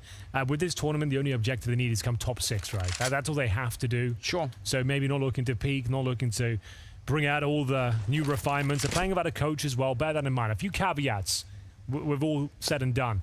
Still, certainly the heavy favorites here. There's no denying that. But yeah, you can see that they're not looking their usual selves against OG as well, as mentioned. They got the 2-0. Job done, but certainly wasn't smooth sailing. As we see Naf fly. He's actually pushing towards Pocket, down the B ramp. That's incredibly potent. Difficult to flush him out, and Carrigan's about to find out. Down he goes. Back towards middle. Patsy stays calm. His teammate smokes him out as Nafly gets his 2nd frag of the round. Look at how far away the bomb is as well. It's all the way on the B side of the map. Yeah, they are getting absolutely wrecked here. They have no idea of what territory they've sacrificed. Nafly's pushed down B ramp by himself, got in towards Pocket, won the whole round, and killed 3 people, and there's nothing to be said about it. And there's no trade potential. They had no idea it was a possibility. Even after he got the first kill, he just kept pushing, picking them off one by one. An absolute non-starter. One player shouldn't be decimating you in that sort of manner. Yeah, Twists. Nothing he can do. 13 seconds. Literally can just save here. I was bringing this up last time we were watching Liquid, but it just feels like Naf is given more room to do what he wants now. Right. And that wasn't the case on the former Liquid lineup. There was much more structure, and I think Naf especially was much more of a sort of a role player. Like you had him do, I think, all of the worst jobs almost on the team. And he did them really well, but it's really refreshing to see him get cut loose a little bit like this. I'm so curious. It'd be fun. Maybe it's a bit early, but maybe at the end of the start of the season here, it'd be cool to try and do some comparative stats with Naf alone, just like what's happening before and after the change, because it feels to me like right now he's having a much bigger impact than he did before. Well, that was an absolutely massive round from Naf, taking matters into his own hands to say the very least. 3 massive kills. 6-1 lead. Half by once again, Anders, and it's towards A here. Twist will have the bomb. Watching elbow right now for any mid-push. And it looks like maybe it's even a contact play. I don't think they're execute here. It's Rainwaker, new boy, to defend. They'll be walking into his crosshair momentarily. Yeah, and they didn't have the Molotovs to get rid of him, so doesn't mean they can't get the kill, obviously. Rob's being boosted up. Did he spot it? Now he certainly does. And the spray is just fine. Gonna put down a grenade and probably call in OC a little bit, maybe from the donut as well. Yeah, they could set up a bit of a crossfire, potentially. Smokes and flashes coming up behind him, and they're putting on some pressure, and he's still not getting that much backup, so it's all on him. I think he saw the shadow and fired a bit early, and it betrays him. Patsy goes down, and it's a 3 versus 3 now, as OC will pick up that kill on Rain. Yeah, loving the movement there from OC. Good awareness as well. Picks off the flanking player from middle. Huge frag here for Naf, continuing this impressive form we've seen on the CT side of Ancient. And it was looking promising. This round looked like it could slip away from Team Liquid, but absolutely not. No plan once again. A nice idea. Slow approaching towards the A bomb side there with the boost, but really like the contributions from Rainwaker there. Like, he only gets the 1 kill, but he delays him for so long there. The discipline not to overpeak that angle. He gets the frag, calling for rotation. The grenade delayed. The smoke buys him a bit of room. Sure, Carrigan gets him, but he brought an extra 10 seconds to the proceedings there, which is more than enough. They don't even get the plan. That kind of discipline, surely, if you're looking for a new teammate, like, I don't know how they decided on Rainwaker, but if you're looking through demos and you saw that, you'd be like, oh, cool. He's able to keep his cool even under pressure. Yeah, That's exactly. a nice little thing to be spotting out. Patsy gets a kill and he's overrun. The lineup is nearly there. I don't know if Rainwaker realized, but he actually almost had the double spray down through the smoke. 4 versus 3 after the chaos in the middle. And Liquid are just, they're looking red hot at the moment. 7-1. They can't be stopped. Bit of a scrappy game here from FaZe. They're getting caught off by the common reactionary plays from the CT side. Fortunate not to go down in the hands of Yekindar there at the B push. OC looking to reclaim territory towards middle. He has got Rops to deal with, but that is no problem whatsoever. Great awareness from OC. He is looking fantastic this tournament. Flashbang towards B ramp. OC again looking to challenge. Holds on to his life here, baiting in Yekindar. They don't have to peek this at all. Why would they want to fight this? Don't know if they realize Brokey has the AWP, but regardless, just wait. There's 50 seconds. They know they have to show up eventually. That's an interesting crouch under. The smoke goes up on front, but probably FaZe just have to go for it. Oh, hit him. Shot right for the smoke. Molotov on the other side. Brokey, he's got to be so careful that doesn't... Oh! He gets it right through. A disgusting shot from OC. Leaves Rain on his own. What can he do with this one? He is in a world of trouble, Anders. It's Nafly with a perfect backstab and Liquid presenting a perfect CT side so far. FaZe have no response whatsoever. They are getting mauled. They are being outplayed in every understanding of the game right now. Team Liquid seem to be in the right place at the right time. The pushes are sublime. The timings are perfect. The way they're approaching these equal situations. Active on the map. OC not missing a beat as well. The shot through the smoke. The backstab from Nafly. It's just a beautiful thing. You wouldn't think this is a brand new roster. Nope. Well, be careful there, boys. Those are expensive hands you're shaking. Ridiculous. Fine, we'll take it. 8-1. Yeah, you're right. They really are winning all of the important fights early on here. Yeah, this is rough, and this is a very compromised setup once again. It's FaZe that are not getting close to these rounds. A Galil for twists. No utility really once again, missing the important parts, the Molotovs. And what do we got next? The bombs outside A. And Yekindar seems to be very aware of that. He's hightailed it from the B bomb side, leaving Nafly there alone for now. What have they shown in terms of presence on the map? Rain's got a bit of ledge control here. Smokes off the red room.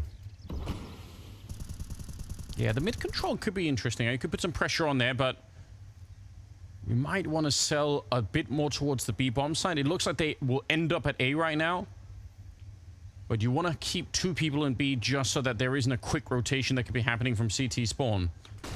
You can see both Yekindar and Patsy are a little bit further back, and it's OC to catch Rain. So part of that crunch towards the bomb side is now gone. 35 seconds. Carrigan sneaking through. On the other side is Naf, and he might just be able to catch him straight up. Hello. That's one huge kill. But do they call the rotate, or do they just leave Carrigan on the flank?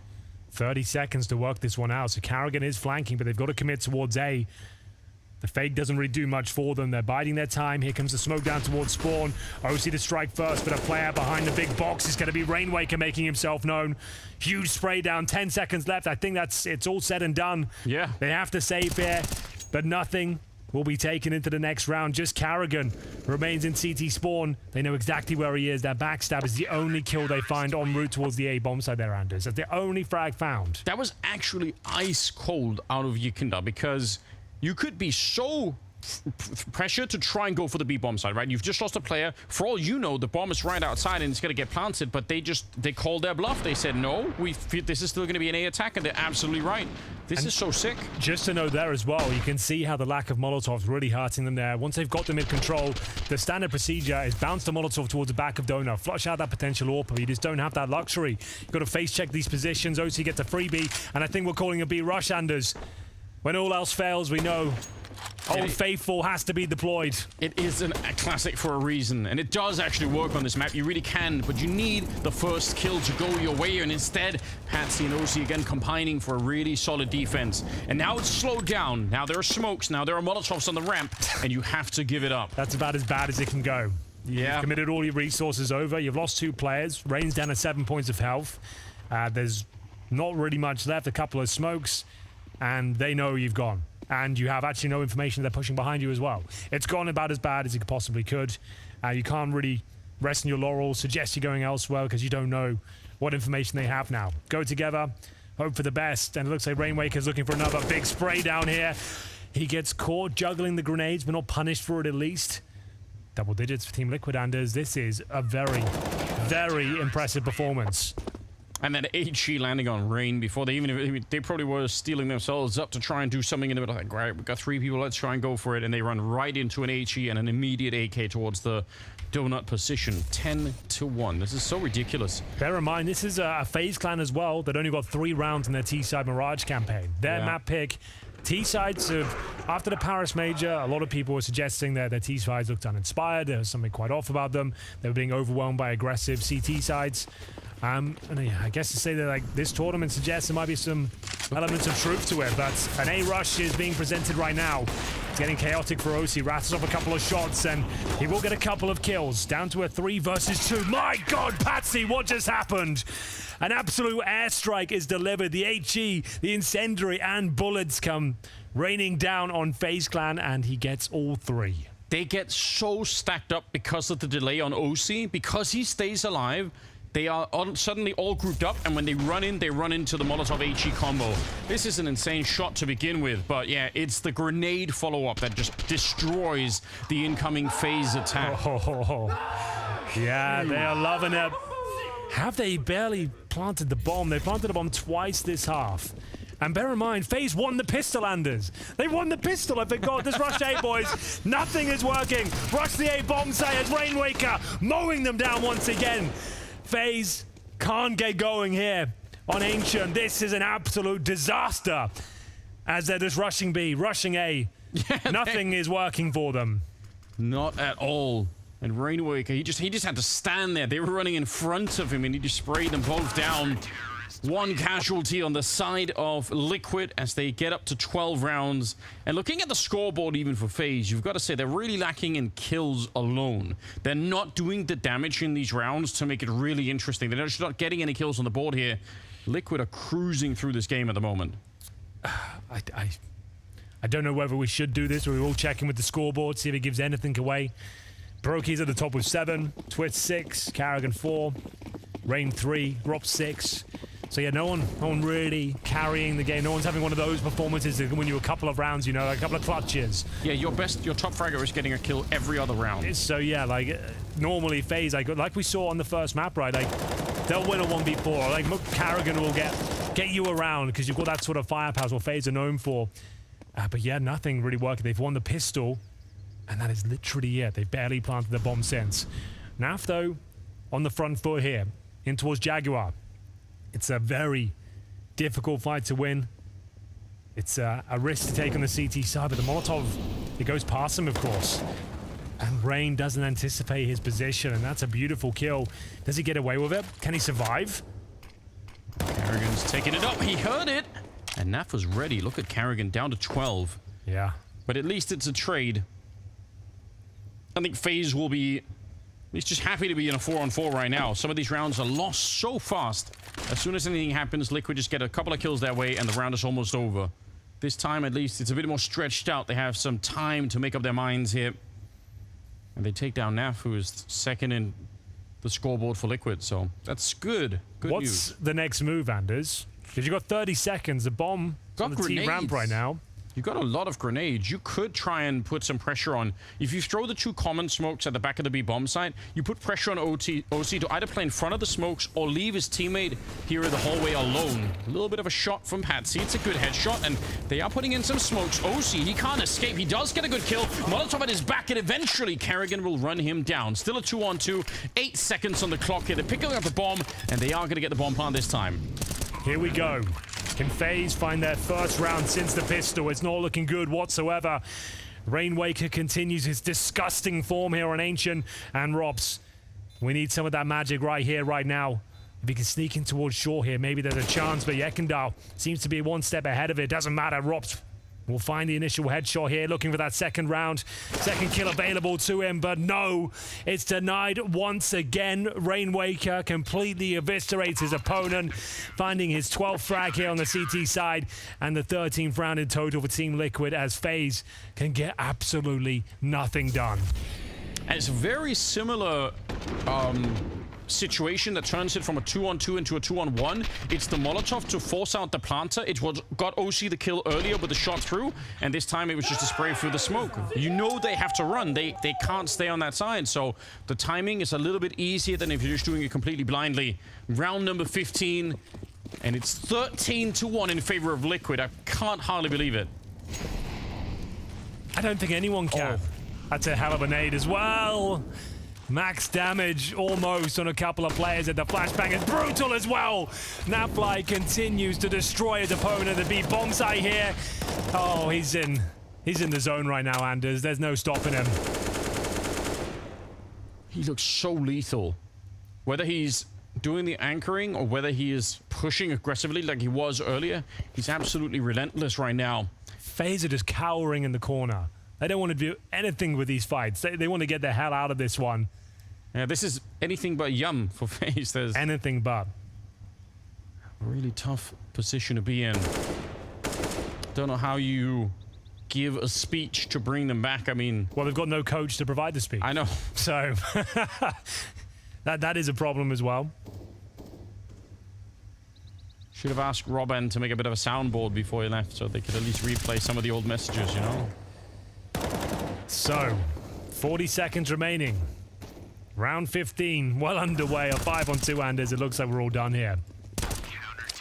Boom. 14-1 in their favor. Liquid real close to causing a huge upset here. We'll see if they can finish what they started coming up.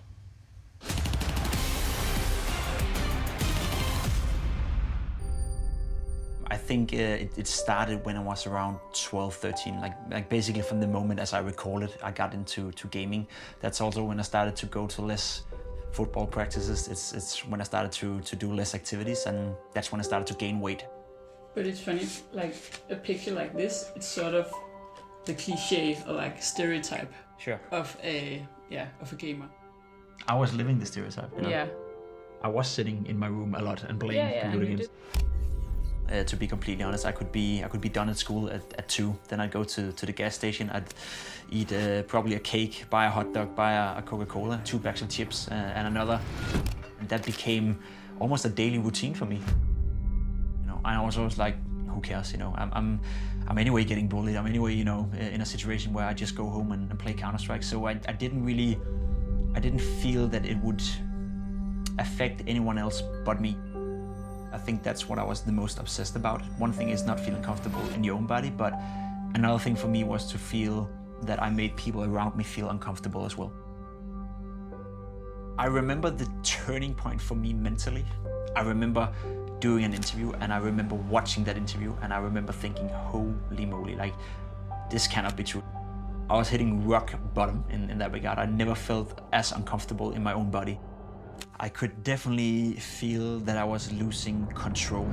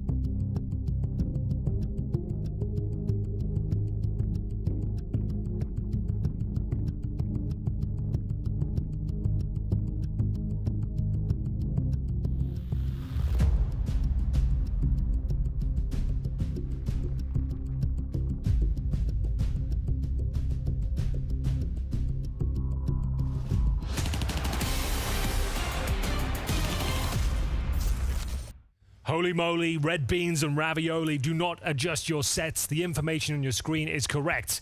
European team, Team Liquid, currently have 14 rounds to 1 against FaZe Clan on the third and final map here. Anders, they win a single solitary pistol, and that is it. Have you ever seen anything like it? Not for a long time. I actually can't believe what we're witnessing. Liquid look so good right now. In FaZe, they've not really bothered to show up yet on Ancient. They did almost make the comeback happen. They could have almost got it into overtime on the second map, but now they need a comeback that's almost impossible here. Twist with a good couple of kills. He's going to keep it going. 3 headshots to begin with. Henry, it's out of control. They are speed running Ancient right now, and FaZe, they are in a little bit of a chance here, but my God, I mean, this is what it takes, right? You want somebody to step it up. We were asking for it. Where are the big fraggers on FaZe? Twist with 9 kills now, almost in double digits. Maybe they can do it. OC and now they're running it back here.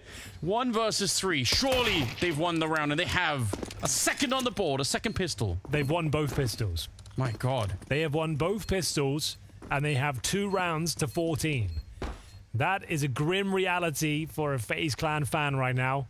It doesn't get much worse than this. If you win both pistols, in this sort of matchup where you're the heavy favorite, that should be a done deal. Usually you'd think, well, they didn't stand a chance to begin with. They lost both pistols against FaZe, but no. Those are the only 2 rounds they picked up. It all started with a magnificent Twist hat-trick here. Like I said, no one really stepping up. Love these replays. Look how crisp that was, but yeah, I need a lot more where that came from. Now, they did get the bomb down, but they're not going to force buy in the second round. A Hero AK has been dropped. Patsy will be operating with the rifle going into round number 2 here to try to make it as expensive as possible for the buy-up into the following round. We saw this from Liquid before, investing into a single rifle in these rounds, and it seems to have been working out for them. So I think until they get evidence that it's punishing them, why not just keep doing it? Make yourselves a bit more dangerous. Good flash, and I think Patsy almost had the line up there. OC with a bit of a deagle shot, but it probably is too late here. Twist taking up a new position, ready for Rainwaker on the other side. And Naf is there behind him as well. They should be able to control the middle, no problem. The bomb is there, so you kind of have to go for it if you want to have a shot at it. And it's Naf to go down. A third round for FaZe. 3 on the board. Twist starting to find some form at the very least here, Anders. Manages to pick up another huge sequence of frags here. 4 in total. But as mentioned, the buy coming in this round. Liquid managing to get a couple of frags at least. Again, back-to-back highlight sequences, but that was against the Eco. The game really begins here. If he didn't catch Mirage, Team Liquid were also up 12-3 on that map. True. And it went all the way. 30 rounds, 16-14. So FaZe have the tenacity to pull this one back. Has to be said. They always seem to find a way. But it all starts here. What a flashbang that is. Perfectly executed. Neck up. Fighting for his life towards the ledge position, and Ross will pull one back. Luxurious position to be in if you're Kindar, having so many rounds to figure out what the defense is like. You've got so much time to learn. It's a little bit different if it's a much tighter game and you're like, okay, one of the next 3 or 4 rounds has to work out, but they could lose the next 8 rounds and they'd be like, okay, well, it's getting a bit close, but we still have a lot to work with. So just a great, comfortable position, I think, if you're leading the team at the moment. Looks like they want to group up towards the B bomb site, and they do have smokes to throw in there, so they could block off some of these players. That doesn't always work on the map. I mean, even if you throw the smokes, we've already seen Liquid themselves were pretty good at shooting through the smokes, and FaZe, they know all of the same angles. But there's the double smoke. We'll see if they get the bomb plant to follow. Though, importantly, there are no more real nades left on FaZe. They don't have the Molotovs to get rid of the guy planting the bomb. Yeah, it's a clean plant. That's not a problem whatsoever. Nice little grenado. Push Carrigan back as well. Almost getting the frag. Rainwaker in a powerful position here. This is a nightmare. 1 round required for series points. They have a kit on Robs, but again, where are the smokes? Where are the grenades to get rid of anyone here? Rainwaker able to take down Rain, and now he continues. Double kill for him. This is a very, very weak retake that's coming in, and it gets completely denied. 15-3. I don't really blame FaZe for going. They had to go for it, right? They're so far behind, but you're right. That's series point now for Liquid. And the money isn't in a great spot. That Hero AK purchase before got 2 frags, right? So they were fully invested going into that round. They're now going to have to operate at series point with MP9s, pistols, a twist for mass. Rainwake looks incredibly powerful today. The impact of his frags, his contributions are, you don't get too much action anchoring towards the A bomb side, but each and every time he was tested, didn't get a boatload of frags, but the contributions of his positioning, his utility was fantastic. That kill not so much from Carrigan, but we'll take it all day long. It's getting wild over here on the B bomb side, but FaZe had the man advantage for now. It was Liquid trying to slip one by the keeper with the B pounce here, but they've been completely shut down. I can't believe the 5-7 was the weapon of choice to try and open things up, but it works out. And now Rob's looking to confirm the round. They'll have no idea. He's coming in the backtracks here, so they'll live to fight another day, Anders. 4-player survive. A weird call, considering you know they're going to be low on cash. You go for a very tight choke point, and Carrigan delivers with 2 big frags there. Like I said, not the cleanest frags. Almost felt like they just wanted to sacrifice Yakinda, but then once he went down, the rest of them decided anyway to go through. It's like, you don't really have to commit to it. If he's just there to throw in the Mac 10 and see what happens, I don't know why everyone else felt so comfortable doing that. Hilarious moment as well, blowing up Carrigan after he got them the double kill. Yeah, you love to see that. That's not bad. And it is going to be a force back in response here. Galil's 3 of those out in full force. Molotov towards the K position as Yekindar battles for control here. Flashbang affects the 2 residing players. You can see Brokey up close and personal. Got to try and reclaim territory as well here. Yekindar will strike first, looking for the final round here. One more will do. Looking for one of those comprehensive victories here, but Yekindar leaps into the arms of Rain. That's aggressive. Maybe too aggressive, some could say. It is kind of what he's known for, Yakinda, so I don't want to take that away from him either, but giving a chance back for FaZe to keep fighting on. 4-on-4. And the bomb, it's on OC's back in the middle here. Speaking of middles, they got a position in Donut, and they could have a second one, so they're really close to some kind of an A crunch, and there's no information to FaZe to play with. They're really blind across the map right now. You can see Rob's in a overworked position as well, trying to patrol the Donut area and A main as well, of course, and that's exactly where they'll be entering from. Tucks himself in by the platform. It's a strong position, but often checked. He'll strike first, get the double kill, make it a triple. This is beautiful from Robs. Twist to close things out. Just what the doctor ordered, but is it too little too late? That's the problem. They're already at series point. We had these conversations on Mirage. We doubted them then, Anders. And sure, they didn't win it, but they brought back a 12-3 deficit to round number 30. It ended up 16-14, so all they can do right now is take each round as it comes. And if Robs can keep that up, maybe there's a chance. Who knows? But no bomb planted. Loss bonus not established. It will have to be the full eco pretty much for Team Liquid. They actually had, I think, 2 or 3 Molotovs, so they could have done something more to try and force out Robs in that moment, but obviously he got the jump on them there. He had 6 bullets when he continued to spray on to the 3rd player. 6 bullets for a 3rd kill, so really, really cool stuff. This is a cleanup, and it should be going to be 6 rounds for FaZe, but yeah, I don't know. I mean, again, with the legendary names that are on FaZe and with the combined experience of the team, it feels foolish to rule them out, but obviously the trouble really is it's a feeling that one mistake, like one screw up, and it's over. Yeah, it really is. But FaZe will be deploying a new setup here, a double AWP. I love it, and 3 AKs. That's like full house. Yeah, the royal flush. You like to see that, don't you? It's a beautiful thing. We'll see if this is where they can really show us what they're made of. Their final form, perhaps. Grenade from Patsy towards Red Room takes significant damage from the incendiary. Ekendal once again working towards the cave. Carrigan trying to spray him down. Needs to be careful here.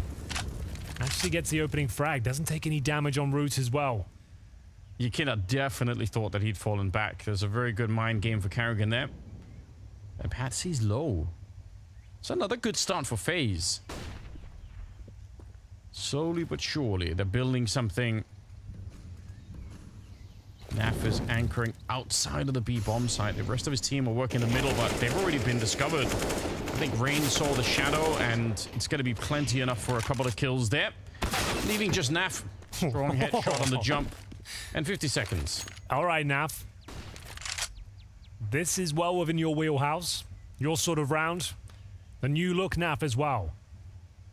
More chill than ever, if that was possible. He just is completely chilled out, which I think is one of the best things. Like, I love that contradiction in his personality and how wild he can be in the game. Anything but chill when it comes to that. 30 seconds, and I think because he found the AWP, he might just be thinking, all right, that's it. I don't want to go for it. They're currently set at maximum loss bonus. So saving the AWP, a half buy around it, that's pretty much the only option they have going forward out of the plan. So you'll see Naf try and operate with the AWP and some Tech 9s around him. That could be enough to close out the game. So if he just dies, he gets $3,400. He'll be on a Tech 9 as well. And he gets a kill for good measure. The economy, not a massive talking point considering there's only one round separating FaZe from defeat here, but still make sure they don't have an AK-47, for example. So that's definitely a contributing factor. So the AWP will be saved, as mentioned. Will have to be Tech 9s otherwise. We'll see what they can do with it. They can maybe take a tactical timeout and still win this round, but I like the audacity of Carrigan there. That's a big play to make. A solo encounter against Team Liquid players. Comes down on top in the duel. Beautiful shot from Naf. Yeah, even in defeat, he looks pretty decent. So yeah, here comes the tactical timeout, as I said. You can win these rounds. Daps knows it as well. You string together the correct execution here. Yeah, possibly the only person that could rival Naf in terms of chill factor is Daps. Yeah, fair enough. Yeah, he's one of my favorites. Daps is great. So I guess with the AWP, but what are your options here? I guess you could boost up outside the B bomb site. Yes. That's a nice early opening pick and go for a little execution around that with a half buy. I think something like that, yeah. Just try and get a couple of wacky boosts in there. There are a number of them across the board you could do. That would be my go-to in terms of getting the most out of this AWP. They're going in that direction. Naf could be the one to boost. Time will tell. You can boost on the far side of the box. So yeah, up we go. I would prefer a quicker one, but there's the opening pick, and if I'm calling it a broke, he's definitely aware of it as well. So unfortunately, that pick won't be working out for them. And I think the AWP fell forwards, so kind of hard to pick up again. Probably what a wild peek from Brokey to take. There's no backup with him there. Now, they are coming in from the other side, but in theory, if he gets shot down, they could lose the AWP and maybe lose a couple more players to it. Still, this is all looking pretty good right now. FaZe well on their way to winning an 8th round. Robs has got this deep lineup, and there's nothing they could do on the other side. Well, maybe nothing is a bit strong. Rainwaker coming up with a nice little deagle shot. Yeah, not bad, but that's all they get, really. The saved AWP doesn't do much for them. Options quite limited on the T side of Ancient in that regard. You're constantly battling utility and jostling players. It's a chaotic map at times. As we see round number 24 come through, a similar vibe to Mirage Anders. Like, just when you think the game's over, there's nothing more to be said, FaZe, slowly but surely, they are clawing their way back into it. Like, you blink and you miss it. They'll be at double digits before you know it. Team Liquid, like, as a new squad, they're not necessarily closers yet. They are getting map and series point a lot this tournament, but closing it out has been a difficult process. But for now, Yekendal, he'll be slipping the net in middle. He knows there's presence on the other side of this smoke. He can clear out these close quarters without committing. If he finds even one kill, they're going to be ready to pounce on that B bomb side. Here we go. Swings wide. Watches Rain. And they know that there can't be that much defense here. Maybe 2 players, but Carrigan is one of them with the right for the smoke. That's it couldn't have been better. Rainwaker low on health. Yeah, I'm liking that from Carrigan. The Bastion and the B bomb site. It's taking a lot to dismount him from his post. As we'll see, another man advantage for FaZe here. Carrigan continues his onslaught of bullets with that AUG. Trademark weapon for him, really. One of the few pros that uses it consistently. Brokey, synonymous with the AWP. He'll take down Naf and pretty much guarantee the round. I say that with bated breath. Rainwaker, that's my first mistake, will be pulling the frag back. Oh, God, here we go. Come on. A chance once again to close things out right here, right now. 2-1-4 brought into a 2 versus 2. 30 seconds. They can still play around with the clock. They can still put some pressure on it, though. I love this from Robs. Look at this. Very defensive. He's not over-rotating. He just spots them out. And even that information is huge. What do they do now? He's going to put up the smoke, and they're going to have to... Yeah, they have to. Oh, this is going to be running the clock down very low in the back rain. Careful now. He reels his position, so that element of surprise is gone. 8 seconds on the clock. And then double swing him. OC, what a shot that is. Oh, God. All he had to do was deny the plant. Timing eludes him. He's in the open, trying to play the off angle. And now Robs, surely nothing he can do. Molotov'd off. 2 versus 1. He's got a lot to do here, Anders. Yeah, they have to play hide and seek with him. They just don't fight him. It's not worth it. Robs is an expert at these kind of positions, so you really, really want to make sure you don't give him the chance. A bullet on either player will kill anyone on Liquid here, so just force him to that defuse. Force him to tap the bomb before you even try to face him. And he feels the pressure. It's just all-encompassing right now. Tapping it once, and they're ice cold. They're waiting for him. There comes the first challenge, and it's too late. He has to stick it now, otherwise he's going to go down. It's Rainwaker at the end to bring him to that. And it's Liquid with another huge upset, this time taking down FaZe. What can he say about that one, Anders? What an epic performance. This new look Liquid are looking rejuvenated. A 14-1 CT campaign against FaZe. That is unthinkable coming into this series, but they have converted it. It was a clean finish in the end, 16-8. You can't ask for much more than that. What an amazing showing so far. They've taken down G2 and FaZe Clan, the only 2 rosters, apart from Heroic, who didn't change in Rostermania. Certainly, at the moment, looking like one of the best European teams that we have at the tournament. One of the best European teams of all time, potentially. They're building their way there, surely. I mean, again, in terms of a honeymoon, this is just looking delightful at the moment. They've got everything that they've got. We do have a bit of an interview ready, I believe. Well, that was one hell of a fight coming out from Liquid there, and a deserved win. Naf, do you remember what you said to me between the maps before we went into Ancient? Yeah, after the Mirage game, I said there was a chance that could have been a Liquid game. Yeah. There was definitely a chance, but you pulled it off. And then you came back into this third map in Star, mate. This is looking like a really new, the commentator said it rejuvenated Liquid. You feeling that? Yeah, I mean, obviously it feels really good. Playing with, Patsy and Rainwaker, I feel like they just have a different mindset in the game compared to, playing when we played with Nitro and Elige. And, it's just, I don't know, it's just that European CIS style, so it's more grimy, it's more gritty, so we just get into it and we get it done. Yeah, can you extend a little bit on that? You talk about the mindset being a little different for the people at home. Like, how does that translate playing with them now? I mean, I don't really know how to pinpoint it exactly, but it's just like, I don't know, they just seem way more comfortable when they're just playing. Like, I don't know, when we come over, before in the past, it would just feel like we're just out of our comfort zone. We don't feel as comfortable playing, and we just feel like we're playing against a foreign competition that we just don't understand. And I feel like with Patsy, with how aggressive he is, and playing with how much he's been playing, especially with those Spirit guys, they play all the time, and he just has a great understanding of just being super aggressive and relentless, not giving up and all that. So yeah, I mean, they're both really good, and we have the polar opposite in terms of Rainwaker with really passive, great clutching, great late game ability. As you can see, on Mirage, we pull it out with some late rounds, and yeah, he helps us there. And we have the aggressive and we got the passive. Has it changed anything for you in particular? Your space within the team, your role within the team? I mean, so with Rainwaker, he plays more like the passive lurk roles, where I was playing those passive lurk roles, always waiting until the end of the round to kind of make my play.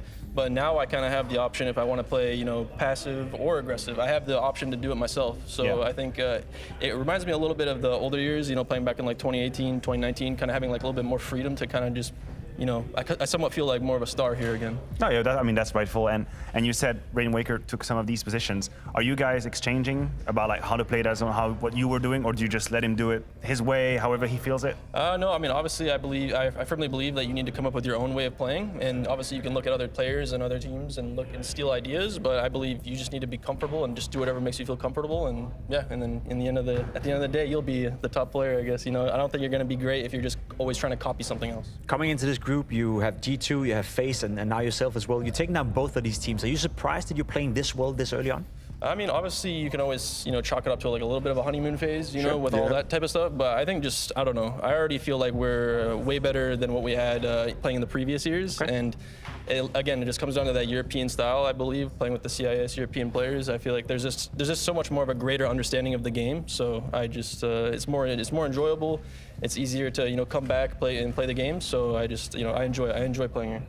And in terms of that enjoying playing, we're seeing you and Patsy next to each other. We saw a bit of the handshake, a bit of laughter and stuff. What's it like to sit next to him? What's it like to him as a player outside of the server? I mean, obviously he's a great guy. He's obviously a young guy. He's like 19 years old. So it's pretty strange because this is my first time. This is the first time I'm the oldest on the team. Oh, there you go. Yeah. Oh. Ever since Optic, Renegades, Liquid, I've always been somewhat not the oldest and usually the youngest. So.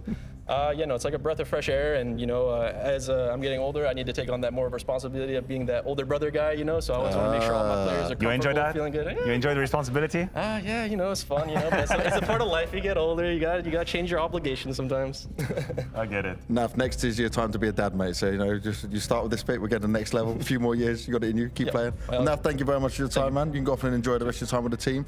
But Liquid right now doing damn well. And, well, look at this. It's all smiles on their faces, and rightly so. That was a hard-fought victory that Liquid were managing to get here. Yeah, listen, it was even cleaner than the second map. Yeah. Of course, we started seeing what could be the beginning of the whispering of a potential comeback. But they put it to bed once again, but very much faster and quicker. And also, once again, turning around a situation which they had no business winning. It's starting to be a trademark. It's the 3v5 on Mirage, now it's the 2v4 on Ancient.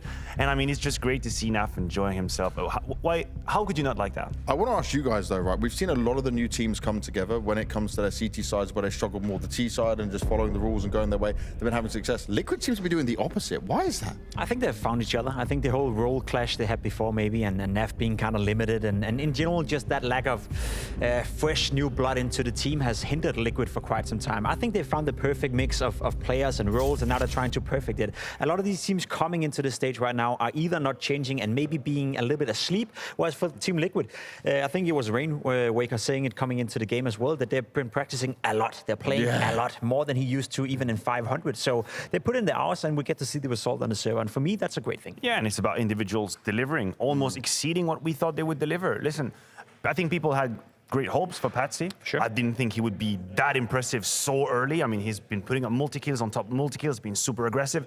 And Rainwaker, when he's tested late round, Naf just mentioned it. He's calm, he's cool, he's collected, he knows how to handle late situations, hiding behind boxes, using the map with him. Like, what the hell is that? I didn't know this guy like a week ago. I'm exaggerating, of course, but he's already coming up to his role and having moments where he's playing with a whole lot of maturity on the server.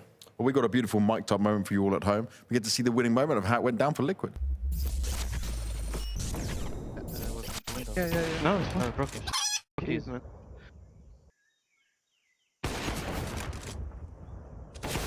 Nice. Cheater. Nice. One more careful cave, brother. One more cave or long? Going back, going back. Keep going. No. Why are you looking cave? Plant there. Nice. Plant there. Play for bomb. Play for bomb. These are both 1 HP. Molly in game. Go first, okay? Yeah. Go. Default. Sticking now. Nice! I really like that. Some little details there. Yeah, why you looking game? Giving a bit of micromanaging in there, helping each other out, make sure that communication's on point, closing it out. You know what's different between this Liquid and the old version? The body language and the mood within the team. You even said it. Naf sitting next to Patsy, they're having fun, they're giggling, they're smiling. Remind yourself how it was to watch Liquid for the past year. I'm not saying that they were a team with no mood whatsoever, but more often than not, it was a bit depressing to read their body language. That hasn't been the case whatsoever. Naf said it could be a honeymoon period, but this is the most ignited and perhaps happy Liquid I've seen in a very long time. It's also a pretty good sign that you actually do not need Yakinar to drop 30 kills to win. I mean, he was at the bottom of the scoreboard, pretty much involved and probably using a whole lot of resources has to figure out what to keep doing in this game to keep on with the ball rolling, so to speak. But yeah, Patsy, huge. I'm liking what I'm seeing from him. He doesn't shy away from the moments where he needs to make moves and have impact. He's got that cold-bloodedness whenever it needs to be done on the server. And I think I can relate to what Naf is saying. Like, they're not uncomfortable. They're not uncomfortable making these moves. They know they have to do it sometimes, and they embrace it fully. That was a beautiful map from FaZe. Yeah, they got their fingers on the trigger and the pulse when it comes to this game. That's what we're seeing for it so far. And I'm glad you mentioned Yakinda, because for Yakinda right now, we're not looking at him to have those big numbers. We're looking at him to learn and evolve as a player into this IGL role. Yeah, listen, apparently it is possible for them to win without him providing frags, because I, for one, thought that this wasn't going to be the case. That was the problem that I had, the win condition that I had. I thought, knowing the players, but also I wasn't aware of what Patty could deliver in that roster, what Rainwaker could deliver in that roster. I thought, Yakinda has to deliver. He has to frag. He has to be strong. And it turns out he doesn't have to be a main engine in terms of frags, at least so far, based on what we see in Copenhagen.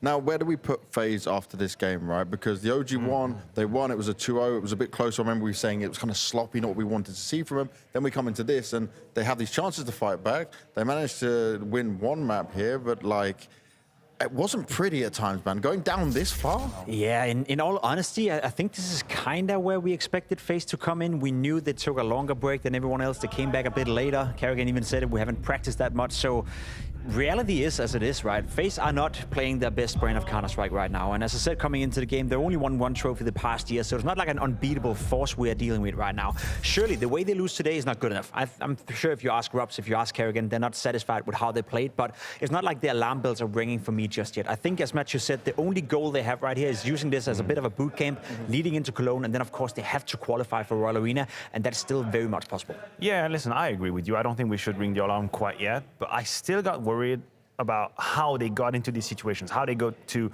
being down 12-3, how they got to being down 14-1. You're looking at round who are just going up after each other, one after another, trying to rush, trying to contact play, getting wrecked again. And I'm like, wait, hold on, when are we going to pull the brake? And when are we switching? I felt maybe a little stubborn in the calling, thinking, you know, it's 10-1, but we're going to rush them down. Like, we're going to make it, we're going to do it. And when they break through, great, they're back into the game. But when it doesn't work out, it looks a little silly, and I worried a little bit about it. What's the team out of solutions? A little something missing, that's for sure. But hopefully they can find the answer going into the future games. We're going to have a look at our Group C overview right now, because Liquid, they're sitting pretty so close to grabbing that full final spot. But they're going to have to wait and see who they'll have to face. But before we get to that, it's time for us to go to a break. And when we come back, it's OG taking on G2. Strap yourselves in.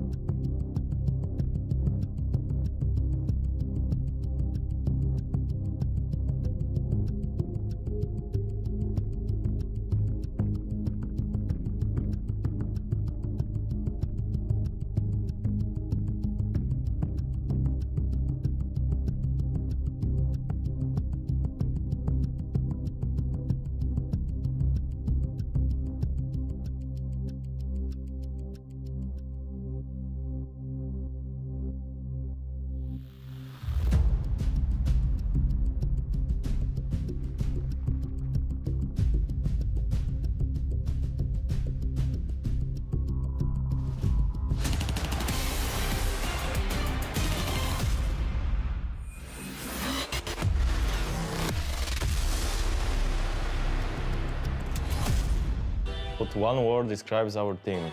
Talented. We have like 2 very young players, so they can learn a lot. And they're playing already at this level, so I think they have huge potential. I have relatively limited expectations for OG. I think with this current roster and the current level of Counter-Strike at the very, very top, the battle for them is going to be to maintain some sort of legitimacy at the top. Player on our team that other teams need to look out for, I think, is Regali. He's very talented and very skilled. He is the player that gets you excited. The few appearances we've seen from him at the top level left us feeling that he could do it. No one knows what to expect from us. I think we have some great things coming up. I think everybody understands our vision and the way we want to play. Everybody can surprise. We have to manage our expectations with this lineup. We have to take it easy a little bit on what they're going to be able to accomplish here in Copenhagen. For OG here right now, it's a proving point of what this roster can do, and now they've got a real tough test on their hands as they'll be facing off against G2. There's going to be a battle that we still have a lot to learn about, and I think the only way to describe OG was just the leftovers of many other teams, the misfits coming together, and now they're trying to piece this puzzle together of what next they can do with these men. While for G2, they've got the same rosters they had before. They're looking to make a comeback after an end to a season that was just devastating for them. Yeah, of course, different teams, different trajectories. It's actually, I think it's interesting that Fiku in the interview says, everybody knows what we're going for, everybody knows our trajectory. I disagree in the sense of the whole premise of the team is that players being put in different roles will outweigh what they were doing before. That's the whole premise. Fiku promoted to more starry roles, Fasher liberated back to what he was doing prior to Fnatic, Keto as an anchor. They're all supposed to be a little bit better than what we've seen before. So it's a theory that's great. Now is the practicality. Yeah, but they've also all got to relearn roles they didn't play for the last, 6 months to a year.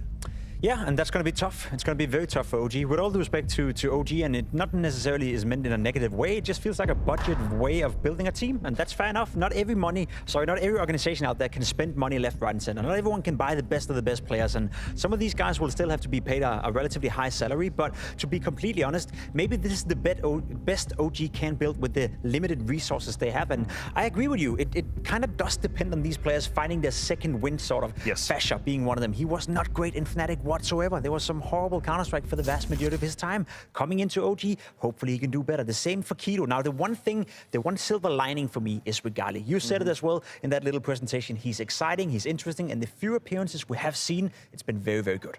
Well, let's have a look what Keto and Regali had to say. Maybe they can shed some more light on what's going on inside the OG camp. Keto, the first thing I want to ask you is, going from big to OG, what are the key differences in terms of the style and leadership between tabseN and Nexa?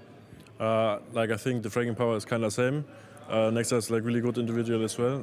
His calling is obviously different. It's, I think, more space. Everyone gets in the team, I would say. And yeah. How different is it for you personally, though? Is it something that you're a fan of? Is it taking some time to adjust to? Yeah, I think T-sides are really good for me right now. I feel really confident on T-sides. On CT sides, it's a lot of new positions for me, so I need to get into them. And yeah. Is these new positions that you like and enjoy, or is it some ones that are out of your comfort zone? No, I enjoy them, but some of them I never played before, so I need some time. But I really enjoy playing them. But yeah, on these positions I play, practice always feels different than officials. People go way less there in practice, and then in officials, you need to shine. A tough test when it comes to the official matches. Now, I want to ask about your official matches, though, because obviously you played FaZe to start off with. We saw the CT struggles on Inferno in particular. Was that because there's so many of you in new positions and learning these roles? Yeah, I think everyone has new positions. Some of them played them before. Let's say Fasher, for example. He didn't have these roles in Fnatic, but before that. But it's still a new meta, kinda. Yeah. Regali, you stood in for OG during Dallas, but obviously this is a very different OG. So how has that changed things for you? In a good way, because the environment is still the same. Great coach, great analyst, great management, and I'm really happy to start from the scratch actually, because I will put my system and I will work around experienced players. And in terms of the experienced players and what you can learn from these guys, for you, you are seen as the star of this team right now. What kind of advice, what tips are they giving you? To do my thing. I'm really good at fragging, so they are really helping me with that. And I'm not thinking over anything else because they can adapt to me. All interesting. So is Nexa's way of using you and utilizing you is that you'll get to play as you want, call what you want, or is there still some direction? Well, there are some directions, but he's using me in a very nice way. I mean, he knows what I'm good at, for example, after plans maybe. So he gets me there in every situation I like, so it's nice. But one thing I noticed is in interviews, Nex has been very positive about you, right? Saying that he sees you as the star. And for a lot of us, we do see you as the star of the future. What does that make you feel like? It's really nice. I mean, I feel very motivated to prove that I'm the star, right? So yeah, I'm really happy that Nexa talks nice about me only after 1 week of practicing. It gives me motivation. And now you're facing off against G2.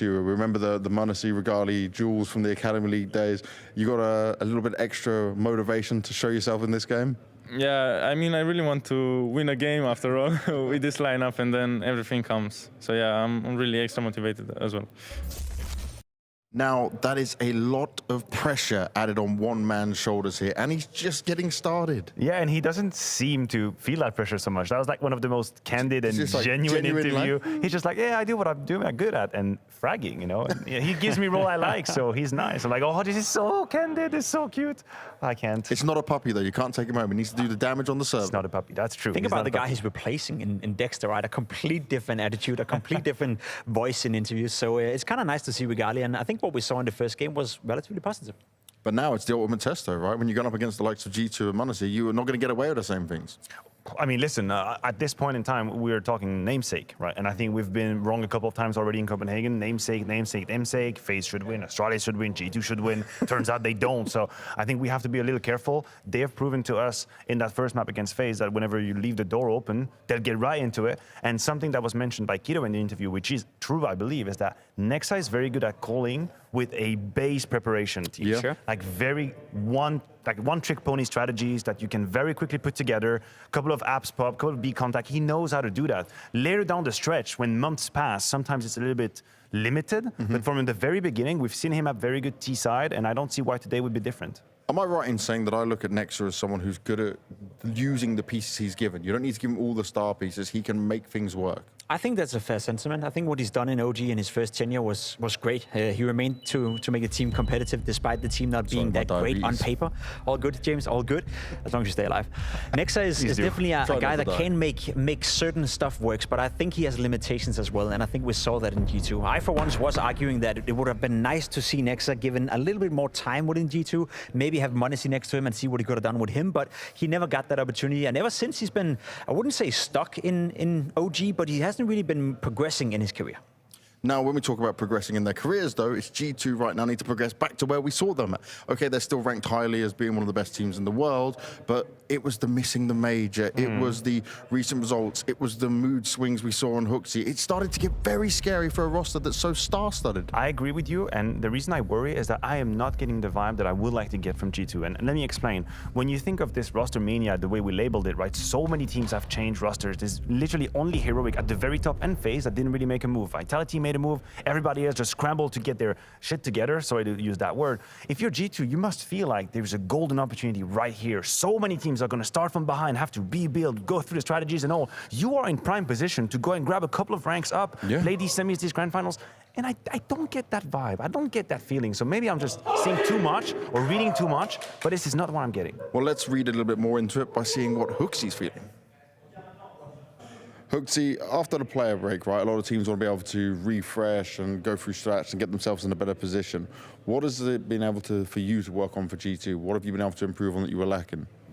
We actually haven't been to a bootcamp or anything because we had some medical issues, not only with me, but also with Hunter. So, yeah, couldn't travel and didn't go to bootcamp, but we practiced a bit online. And, yeah, we just, without like saying too much, we obviously just tried to fix some small mistakes from last season and try to renew ourselves a bit. But did you have a time personally to work on the strat book with Swanee or something like that for you guys, just online? Yeah, obviously we just try to follow the meta and come up with some tricks of our own, but yeah, I cannot tell you too much about it. That's fair enough. Now, one thing I want to touch on, you're smiling at me here, which is good, but towards some of the end of the last event, you know, where it was getting tougher for G2, we were seeing you kind of seem a bit more negative and down. What was going on with you? Just really tired after a long season and disappointed after the major, especially.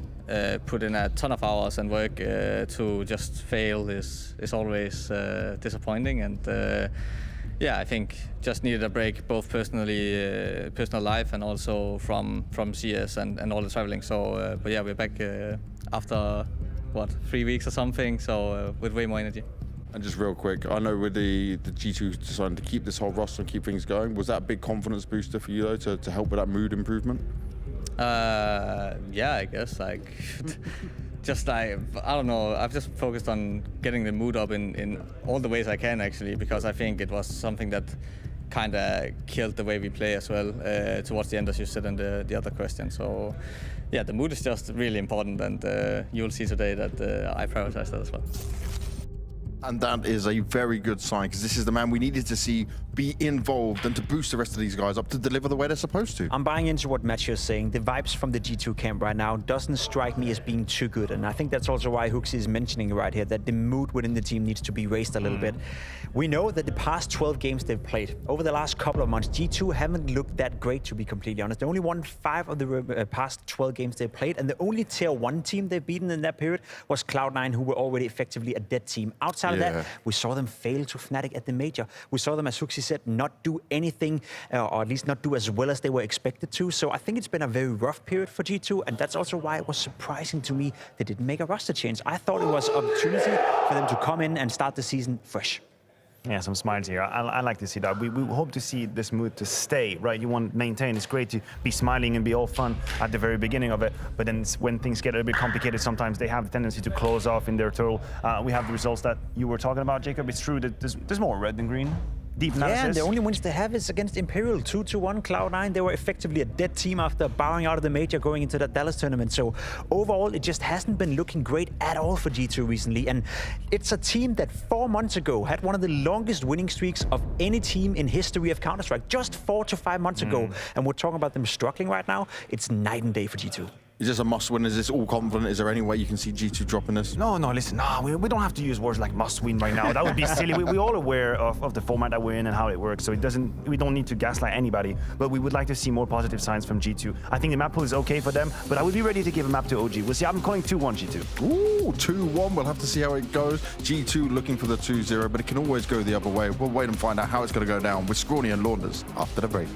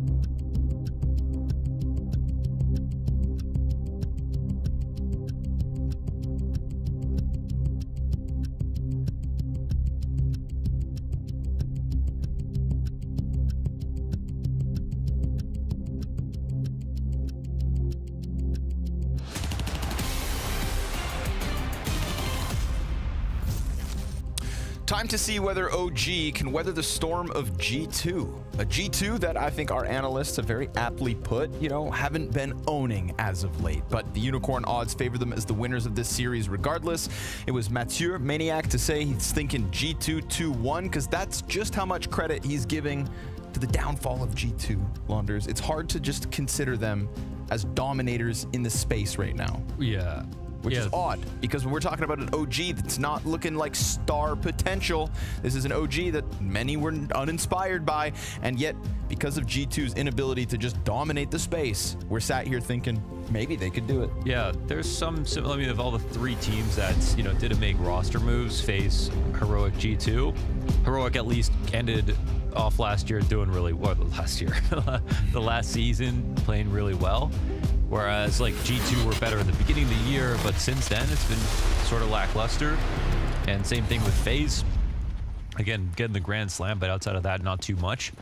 So there are two of these teams, you know, have some questions about how good they're going to be without making a roster move. I think expectations for me still high, but it's JKS first. Wasting no time, OG. Been sat around waiting for Liquid to finish up in order for them to get the ball rolling. And sure enough, that ball rolls right through the A defense. We've got a plant. We got Hooksy with no immediate response, but he's still got Nico and Monacy to come in from Donut. We'll see whether OG get outclassed by the star fraggers of G2. As nicely as our analysts put it, I almost want to say G2 are going to come in today with some Oonga Boonga energy and just smoke OG. That's what I would hope, right? You got to get the gear going. You got to just flex that individual prowess. Monacy trying to as he closes the gap towards Temple, chasing him down. I mean, running him down. That is clean. Killer conviction from Monacy. He gets all of them. The individuals are there. It's just the time that's not quite. Yeah, it's a fast plant, so no chance now. Monacy will run from this one. So, yeah, G2 OG, you know, is there a chance that OG can pull off the upset? I think for sure OG playing decently well, I would say so far, but still have a problem of like, who's going to help Regali? You know, still like at least though, Regali is looking like awesome. Yes, and that's something that we all hope for sure. Still a tiny bit inconsistent, but I think the energy is good right now for OG. Like, if I want to get a little woo-woo about it, I would say the energy is a little bit good for OG. The energy is not so good for G2. You know, in terms of energy, there's a mismatch. Yeah, and it's not 4-1 odds in favor of G2 in terms of energy. Right. Fair. Did you think about that before you placed your bets? And obviously Hooksy in his pregame talking very much about that. He said, today's the focus. I'm going to bring good vibes. I'm going to get that up. Going to get the mood up. But I think the sad reality is it's hard to improve mood when sometimes you just get shit on. You know, when you're 5-20, you're probably not having the best day. Yeah. You're not having the greatest of times. No, these are two, like, again with Kerrigan and Hooksy, 2 Danish IGLs right now that they're just below the threshold again. You know, they're below that threshold. When G2 were winning, Hooksy was above the threshold. When FaZe were, when Antwerp, Cologne, FaZe, Kerrigan was actually playing well. That's not the case. That's not the case now, and they're winning less. So mood is one thing for Hooksy. That's great, but I think he needs to frag more. I mean, that's true. I'll give Kassad that one. He has to frag more. Yes. It's not wrong about that. He does have to. There is a threshold that he needs to meet. A bare minimum, so to say. You don't have to be the star, but you also can't be a black hole. Yeah, that's true. Yeah. OG, of course, off of the pistol, looking for the momentum. We swapped out a monitor. Easy fix, back into the action. And the force buy comes out from G2. Monacy given an M4.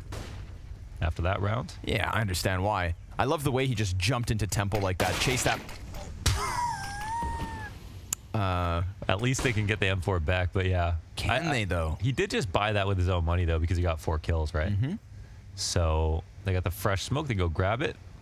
Ooh. And Hooksy gets away with it. OG's not far off. They'll come to the crime scene. Wait a second. We're missing evidence. Where's the murder weapon? Running into the M4 again might be an. Oh, it's good timing here though for Nexa. Yeah. Ooh, if he turns, there we go. Nobody watching the ramp. Obviously the timing there. Hooksy just grabbed the gun. He's thinking it's all good. OG just crept through his very own footprints. They followed the trail to the 2-0 start.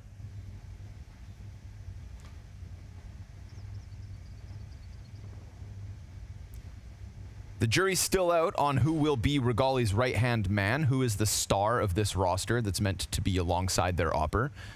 Regali can't do it on his own.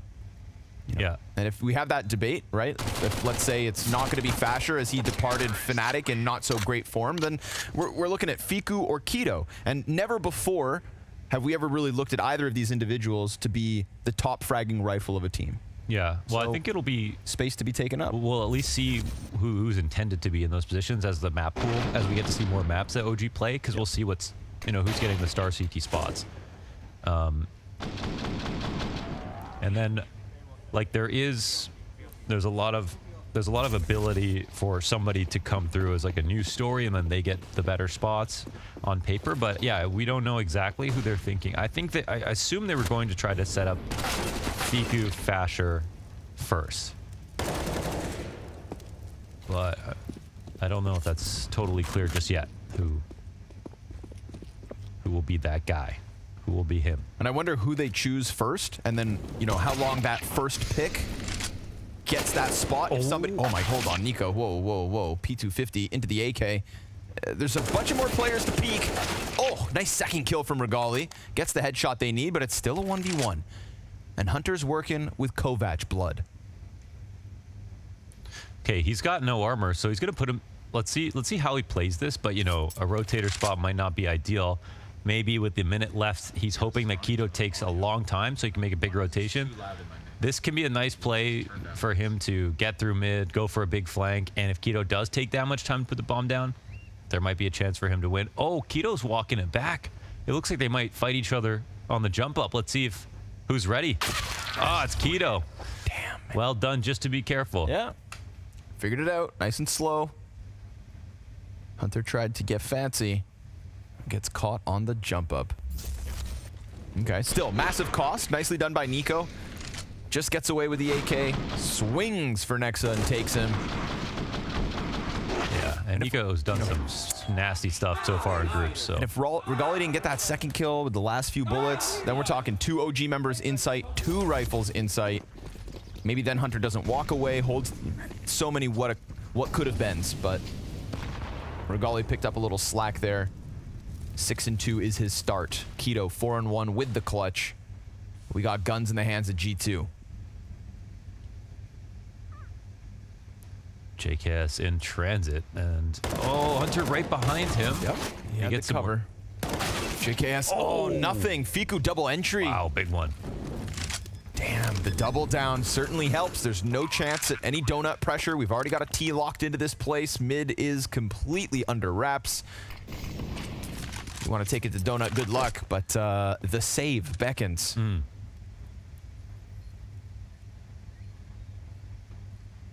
My goodness. Simple enough. Simple enough. Keep it simple. Yeah, and Nexa's game plans are going to look like this, and he's already worked with Fiku in this capacity. I think people understand the identity of OG to be on T sides to try to do strats that explode. Contact explodes. Not really favoring a lot of defaults and a lot of slow map control rounds. So G2 have to be aware of that, and they set up with 2 on A with that in mind to try and stop it. But it was really about Fiku's just sheer power here as he took one down and then was aware of Donut, because that could have been a good setup for JKS if it looked like Hunter was the guy who was going Donut.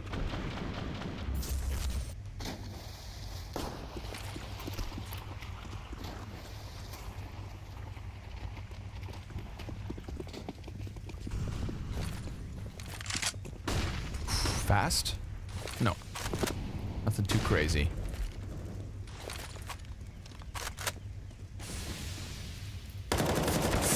Okay. He wins it.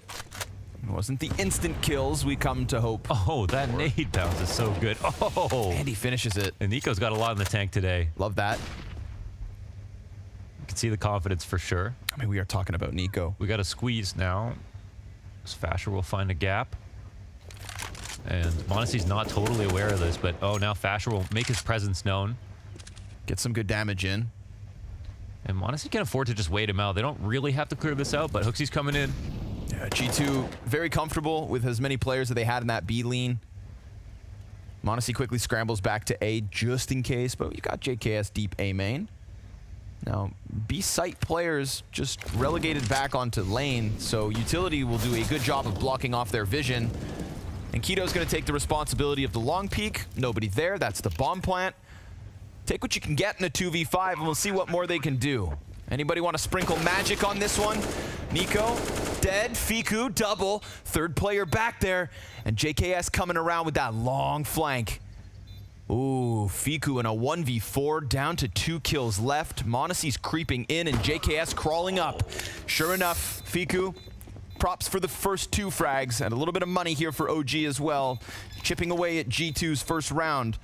But m0NESY had that one locked in. Yeah, I think Fiku had to wait for a time to peek. He knew he would eventually get cleared, but wanted to maybe just wait a second. I mean, if the op is on the angle, probably just feels defeated before the peek even comes out. So, but here's Nico to start off. A couple of good ones. And a relatively solid round for G2. Would have been nice to have 3 alive, of course, in a situation where they had the first 3 kills. With the easy spray. Did you see that? The easy spray. Drop it on him. Coincides. Oh, run boost. Nico into the base. Double kill. Clean headshots. Off the climb up. Electric. Just like that. OG find themselves 3v5 with no control anywhere.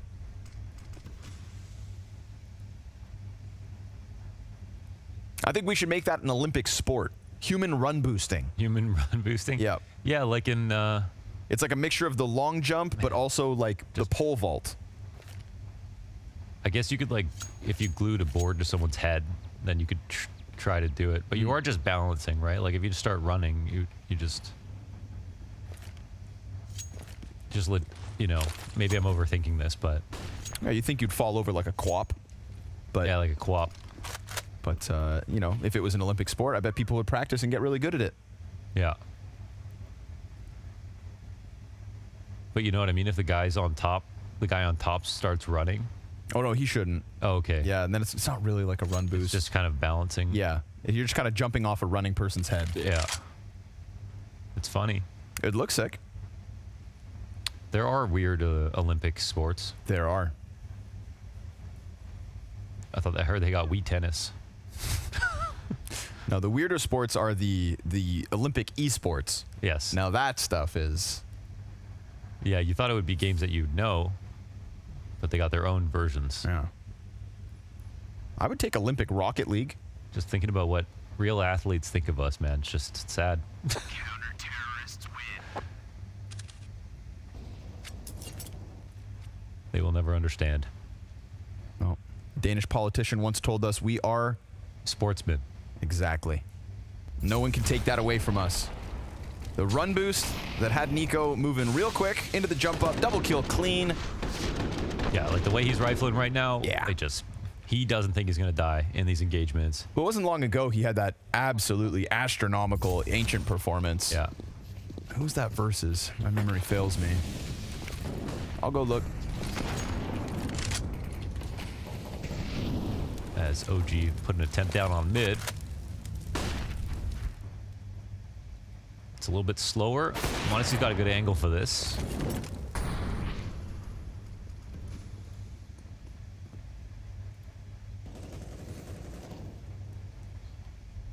It's a nice active map there in the first 20 or so seconds, and Nico freely peeking down banana, not needing too much support. This is the kind of bravado you love to see from Nico. He's rolling high today. Can't hit him. So that was versus Imperial at the Blast Spring Finals in Washington. Nico posts a 30-4 CT side. Right. That was his last game on Ancient. Or no, excuse me.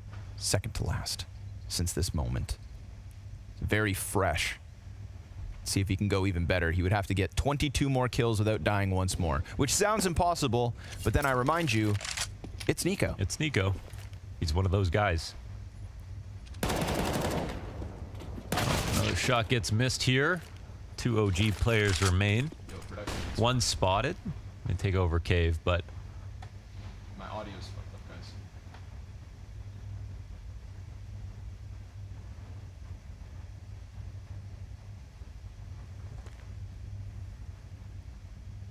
You can crawl out. Ooh, and I thought it was going to go smoothly, but Nico's there. Ooh, 5th death. Nexa, go for your bomb plant. 7 HP to work with. At least right now, the CTs are split up. That opens up that little bit of a possibility. he knows as an A player. Where does he think he's going, though? Last time JKS played this flank, Nexa caught. Thinking maybe he was still up on lane. Didn't anticipate him that close, so JKS, stoic as always, comes through with the clutch. But so low on HP, but yeah, the guy in the clutch has been getting so many kills. And yeah, that's another interesting thing about this new OG is that they keep the same identity of going for a lot of contact explodes and having a good entry pack. Then like Fiku can be a good entry, but the cool part about Fiku is like really good in the end rounds. You know, he's actually a very good closer. They've got Regali, who's an amazing closer on paper, you know, in the Academy League. And so, and we see Nexa even, you know, get close to putting up a clutch right here. So I'd say the one dimension of their game that's missing on paper would be the mid rounds, the defaults, you know, the 5v5s. But when they have a pocket strat, a low buy, I think that's where they're really strong. And as we see from their individuals, very good in the 1vx's. Well, they've had a couple close ones, but all the money on the line in this one. OG looking to hang on to their lead with a 5 versus 4 off the Regali mid play, and already we've got Fasher real deep top mid. Honestly, making moves on A.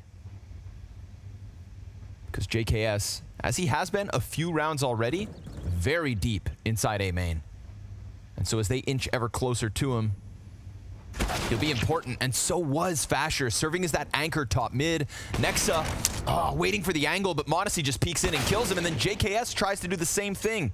Would have been the 3rd engagement that a G2 player took on their own accord, and it's only that one that fails them. Leaves us 3v3. And it leaves OG quite stringy all across the map. Everybody's still making their solo moves, but walking into the scope of Modesty is a quick ticket to death. Hunter jump spots top mid, sees Keto, takes that duel, loses. So back and forth we go again. We've got Fiku max 10 working around as Nico pulls back. Yeah, we'll see if there's a timing here. It looks like Nico's aware of this. Same angle as Nexa. This time, Keto able to win the duel and draws Nico top middle, which allows Fiku to go that much deeper. And all of a sudden, B site belongs to OG. Yeah, he's trying to go unheard here. And it's he'll run it fast. down, but he was spotted, right? Maybe not. Yeah, that's actually a question. We'll see, but they're double pushing into CT. This is a solid idea. He's up onto the bomb site, timing here. They're going to win by time at the very minimum, right? Because if they don't give up a kill right now, Nico has to basically stick the bomb. They can send one to run out, but that's it. He's got to go. There's still time to sprint it, but he's got to swing right here, right now. Gets himself one kill. Keto too close to trade it. Yeah, well, a chance to get the second kill, but no idea that he would be there right beside him. And caught off guard by it. Post plant from OG and great kills from Keto. I mean, I like the search in the mid for Modesty. He should be able to get that kill as long as no, first bullet shot. And instead there is Keto right on the dome.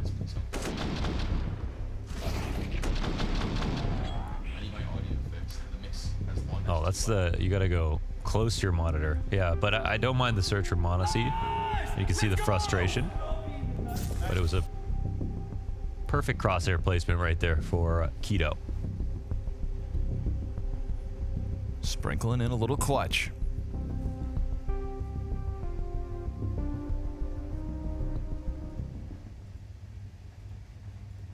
You know, I find myself rooting for Keto in this OG lineup.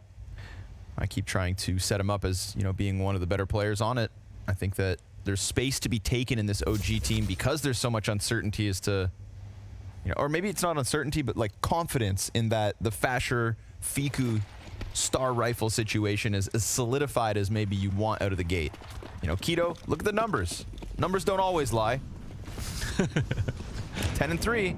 He's got a hell of a deagle. Yep. Nobody can deny him that. And now he's being set up.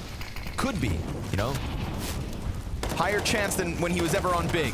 But star riflers on both sides of this. Nico, it's a single kill from him. Hooksy, very quick top mid.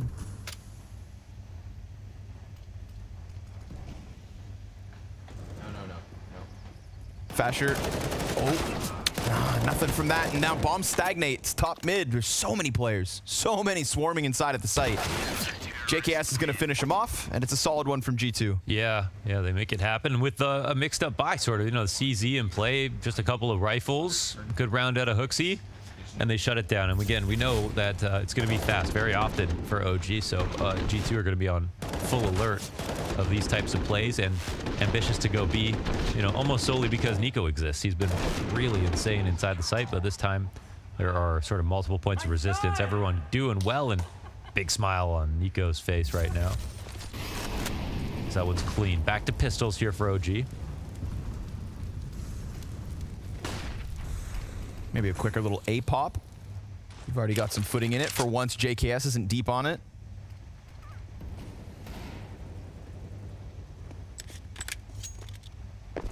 But nope. Not even taking a glance. No peek, nothing. Just pull back.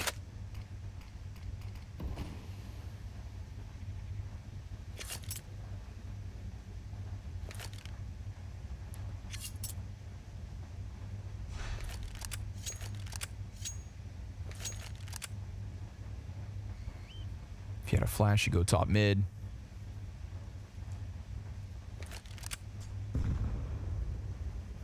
Hunt for JKS. Catch him while he's close, but he's not. He's not even there. He's back inside a donut. You're not going to get one of those freebies. You're not going to get your hands on an M4. All you're going to get is a chest full of lead. Because the flash has got an A4. Oh, 3 through the crack. 4 for Monacy. Come on. 4.5.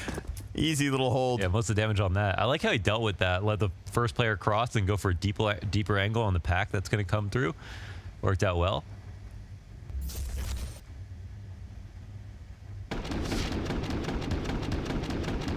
Whoop. That's very nice target selection. You know, what are you going to do? You got Glocks. You're all jumbled on the same angle. Yeah. You're done for. For sure. That's a money maker here. Like a frog crossing a road. Just get it over with. Damage out into the bottom of middle. So we get 1T trying to press along the smokes. Challenging endeavor for Fasher. Oh, Hooksy. That's spam. Man, people are getting good at both sides of that. 2 of them. Oh my God. 3. So close. Regali down to 17 health. Love that. Hooksy, he can kill them when they can't see him. And Hunter makes sure Fiku will not find his IGL. The timing's beautiful. Clean round from Hooksy. Congrats. Didn't have to see his opponents this round. Yeah, he's found his way to best them. Looking like rain. And JKS, Shirley, clip off for Regali. Last man standing, 17 health. Is it going to be 2-5 alive rounds in a row? And then back to pistols, that's the question. I'm sure Regali's feeling like it's just a bit too much time to save right away.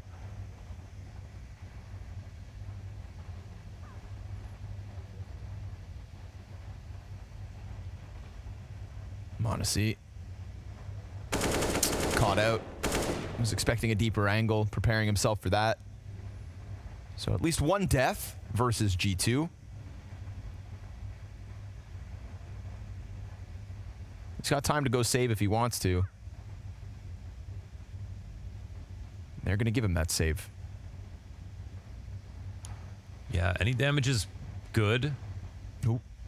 I love this angle, this corner from JKS. It's a good angle. That's my preferred side when it comes to the A main push. Yeah, you just have to be able to cross. Yep. That's the challenge. It's usually with, you know, these angles, the bigger the risk, the bigger the payoff. Because if it's hard to cross to, it's hard to clear, or it's oftentimes uncleared. But wow, look at this one, man. Good setups on mid. JK has been very reliable on A, Nico on B. But overall, still, G2 found some solid rounds in here, and they'll take a first time out. They really wait a long time before taking their timeouts, but I can totally understand not needing them so far. Wonder if they'll fall back on something fast. When it was them versus Astralis, it was a lot of A plays and a lot of full main control. But the thing is that Astralis weren't playing the A site that well, and then when they switched over, I think OG did similar stuff. But G2 setups, I like them a lot more. Like on the anti-ecos, they had Monacy and Temple holding long. They had JKS on the site. They double up to the close end to the site of Donut. So I feel a lot of comfort watching them stop pistoling attacks on that side of the map.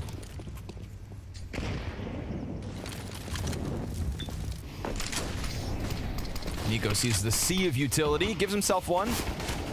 Oh, and Hooksy. Easy pickup on Keto as he's fully exposed. Lets Nico slide out because of the smoke that he put down. He knew exactly what space he created for himself, and it works out superbly. Hooksy. All right. All right. Said he was focused on making sure the mood stayed up today. Well, again, with kills, it comes easier. It got his headshots up too. Oh, sorry, I was referencing Big versus Astralis. That was the game where both teams sort of underplayed the A side a little bit. Yeah, we actually don't know if OG are going to do something similar. This is their map pick, of course. You had me convinced. Yeah. You know? It's the authority in your voice. I just... The jersey's almost, you know what I mean? I was trying to help but believe you. That's good. I'll try not to... What else you lie about? I'll try not to just randomly spread misinformation, though. Yeah, that's my job. Fast one out middle again. They want the fights, but Hunter's smoked off, so... They want red room control. They do it safely with the smoke on Donut and one top mid. They can at least slide into a good amount of map control here, so... Ready for whether CTs took the fight to them, but since they didn't, Nico gets a little curious down bottom B ramp. Took damage from the fire, assuming that'd been heard by the player outside doors. An even deeper T-smoke, but Monacy plays ahead of it. He's not going to miss his chance at killing Fasher. 2 in 10 is Fasher at the moment. And Nico's not going to give you back this room unless you come work for it. Nobody is willing to work against him. A little intimidating. They still sit top mid. They lost this out of the gate. G2, they know it. So Monacy scours around looking for the contact. This angle's been occupied multiple times. This angle's, yeah, it's great. Been great for the T side. Monacy can hit the shot through this box if he wants to. It's no secret that he's in mid. Maybe he doesn't feel that way. Maybe he's trying to at least maintain the idea that he could be on the A side. So that might be what's holding OG back for the moment. But yeah, now he is on the A side. So it looks like timing's perfect. Oof. Biku down. Nice trade frag out from Keto. It's going to be the double donut push on JKS, but he's almost held it off on his own. Hooksy slides in, stops the bomb plant for now, and Keto's going to have to clutch versus 2. Nico trying to come back around Donut's side, picks up bomb, but he's going to be fully exposed to Nico, who peeks while the plant comes in. And sure enough, G2, piece by piece, individual by individual, just slowing OG down long enough that they grab a comfortable 8th. Yeah, it's good timings on that. I think the setup's overall a lot better for G2, but the kills coming back from OG are pretty ferocious. Got to appreciate, you know, the HSP, honestly, from the attacking side at the moment. That's been the most impressive part, but also Hooksy as an individual. He's been pretty lights out. Nico too. Yes, not a bad game from Hooksy. Yeah. And we've been kind of waiting to say that. Yeah. It's weird because you do see, like, you know, he does have maps where he'll have like pretty good spray transfers, for example, stuff like that. But yeah, it's just not consistent. Nico on the pillar, usually playing towards long instead. He's got Hooksy to help him. And between the two of them, they've got themselves a sight hold.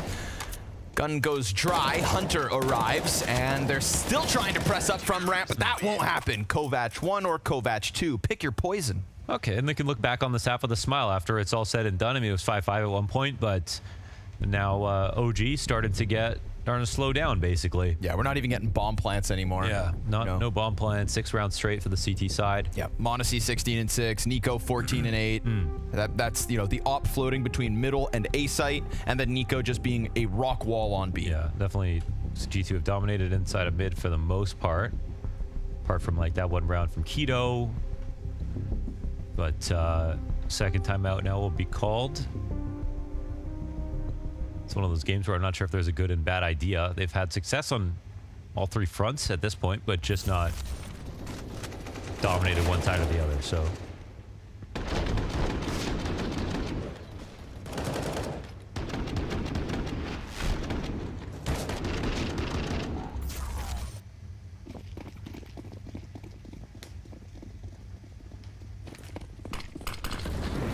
There's an extra op inside spawn. G2 decided to go grab it on a rotate. m0NESY didn't want to be bogged down by the sniper. Takes the fight straight to the bottom of middle. Fiku's not going to let Hunter get away for free. And Regali quickly posting up on angles in A site. It's a relatively quick transition coming out of OG. They get out main before the CTs can get ahead of it. And sure enough, HooXi unexpectedly walks into an angle being held by Regali. Good call by Nexa to get his troops into what he thought would be an open pocket, and he was absolutely correct. Final chance for OG to sprinkle a round win in after that 4-0 start. They only get one more in the 10 that followed. And then they take their sweet time with this. Do not flub the moment. You are, of course, still fighting versus Nico and JKS, and apparently both of them are oppers. They're very scared about Donut, and they don't have any smoke for it, and that is what can jeopardize the situation on A side. It's just like, how do you plant if you don't have Donut control? It can feel very scary, and they just don't want to blow this. Almost feels like you have to take the chance. And the CT is just moving so slowly. As we can see, it's everybody on this side of the map. Oh, wow, there was a chance there. Yeah. But Regali wins it, and now, a sigh of relief as they go ahead and put that bomb down. Nico 1v3 with the op. He's been doing things with the op recently. Regali gives it to him. Nico's working with a frag and a flash and an AW. Oh, with the deagle. Because Nico can. Concerned about his flank. Not the case. One donut and one very deep inside A main. No smoke to play with, though, so that same problem OG were facing now becomes Nico.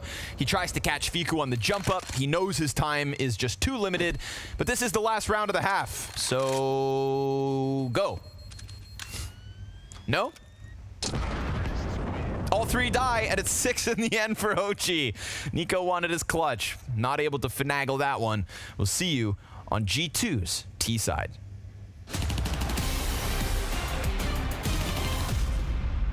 Who'd be the better caster out of 2 of you? Dude, I would say me. I say me. I'll say watching the games and stuff sometimes, like I picture myself, they can give me perspective and stuff. No, for sure. Like, if it's on English, then it's you. You think? Broken for sure. I don't know myself, so I go with you. I feel like my English is a bit broken when I speak, so maybe I need to get better at it to cast. I'll say you. I love the Daniel Jackson. Really? Daniel Jackson. I thought about it as Daniel Jackson, but I think because you have you have by far better English. I'm really bad at looking and talking at the same time and thinking. I've had some. I've had some. He's been on the analyst test, so I was like co-caster in the game, and it was not a nice experience. I was sweating my balls off. Can you show me some demonstration? You can't be putting me on the spot like that, dude. I need my colleagues with me. Flames jumps out, he gets 1, oh my goodness, and he gets the follow-up, oh my god, he's an amazing player, it's the player from Israel, the legend himself, playing easy. But you speak to the other side of the room. Who's got the best fashion sense? I'll go with you. I just wear whatever. That's a pretty banger, honestly. Oh, yeah, I want to say you. I literally just wear free stuff. Yeah, you for sure. I think me, yeah. Yeah, no chance. Okay. I'm not looking that much into fashion. Nico is the guy from G2. I don't know who is in FaZe Twists. Probably, yeah. Man, they're like setting you up for these questions. What is happening? I did not read the script. I'm gonna choose me, but I also think that you're pretty slick. I mean, I think you look pretty good as well. Like I can see you like outside Instagram and stuff. You look pretty good. Like, I'm not sure if you can pan down, but he's rocking some nice shoes. The Travis's, man. I'm never gonna like go out and be like, oh, I need my Gucci, I need my Versace, Balenciaga, or whatever, you know. Like, but you had some like. You had a nice watch. I got like some bracelet. Yeah. You got good tattoos. I don't know. It's pretty like chill. It's like 60-40. Nah, I love my fashion, bro. That's all I'm saying. Like, gotta make sure I'm always dressing nice. I've seen you pull up in some pretty banger stuff, so that's a 50-50. This is obvious that we both go with the same, so I go me. I go Brook. Pressure. I hope my team I'm gonna say me, so I don't look like an idiot. Of course. Us, Team Liquid, me. I wanna go man, bro. Gotta be represented ourselves. Yeah, that's what I'm saying. Like, if you say you, I say you. But if you say me, I say me. Oh yeah, I say you. Okay, I'm saying you as well. So we believe each other. Maybe it's you. No, for sure you. I think you're a better team at the moment. We both hope it's us. Well, you have you up, right? No. Imagine. We'll see. Yeah, it'll be easy for us, but we'll see. I hope that doesn't bite me in the ass, but yeah. it always comes back.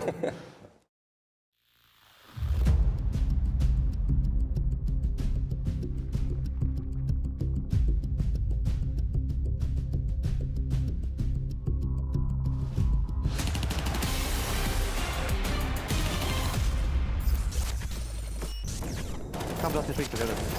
One more side. One more side. They cannot have long, guys. There's a smoke in front, Ilya, okay? Okay. I delay them a lot.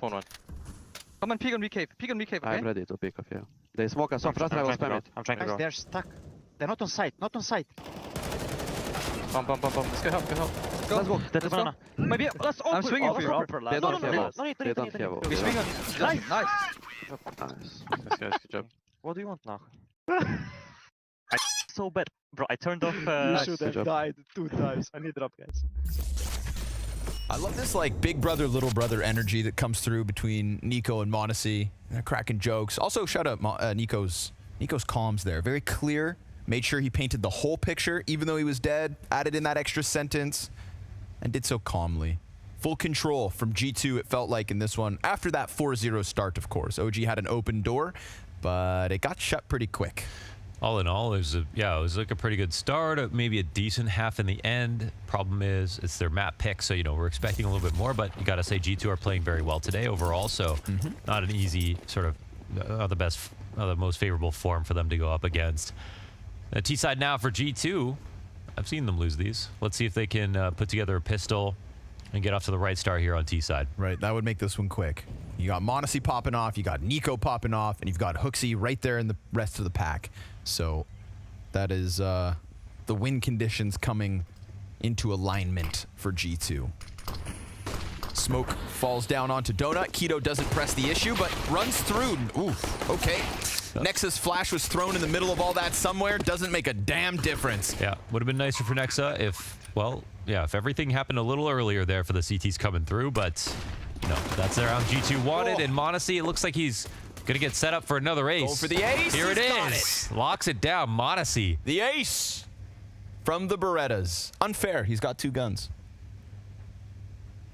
That's like the Montu. He's British when he loses, Polish when he wins. Yeah. The Berettas. Oh, and it's not even his Berettas. Even worse. Use their own guns against them. 4K and an ace in this match so far. 22-7. 22-7. Yeah. The flash is fast. And this game could be 2 if that kind of level keeps up.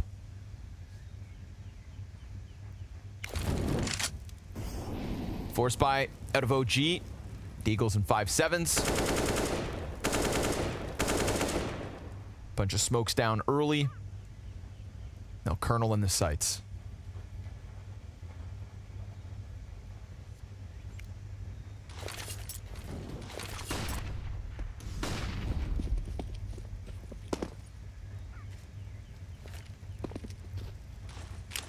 Set of eyes, prize from top mid. Eyes, prize. Disguised. I ran out of gas quick there. Sorry. Tries, lies, disguise. Low-hanging fruits. Here we go. Oh, spring on him. Yes, good. Catch him. Fasher needs an up. Oh, he didn't even get his kill. Never mind. Just an assist. Poor guy. 2 and 14. Yeah, tough half for him. And Hunter's made it through top mid. That's the worst part. You lose the guy outside Donut, but the MAC-10 already made it around through Red Room, and that's going to unravel everything. You think you already caught the mid play, when in reality, Hunter's caught you off. And even though he dies with just 1 kill, with the cave smoke and Nico's attention back behind them, it is looking very comfortable for G2. Do you know if you're a lemon or a lime? I'm probably a lemon. I could see it. Do you have cold hands? No, they're very sweaty, actually. Okay. Sweaty like G2 playing this post plant? Yep. Not giving them anything. I missed, you know, G2 lost to Liquid already. Okay. Unfortunately, OG will be on the receiving end of the pent-up aggression from that. It's like bullied kids. They go home and then they attack their siblings. Hurt people, hurt people. Hurt people, hurt people. Who hurt Nico and Monacy then? Because these guys are dominating and they're not letting off. Good. Good. Good. You know, OG's new. Got to put him through the ringer. Got to remind him who's boss.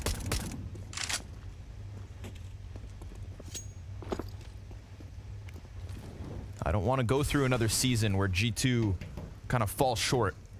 I want a season of G2 supremacy. And we got to build somebody to take down Cloud9. Yeah. We got 2 big contenders to do that, but I want another. Yeah, it would be good. G2 could definitely be.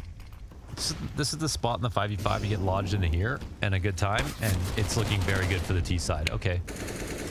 Modesty grabs Nico grabs the first one. Everyone dies in the site. Site's wide open. Bomb plant goes down. Flank is being held by JKS. Yeah. That's it. Crescendo. Yeah. Just kill him. That's that Oonga Boonga energy, man. Just getting out there. Getting out there, following through. Not being afraid whatsoever from OG. Why would you be? You're G2. You know, that's, you got to wake up in the morning, look in the mirror, and remind yourself. Samurais don't wake up scared. True. That's like part of it, right? Yeah, surely. When you wake up scared, that's when you lost twice. If you don't believe in yourself, how will anybody ever believe in you? Guns. Way of the Siwu. Guns from OG. If you're going to make a difference, it's now. I want to see that Regali op. It's shown us good things so far in this event. But that A site getting targeted as Hooksy's going to be the entry frag on the MAC-10. Fasher, he's got the advantage of the first duel. Doesn't shy away from the next one, but Hunter kills him with just a bit of HP left, and Regali's missed op shot opens the door. Molotov pressure chased by Hunter. Love that follow through. Keto's going to sit inside of a smoke, but JKS with an off angle could very well catch this CT mid-site. He at least gets 1, but JKS will take 2. Worth it. And Nexus his third. So G2 3 rounds away as the A site becomes theirs. It's a steamroller, man. That's it. Even if he lost that trade, they still had a good position. The A site hit was a great call. We saw the setup was flimsy at best. Fasher was a one-line of defense here in Donut. He died after the 1 kill. Off shot got missed by Regali, rotating into Temple, and then everything else was just pushed through smoke, see what happens. Hopefully we can make up for this, but nope. Couldn't even get through JKS. Back to pistols. Don't close the stream, though, because you know what? Comebacks always happen. It's true. Anyone can choke. But not Hunter. Starting to get his stats up there. He's watching Hooksy pull away and says, hold on now. And nobody's going to catch Monacy. 26 and 7. That ace in the pistol. Pad in the stats. Of course, this is OG's map pick as well, folks. Don't forget that. But they are not being able to put up any kind of a defense here, or there, or anywhere.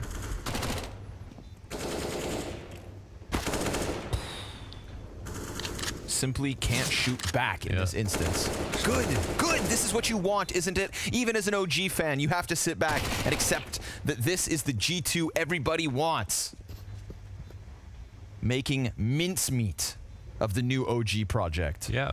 Yeah, OG are trying to be a Moneyball team, which, you know, some respect to that. But of course, like, you look at the players on G2 right now. If they're playing well, then, you know, this is the scoreline they expect. In a tough situation here, as now it's 14-6.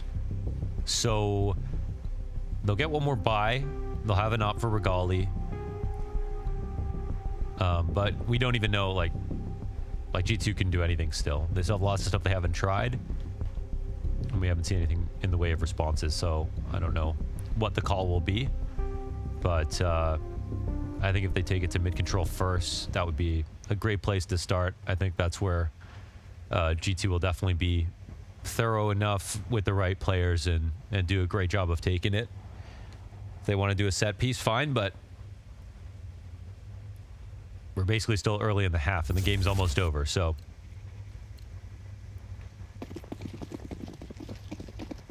Hooksy, eat your heart out.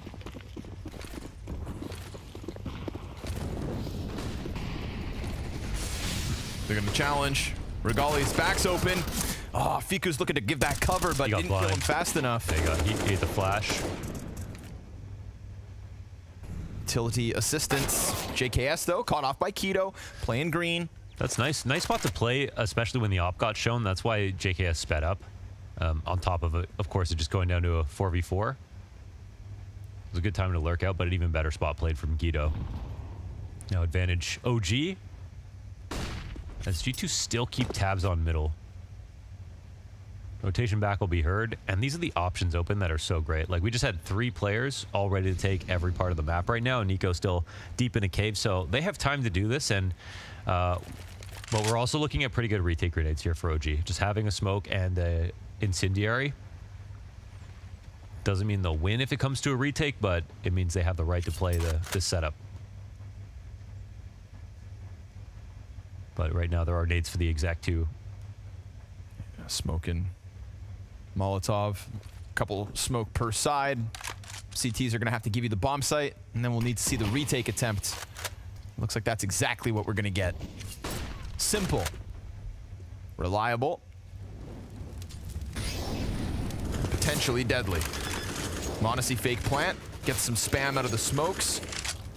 Nico's going to press into Nexa. Nicely done from Nexa to take up that position, but m0NESY and Hooksy bring it back. Oh my god! What the flick? Yeah, right. On the smallest sliver of Fiku. I told you no one's going to catch him. Smoke barely started fading. Dude, he saw the smallest rumblings of presence. We were all thinking the same thing watching that. Like, oh, the smoke is fading now. He might see him for a millisecond. And then he hit the flick. That's crazy. Wow. Don't peek this kid. Oh my god, he's in. He hunts by movement. Stand still and pray for mercy, or you get the wrath of the Flash. It's Himothy. Damn.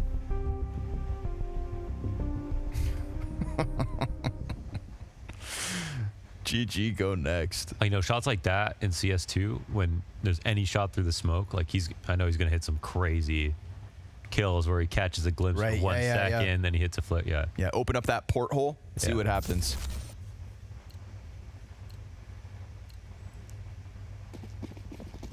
Not even your silenced M4s can save you. Wow, nearly 30 kills already. Damn. Oh, that's such a sick shot.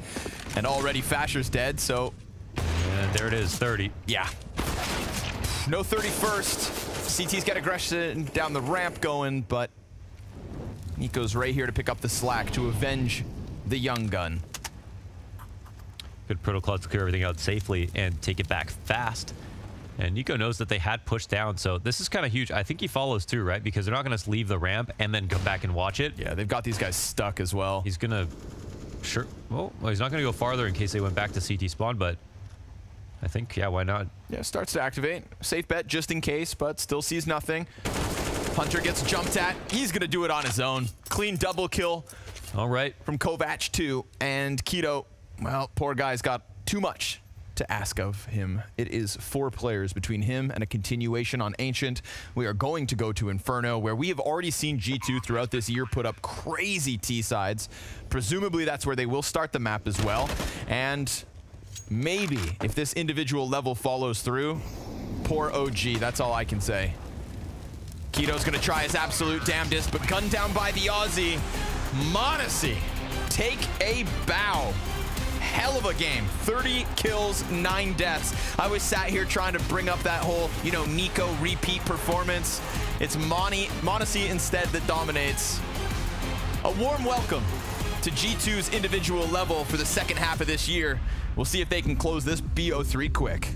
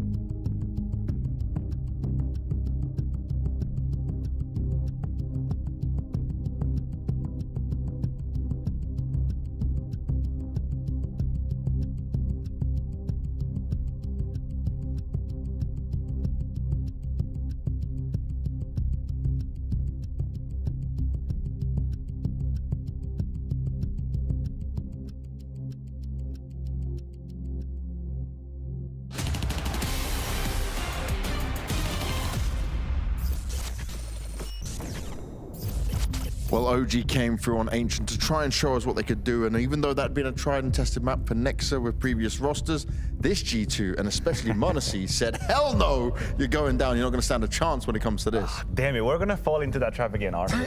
We're going to do it once again. When m0NESY peaks like that with G2, it's like when the crazy ex comes back in your life and think, babe, I've changed. I promise you I've changed. I've worked on myself. I'm different now. I'm not the same person anymore.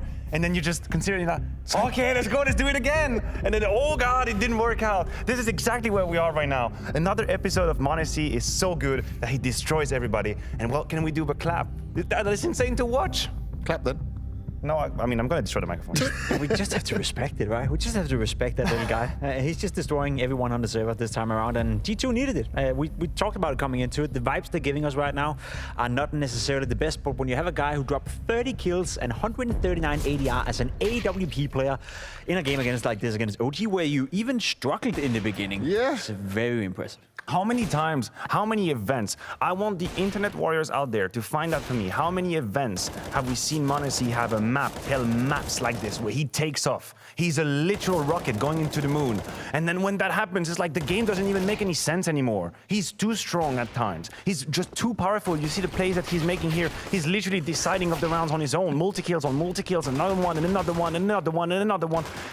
The game doesn't make sense anymore. My job is useless. I don't have a job when he does that. What am I supposed to do? What do you want me to do? Tell you m0NESY is good? I can do that. I like hearing it. It sounds good. See, m0NESY is good. Ooh, m0NESY I'll sign my check.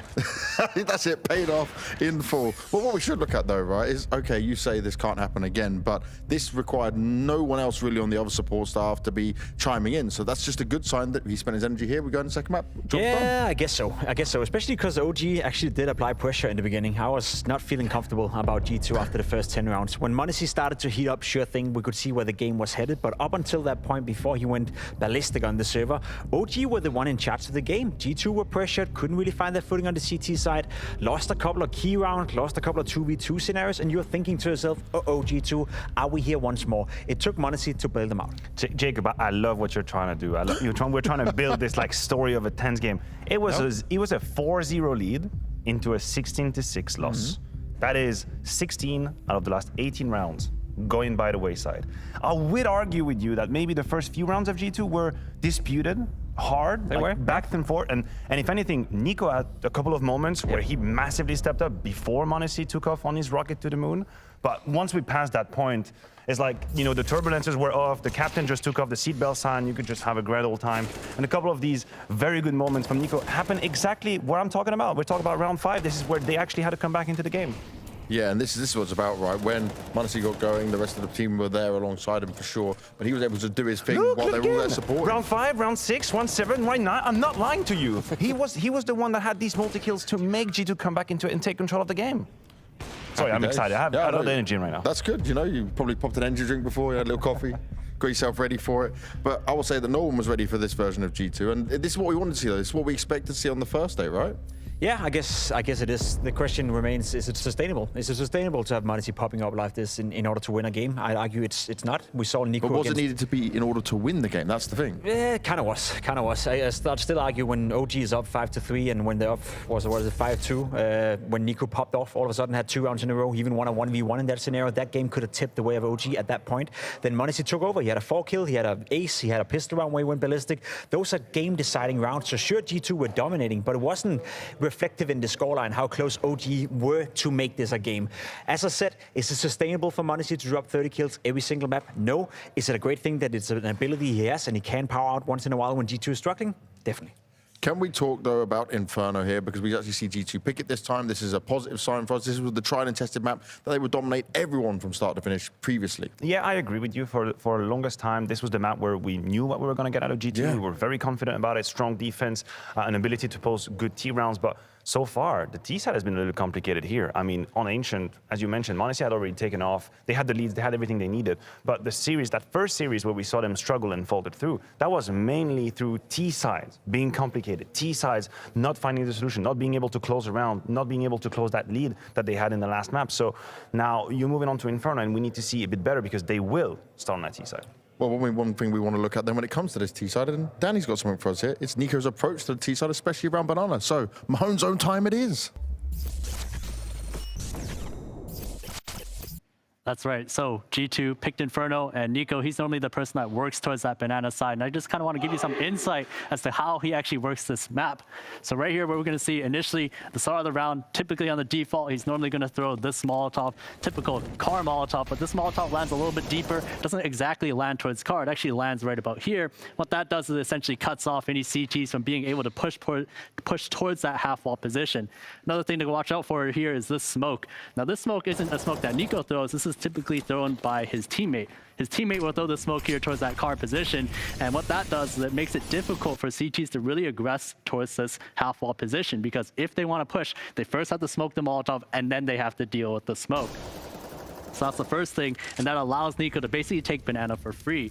But of course, as we know, CTs, they don't just sit around at banana, they sometimes take it. What Nico loves to do is whenever this banana take comes through, is whenever this bottom banana smoke, as well as the logs or the broom Molotov comes through, he always loves to smoke this. And by doing so, by smoking this Molotov, it creates space for him to actually push towards that broom side or to push towards that log side. What that does ultimately is it gives him an avenue to actually punish CTs when they decide to push towards banana. As you'll see in this example here, he uses that, he smokes that Molotov, pushes over here towards that log side, and he's able to catch Hobbit as he's trying to push down. But smoking the Molotov also acts as a good activation point, because if you want to aggress, you'll see right here, Nico, he's preparing Molotov behind the smoke right here. m0NESY is going to toss a flash for him, and he's going to throw it at the same time. So the smoke gets popped and the flash comes through. This allows Nico to then push in, catch Magus at the corner. And that's really why it's so difficult to deal with Nico, is because he has all these different little plays towards that banana side. So it's going to be up to OG. Can they figure out a way to solve Nico here? We'll find out.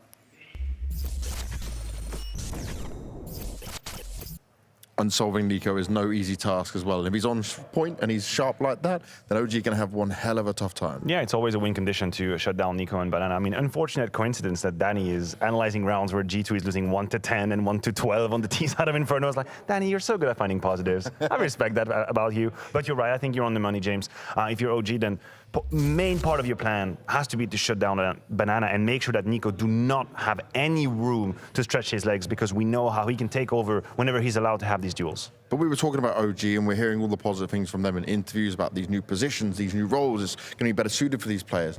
Well, those players have not come to light just yet in the games we've seen. Let's just be honest, right? OG have limitations. When m0NESY's popping off like he did right there, who from OG is going to step up and match him on the server? Nobody. If Nico's going to have a great game here on Inferno, it's probably all over. And if they can control Nico, if they can figure out his banana pushes, well, then there's still m0NESY, there's still a JKS, there's still a Honda on the server. That's my issue with OG. It requires so much team play, so much synergy, everything to go in their direction in order to shut down so many great individuals from G2. So in my head and in my money, for my money, sorry, it's not even a case of whether OG can win this game or not. It's whether or not G2 wants to win 2-0 or not. Whether they want to win 2 or not. And I'm sure they do want to win it, but it's whether they can do it. They will? So you're 100% on that. 99.9. Okay, that's about safe as can be. That's pretty strong bet. That's pretty good from Pim. That's strong bet, yeah, 99.9. I'm having flashback, like post-traumatic stress disorder from when we stood here after the first map of Astralis versus Big, and we made all the reasons why Big was, not enough, insufficient, lackluster, not exciting. They're going to get rolled over. It's going to be 2-0, and then suddenly wind up the night with a very long series in a 2-1 because things shifted massively. So I agree with you. I think the keys to this game lie within G2's hands, and if they show up to the full extent, that's it. We're going to 2-0, but we've seen multiple examples here where team have just left a little bit off the gas pedal and got punished. But wasn't it a positive, right, when you said they were down a few rounds on the first map and then they came back positive? Yeah, you could argue that. You could argue that. But pick any two players from G2 and their salary is higher than the entirety of OG, right? It's a reality check. So let's be completely honest. If G2 is not winning right here, that would be not good enough. Well, let's see if the money pays off when we go into the second map. It's Inferno coming up next. It's Scordian Lornas taking you through all the action as always. But will it be the G2-0 or will it be G2 going to a third? We'll have to wait and see.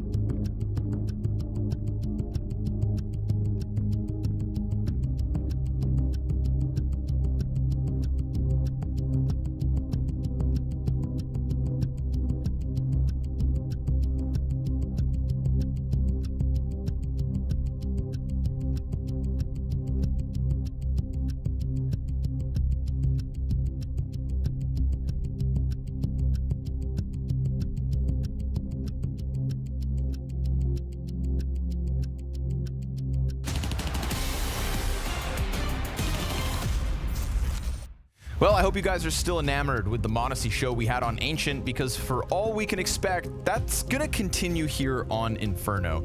Even if you are one of the G2 haters out there, you have to look at this Inferno stat over the last 6 months and just sit there in awe. 16 and 8, Mohan, okay? That's, excuse me, I got my numbers inversed. 18 and 6 over the last 6 months, despite all their struggles, okay? And you wanna know their ratings, Mo?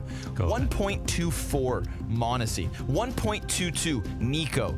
And that's on the T side alone. Their average on the last 6 months. I mean, when they get to Inferno, more often than not, regardless of opponent, they just chew through what is in front of them. And what's in front of them right now, nothing but a chew toy. Sure. This poor OG trying to come back from the ashes of a roster shuffle, and they're met by a ferocious G2 squad tonight. Yeah, this is the best map pick that this organization has ever had. This Inferno in the last few months, and probably the most dominant a team is on a map in general in the last year. So have at it. They start T-side. They love T-side. And they are damn good at it. And form's on point right now, too. So the problems are endless for OG. And what's crazy is that, like, Monacy, when you look at the stats in the last game and the few rounds he had, he stole the show.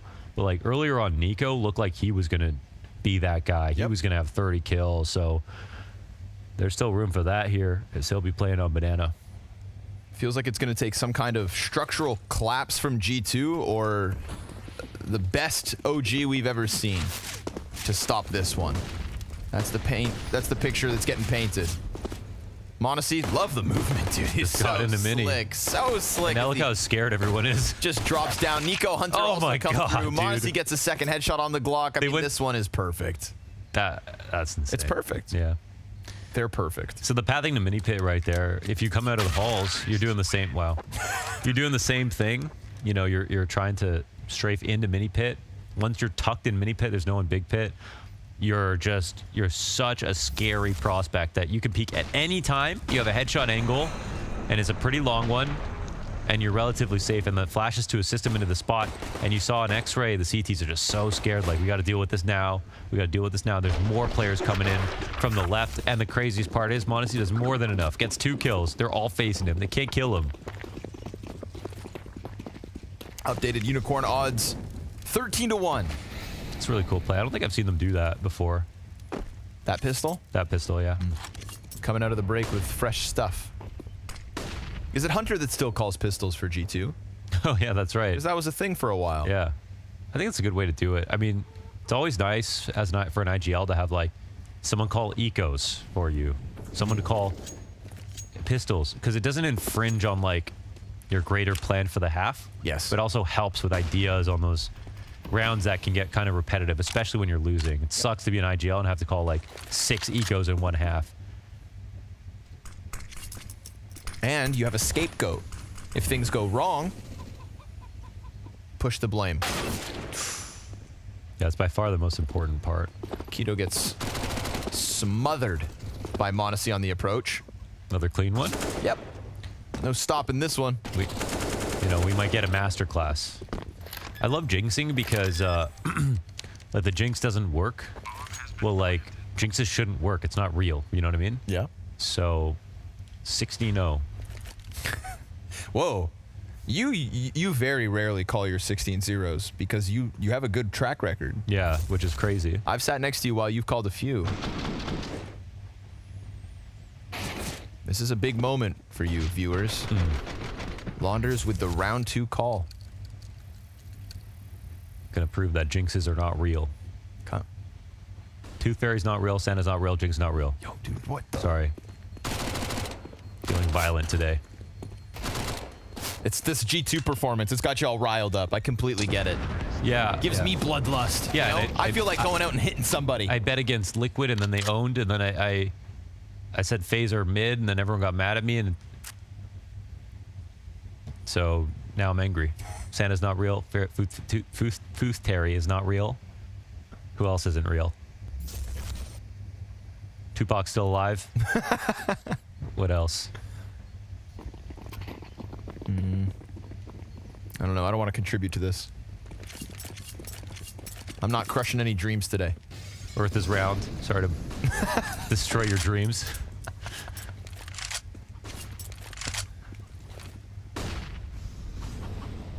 Got any hot takes on modern medicine you want to get off your chest? Yeah, Big Pharma is like the #1 evil of the world. Not even hot, though. Lukewarm take. Okay. Mag 10 top oranges. Hide, you little pistol. You little what? You little pistol. Down he goes. Poor Fasher. I hope for Fasher's sake he has a better game. It's been a rough go of it since his inclusion on OG. And unfortunately for the entire OG camp, they're dealing with a very feisty G2 this evening. So Nico pummeling the smoke with bullets, connects to 2 more targets. 4-0 is his start, 3-0 for Hunter. Keto looking to just not get embarrassed. I know some people have to live their lives like that every day. Getting embarrassed? Yeah, just don't trip on your own feet, you know? Don't spill anything on your new clothes. People can be so scared. And it just I can see it here for OG. Mm-hmm. It's like, oh no, we're those guys today. Mm-hmm. Stat look right there. Yep. It's a nice haircut though. Feels German. Mm-hmm. A lot of people came fresh to the groups. As they should. I got a 10. Good for you. A 10 with a tan. An OG with guns. Op on Regali. We saw good things from Regali's Op on Inferno earlier this week. It's kind of the saving grace of this OG formula at the moment is watching Regali showcase himself in Tier 1. See if he can turn the tides. But this tidal wave that G2 are right now, it's like that one scene from Interstellar. Biggest damn wave you ever done seen. It's not a mountain, it's a wave. Thank you, Matthew. Stop it. Oh, spray gets away from Keto. That won't help. And ooh, wow. Yeah, it's all done. Jesus. It's all done, man. It's God. People try to replicate this, and they have actually. I mean, I think a lot of people have tried to copy what G2 are doing because they just got good execs. They just got the right players. Everything's in the right position, you know, in terms of Tetris. Like, they're only 3 lines up. Everything's just perfect right now. They're on max points when it comes to T-side Inferno. Yeah, they got 4 line pieces coming down the pipe. 4 line pieces, no T pieces, no Z pieces.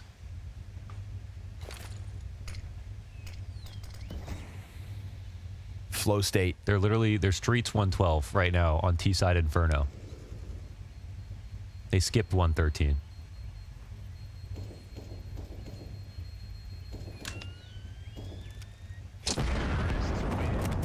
They'll let him save, though. Showing a little mercy, you know? That's nice. Good faith coming out of G2 with the real quick start. I mean, you thought that defense maybe was going to hold something, but Keto missing the first headshot. So the player coming out from balcony, not 1, 2, but 3 players coming out from balcony. Fico on the bomb site just got smacked with the MAC-10. So 2 rifles saved with pistols around it. Again, 18 and 6 in the last 6 months on Inferno. More than a 1.2 rating for both Monacy and Nico.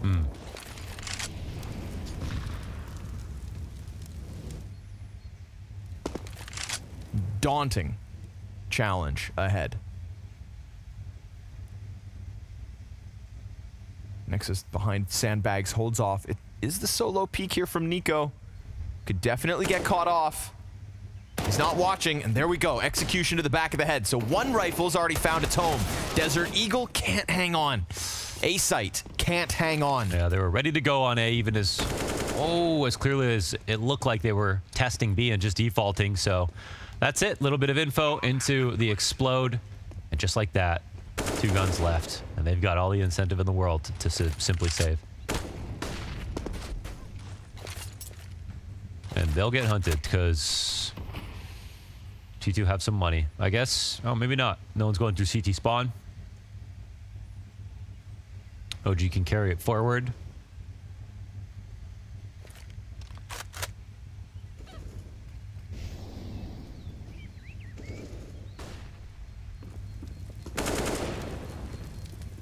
Maybe they can beat Cloud9. That's what I'm saying. We gotta sharpen as many challengers as we can. Vitality can well, you know, we don't know how long it'll take also for Cloud9 to get, you know, to that point. It just I know, but we're all over exaggerating. Yeah, we're overreacting. Yeah. And everything. But G2, Vitality, Heroic, Liquid. Liquid. While we're overreacting. Liquid, yeah.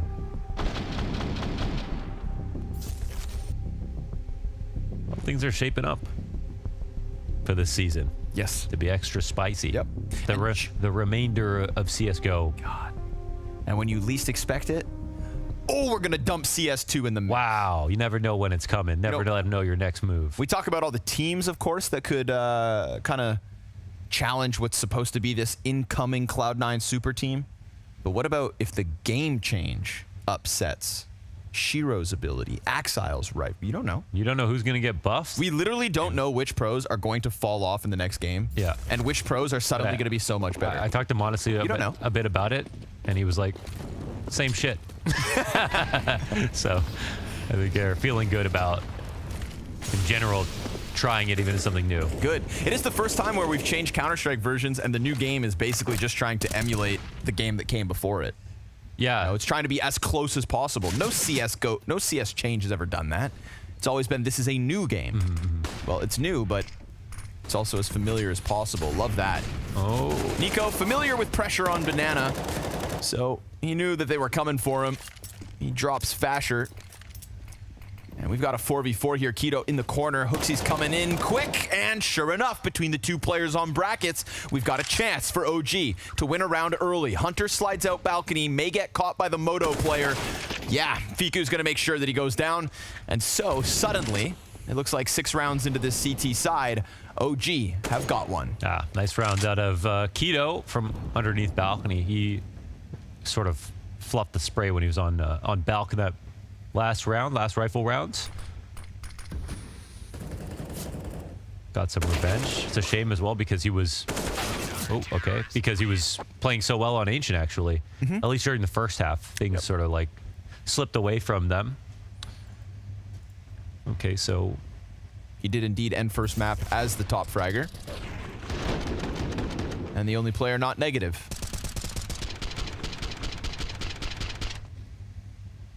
Oh, it was Fiku who got that one. Okay. Thought it was going to get away from him just because the smoke was up, but Fiku pressed through. I do like the idea on the lineup for the spam, you know, because if you know Keto's going to be tucked that deep on the left and they have to swing all the way out, you don't spam too shallow. You just spam halfway through. They have to go by you. It's it's almost guaranteed. Oh my God. Fires on both sides. Hello? JKS. Dead to Keto. Nice and easy. That was 4 health he had to finish off. Couldn't have asked for a freer kill.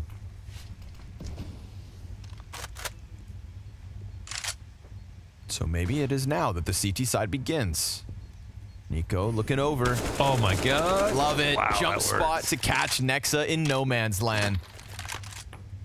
But he too survives on 4 health. It's Fiku to come over. Yeah, and Fiku's fast. See if he plays within sight here. He's working with Fasher, who has an incendiary still to play. Went to look to grab something. I don't know if there's any smoke for him. He's going to phase the smoke. This is like Happy-esque. Oh God, they're all in between. 3 players go past. Fiku double back turn, triple kill. Fiku throws himself into the middle of it and gets rewarded. There we go. Man, I haven't seen that play since 2015. That's looking like a little bit of Happy right there.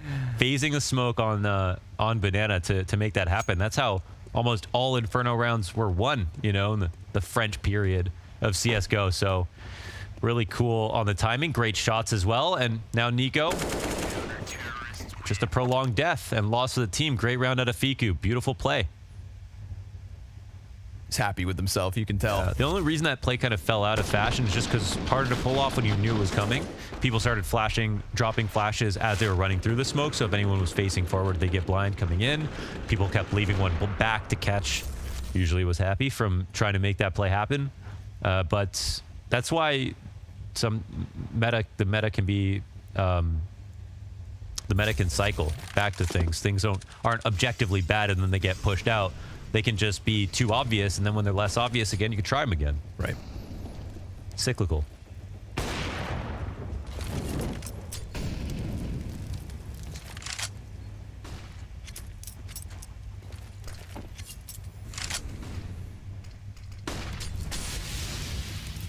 Banana exchange of grenades. Nico finds a path through.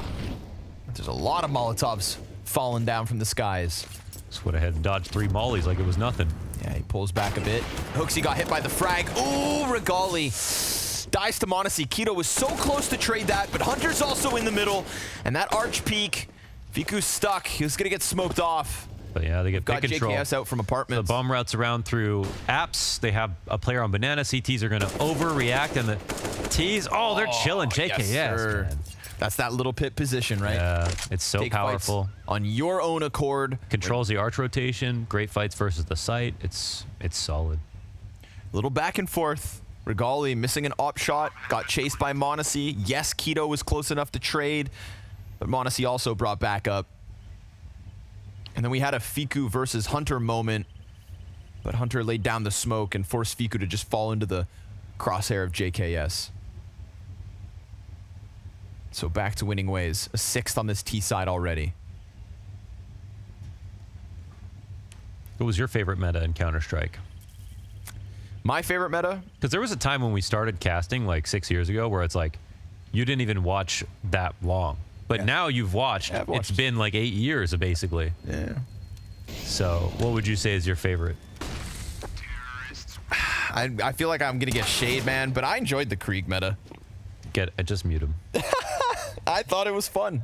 I thought it was fun because it was so unexpected. You know, was that like the Brolin era or what? No, it was the come up of Furia using the Krieg. You know, to me, Vinny was always the first player to ever touch the Krieg in my eyes. Yeah. Because I remember when I worked my first ever minor in a major cycle, Katowice minor. We were in Kato doing the NA minor, and I'm watching this Furia team with a guy named Vinny using a gun I'd never touched in my life. Yeah, with a big smile on his face. Yeah, and it just made me realize, like, wow, there's a game here that you know, the emergence of the Krieg was amazing. It wasn't a vanilla answer, so that's a good thing.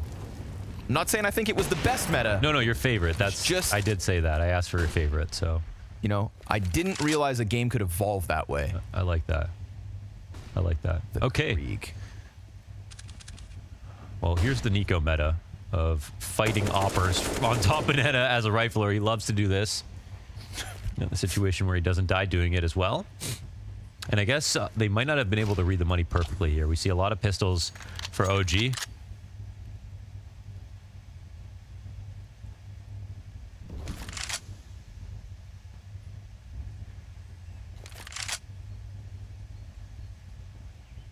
Just falling quiet, but there's no movement. Gonna keep that 3 defense stack going.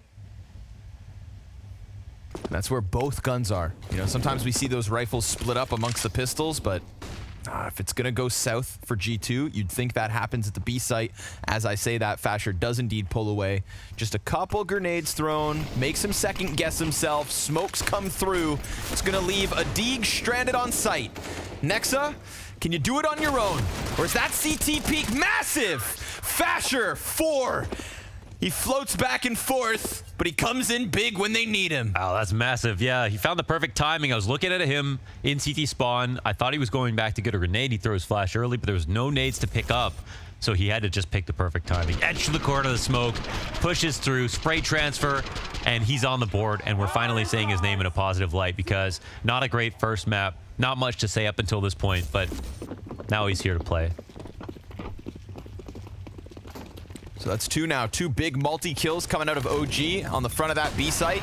1 to Fiku, 1 to Fasher, and a 5v4 thanks to Regali as he posts up and topples m0NESY. Yeah, that's a Zaiwu pick they tried to go into. Ooh. Hooksy tries to keep up the tempo. Nice disengage, though.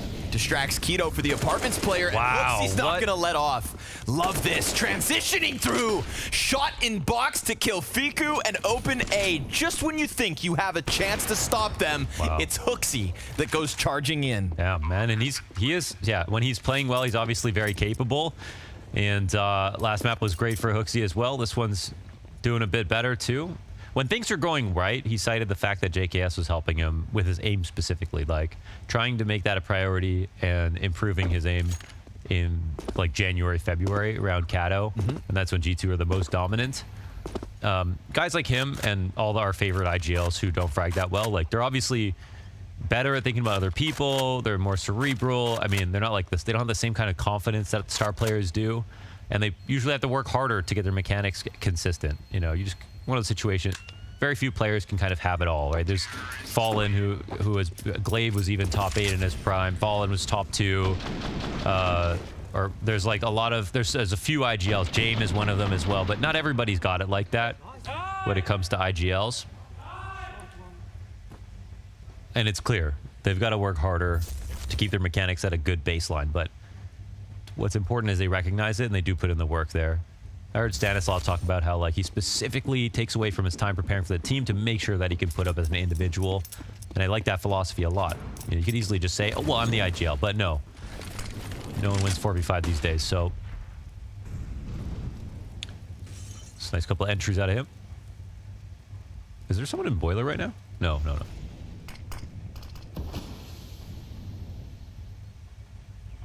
Smoke comes in eventually. All's getting taken over. No one inside of mid just yet. Look at this Brackets defense. Oh my God. 4 strong from OG. Now there's someone in Boiler. But again, OG are definitely in position to try to stop any top mid peak. This is a G2 mid setup that OG are using right now. And they're weak to halls, of course, as you can see. But it might be the right call here for OG as looking good. G2 are coming right through the center. It's looking good. First contacts, Fiku. Lost his support on Arch. Oh, didn't get his kill, but Keto can clean up what's left. Then the lineup is a chance at damage. Regali, does he press? Yes, but misses. And sure enough, then JKS slides out from that balk. And Nexa clean as he swipes away 3. Drops the bomb in the middle of sight and only has the 8 health of Nico left to deal with. Oh, that spray transfer was massive, man. Third individual from OG to go big with a multi-kill on the rifles. And that was a couple of bad misses for OG. I'm writing this round off. Nico's 9 HP, 20 seconds. He could still find this, but it's not going to be easy. One on the bike. Nexa puts together a classic here. 4 kills with a beautiful start on that spray transfer. Completely saves the round. It's not possible without each and every one of those kills. Yeah, headshot slide by in the bomb site. See ya. Into the short peak to topple it all. Enjoy this one. Oof. Looks kind of like you saw Fiku's reaction last round when Hooksy did the same thing to him, but from the other side. Nexa gonna blast them away. 6 shots indeed. OG hanging on. I mean, we have to accept it is still 7 rounds already for G2's T side. OG on an individual level putting up a fight.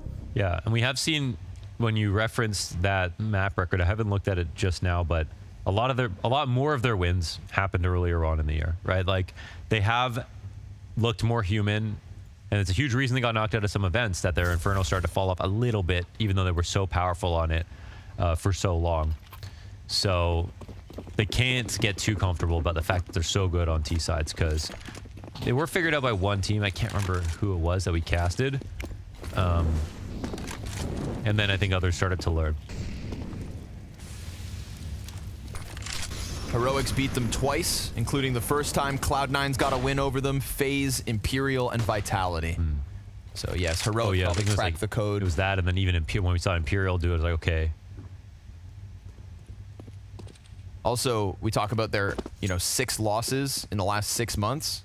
4 of those losses are their 5 last maps played on Inferno. Yeah.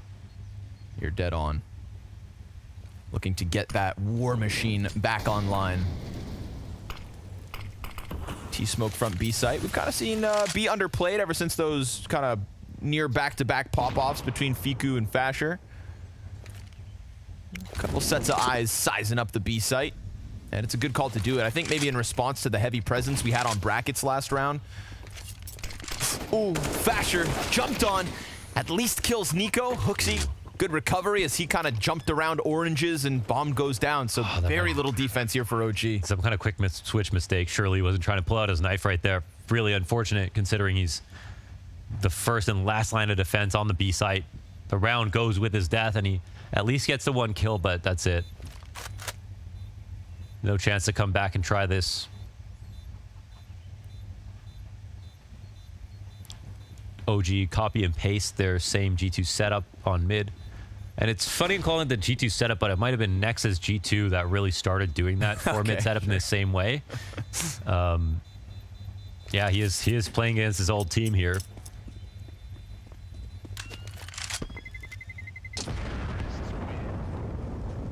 I'd forgotten about that, I'm not gonna lie. Yeah, it's been a long time. I mean, been a while. What was it? Nexa, Alexi B, then Hooksy? Yes. Okay. I was thinking, is there another one in there? No.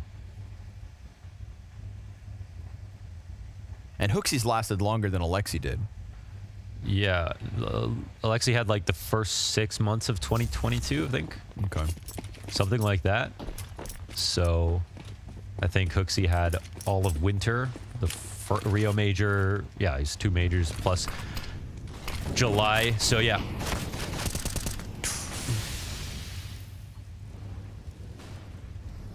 Hunter through the apartments. We've got Regali's op posted on balcony. I think Regali's missed a couple of chances so far on the CT side on short. Could be toppling those initial peaks, but instead missed op shots, sitting 3 and 7. Feels like as the riflers have finally come alive for OG, we've seen a dip in the ops performance. Fasher under pressure yet again.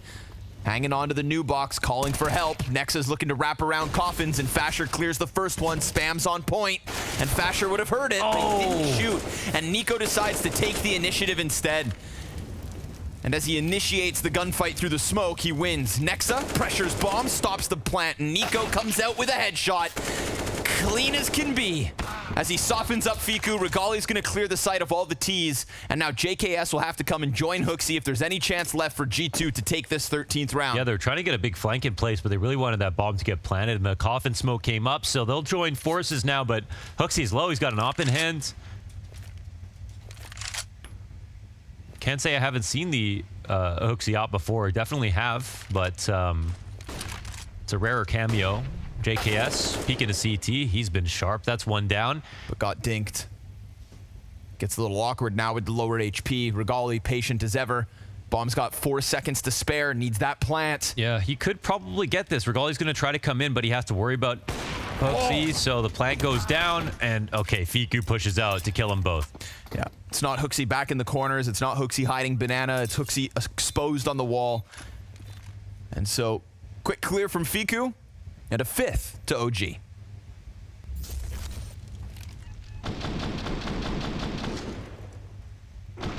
Next is sliding out from coffins to stop that plant. You know, bomb goes down. Maybe JKS activates that mid lurk. Yeah, just the whole exec took too long with Fasher staying alive. That was really great. Even though he ended up dying after damaging Nico, he stayed up so long that coffin smoke came up, and they didn't have the resources in sight. Like they should have had 1 person on banana, 1 person extra to watch that plant to make sure it goes down, but things happen. It gets hectic.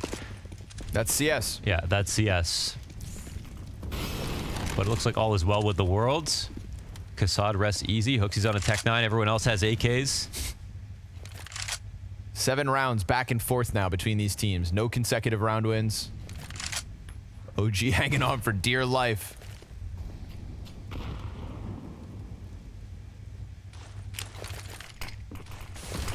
Bigger teams have fallen shorter than this. 5 to OG, looking for 6. Flash is coming out from the pit. Oh, Hooksy, what? Jumping Tech 9 headshot. He'll earn his own AK. Next, that's one, but God, that's a cosmetic one. He's jumping back.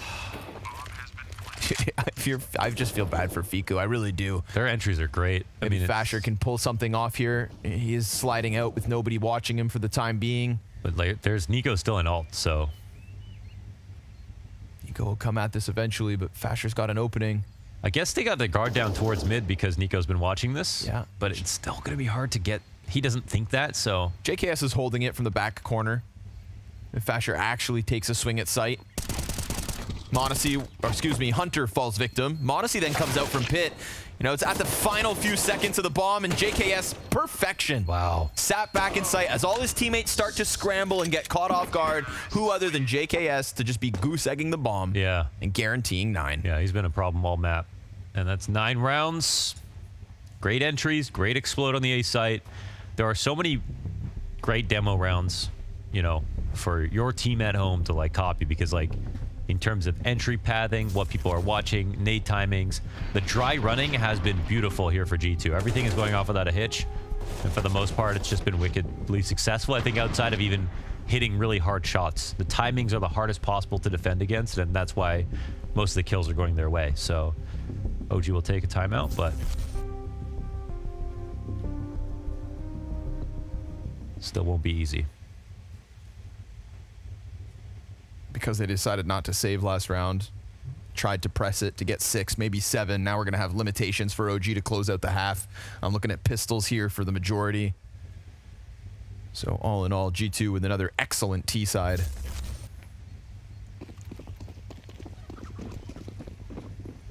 Hooksy getting jumping tech 9 kills, man. Sorry, Fiku. Unlucky.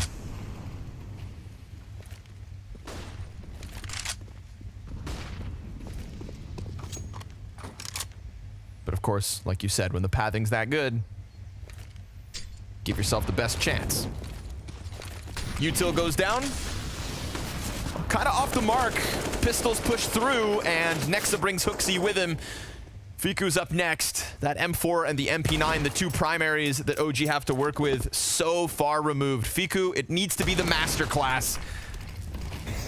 And as he falls away, there's only 4 bullets in that gun, so it would have had to been 4 consecutive headshots. Far too much to ask of him.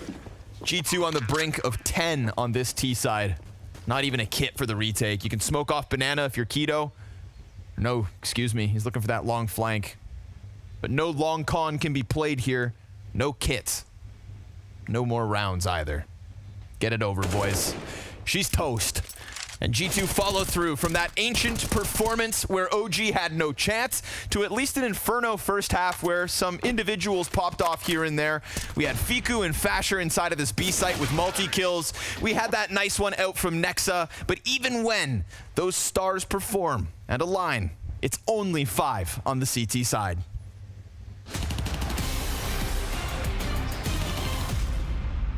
The Major is the pinnacle of competition. It is the gateway for legends, and its trophy, a maker of kings. Paris will be our very last Major in CSGO. For one last time, we get to crown the champion in our beloved game.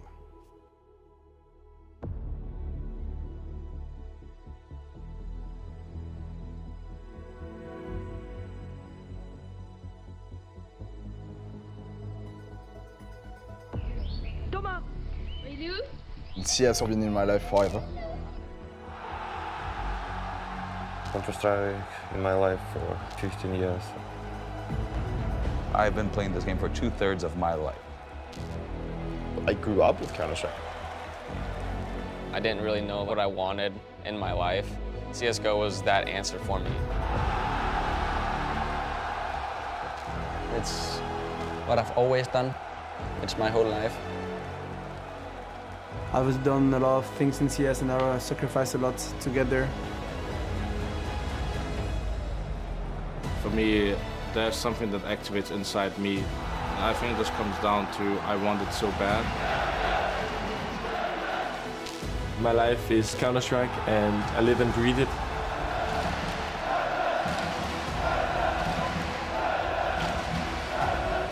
Now it's all coming down to just one tournament.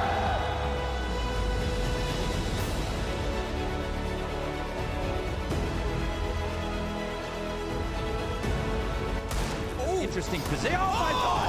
Emma! It all ends! Game Legion with a legendary run! Dreams becoming reality right before our very eyes. Can anyone stop this vitality streak?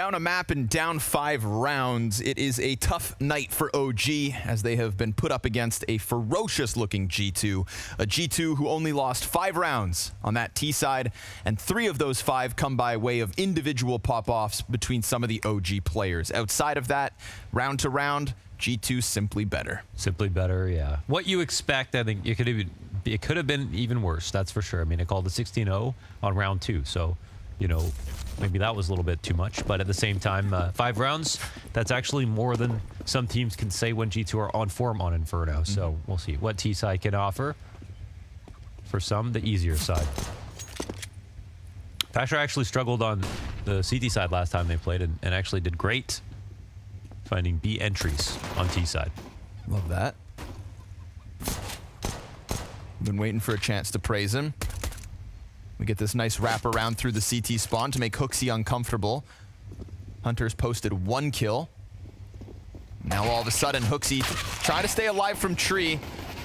m0NESY comes to save him. Dual Berettas yet again in the hands of the Flash. Tough. They got 2 pairs. And Nero had a tweet about teams who buy 1 have the best chance of winning their CT pistols. Okay. Teams who buy 2 overdoing it. And it could just be, you know, one of those things. That, could be the numbers. Who knows? It could be random, but it could be based on other things. You know, but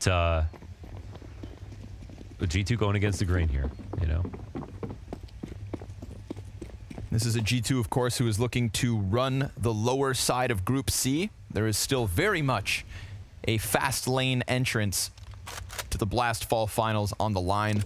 This would set up a game between G2 and FaZe on Wednesday to play Liquid on Thursday. Try to get revenge in a series that arguably G2 could have won. That G2 Liquid matchup to start the group. Oh, yeah, I mean, looked like there was a bit of rust and they missed it by a round. G2 fluffed that one for sure. Yeah, no doubt. Yeah, so. Oh, yeah. Oddly satisfying right there.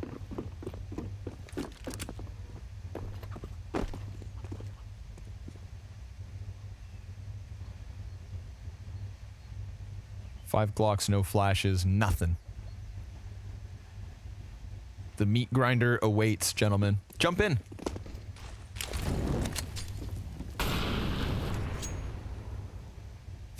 Tricked him. Listen, you got him to burn an incendiary. And a smoke. Nexa's going to play this as long as he has. Okay, no, don't do that. Oh, man. If I had 3 more seconds. Yeah, it's true. You get motion sick. Yes. Oh, Glock, hold on. This found its opening. There's no way that they're somehow fiddling their way around, and they have got the Glock kill. Now they come running at him. Bomb's gone down. JKS, enough of your shenanigans. Die. Die, die, die. Remember when Overwatch was fun? Yeah. When's the last time you played? Oh, that's new. That's the Blast song. Wow. Wow, I didn't know we had that. Polyphonic. Okay, man. What was your polyphonic ringtone? Mine was Feliz Navidad. I have no clue what that means. Damn, I'm old. Yeah, you are. It's your birthday next week. Yeah. It's all of our birthdays. So you're getting even older. Early damage against Hooksy, but he'll still tuck in. He's happy to play on the other side of the wall along the smoke. Let's see what you can do, OG. I'm ready to praise whatever you have to offer. Hooksy wants another step forward. And if you wait too long, he's going to go another step forward. And then he's going to be in your spawn. Then he's going to be attacking the back of this mid setup. Or he'll just move back. He's had enough danger for one day. He'll leave Nico up front instead.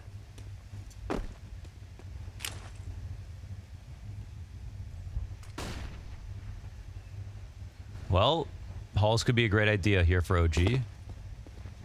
Yeah, whenever you see that, you don't see that double pit setup.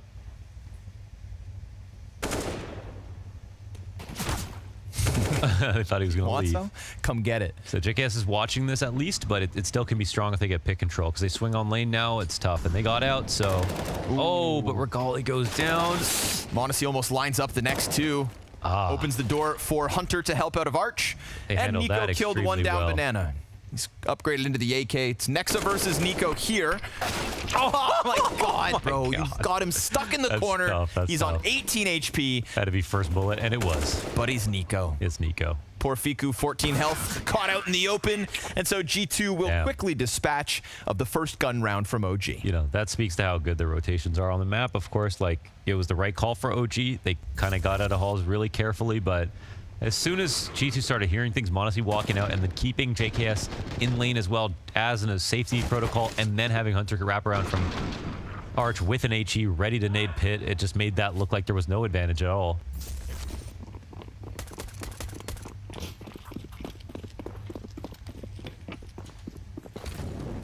Now just pistols and a few sets of Kevlar, so OG are starting to have to look in the mirror and accept their fate.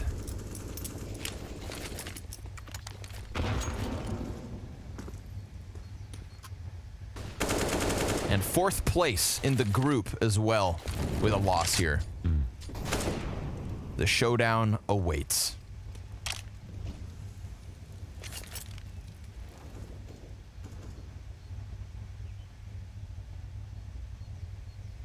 Saw them already make an opening with the Glock a few rounds ago.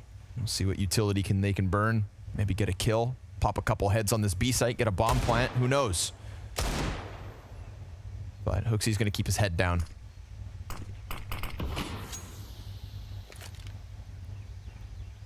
Step by step, OG. Definitely trying to make the most of these moments.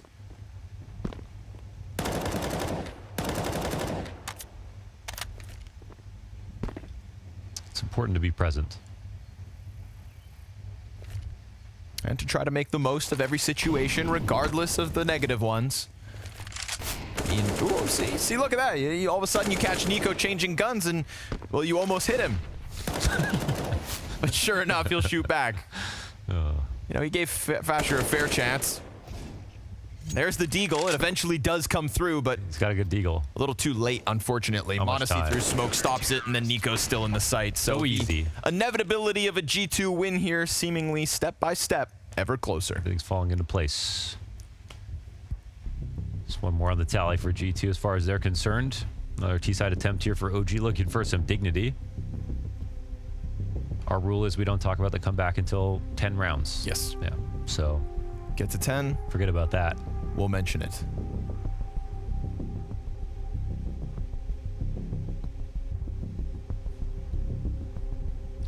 And sorry, I actually realized earlier, is it Fiku who's actually calling for OG and not Nexa now? Or no, that was the Sin Tabson situation on Big. Sin Tabson, no, but yeah, I think it might have been something they thought about in the interim before Nexa, so I was wondering. Oh, really? Yeah. I hadn't heard any of that. Maybe I'm out of the loop. I think it was a blast overtime. I talked to Nexa, and he actually said Flamesy was somebody who he thought in the future could call. I think Fiku is another one, since they were building around him. But okay, yeah, no, Nexa's calling. It makes I hadn't heard anything more as of sense late. for sure. All right. Word on the street. I'm out of the loop. He's sitting in the middle after all, so. Yeah, right. the age-old tell. Come on now, Fasher. Half of his kills in one round. Uh-oh. Ooh, but it looks all right. He catches Nico at the very least, and Fiku stuffs Hooksy, so it's not like the CT's push through helped. m0NESY dies, and you may assume that the site is clear. Maybe, yeah. Wrong assumption. Ooh, Arch player's already a quad. Interesting situation. JK is going to run it over. Oh, that actually might help OG, because they're not going to run headfirst into this by accident, but T's are a little bit spread out, which also makes it a bit scary. So we'll see. I think he's going to take it back to B where the pack is.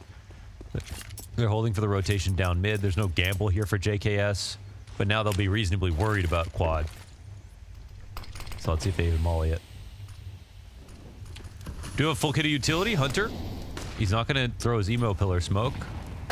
Oh, lovely multi-kill. Conspicuously, but beautiful out of Fiku. Another 3K for him. Yes, another round though. This is going to be half of the 6 rounds from OG, where it required somebody to have one of these big pop-offs. You know, Fiku, second 3K. We had, of course, the Fasher 4K, Nexa 3K. That's actually 4 of their 6, with like a big multi-kill. So it's in the nitty-gritty, in the boring rounds, in the trade frags that That's OG just can't keep up. But another multi-kill, another round win, another chance. Another chance. That's all you can ask for. You know, I'll happily sit here and watch G2 choke a 14-5 lead. Happily. If that's what's on the cards. I promise I find no enjoyment in it. Twitter's always funnier when G2 lose. But I do find the entertainment. Terrorists win. Or like more specifically, like almost win. You know what I mean? Yeah. They're a very self-aware bunch. They've been through a lot, that G2 camp. Yes, and they've had fun with it. So at least there's that.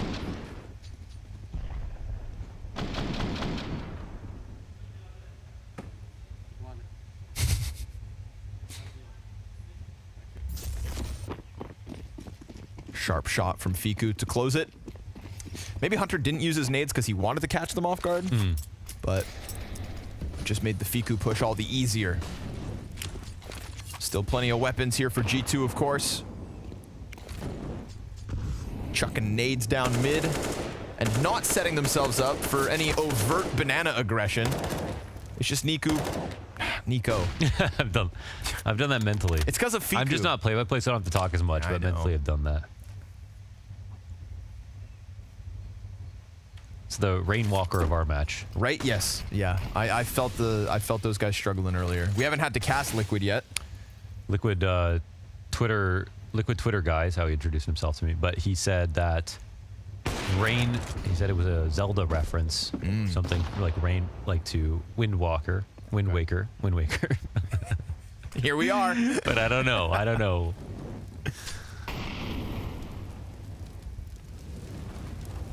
It sounds cool. There's nothing wrong with it. It's just like a little bit, sounds like it's supposed to be something else. Nice punish here on the reclaim of Banana, but there's still two people in the site. One boosted as well, so it multiplies their presence. Nade damage goes back. Fasher on 1 HP. When Hunter catches him, that little that was left. Oh dead. my god! Oh, it's a slaughter. How can it be so easy? Oh, they just smashed. We've all just they just beat them. We've all seen the situation. We've been in the situation. It's just never that easy, but they just make it look, so easy. Simply great. They're great. And of course, it all helps when m0NESY picks Keto up in the apartments, but two men inside the B, not even inside, of course, boosted Hunter. Just around the B site. Just around the B site. And then from the wall into the perfect lineup spray on Fiku. You can see Fiku trying to trade the guy that was boosted, but now you're getting shot from a different angle because it's this fluidity that just comes out of Hunter every single time. You never know where it's coming from. It's just constant. The pressure from G2, too much. Oh, I thought Eminem retired. m0NESY says, try it. He's brought backup. This time Regali and Fiku from the left side. You know, if you're going to try to create an opening, then maybe catch m0NESY up in apps, but he didn't stick around at all. Drops down onto short with JKS to help him. Flash into the boiler room for JKS. Whoa, he still kills one. Two guys in there. And Fiku stuffs him with the deagle. Regali has been waiting for this chance. It's the small chance right there. Oh, another one. Oh, no. And Hunter still gets the kill. He peeks down underneath as he takes the shot on the guy crossing so quickly. 3v4 or bust. OG. Not enough to go toe-to-toe with G2 tonight. This is an excellent G2 as well. And they're going to go peeking in middle. They can feel as though they are the dominant force in this situation, because they absolutely are. Bomb, of course, still here for Nexa. Fasher attempting to create an opening. It is just HooXi that he's got to get by with a smoke on the CT cross. No Nico's coming over, but HooXi gets the better of the timing, and now it is poor Nexa having to press his luck, rush down this B site, and he too toppled by HooXi, who not only called a great game, but delivered. On an individual level, HooXi is amongst the pack. On that first map, m0NESY was untouchable. And on this second one, it is JKS and Hunter to take to the top. So fair to say, G2 starting to get the ball rolling in the second half of 2023. You know it's a strong win when there's no pop-off. There are some expectations for G2 today. They were met. For OG, it's a tough one. They don't win their map pick. It's even worse on Inferno. They knew the second map was going to be hard. They probably only saw a third map possible if they could win theirs on Ancient, but that didn't happen today. And so now we set the expectations for what happens for G2 now that they've done this. How good is m0NESY going to continue to be? And will HooXi also continue on good form? That's sort of the everlasting question, the question that, you know, gets answered. We get answers to it. To answer changes sometimes, but we never know what's really going to stick. Their strong point was January, February of 2023, but now in season 2 of the year, we've got to see. Now we've got James Banks to talk to Hunter about what we just saw. Well, you've got all of us here because we're getting a special one. We've got Hunter with us after a very dominant win there. But one thing I want to just touch on to start off with, it seems like you guys are in a much better place in terms of the mood and in terms of just the feeling in the team. Yeah, I mean, mood was always fine in the team. Honestly, maybe at some period wasn't really best, but I mean, we respect each other, we love each other, we love playing with each other, so that was not an issue ever in G2, so yeah. Listen, now we're starting a new season. Bunch of teams have made changes. Actually, you guys are almost the exception with, you know, FaZe out there as well, Heroic. Did you see that as an advantage moving into the next season, that you guys don't have to rebuild like most of your opponents? Yeah, I mean, since I joined G2 at the beginning, we didn't change much. Then after, we were changing almost every 6 months. So it's never easy, especially changing IGLs. You need to start from zero always. And it's really annoying. You build something, you work on something for 1 year, and then you need to change, and it's really tough. And I think, of course, especially like we play against Liquid, that is a new team. We played against OG, who is a new team, so we didn't have any anti-shot on them. We didn't prepare almost at all. We just focused on ourselves. Liquid showed today again that they are really amazing, and individually, I think they are one of the best teams in the world, really. I mean, they beat us, they won us, and we are really good individually. Then they won FaZe, and they were shooting better than us. That's why they won at the end, I think. Right. So yeah, it's never easy to play against the new teams. I mean, you all know that, but yeah, I'm happy that we managed to win today against OG, and hopefully we'll play against Liquid again. I think it's tough for people at home to imagine how hard it is to go on a break and then come back and play Counter-Strike at a high level. How long does it usually take for you guys to be up to speed? Yeah, of course. Only practicing doesn't mean much. Of course, practice can really go well, and then you can come to officials and you can lose every game, so it doesn't mean anything.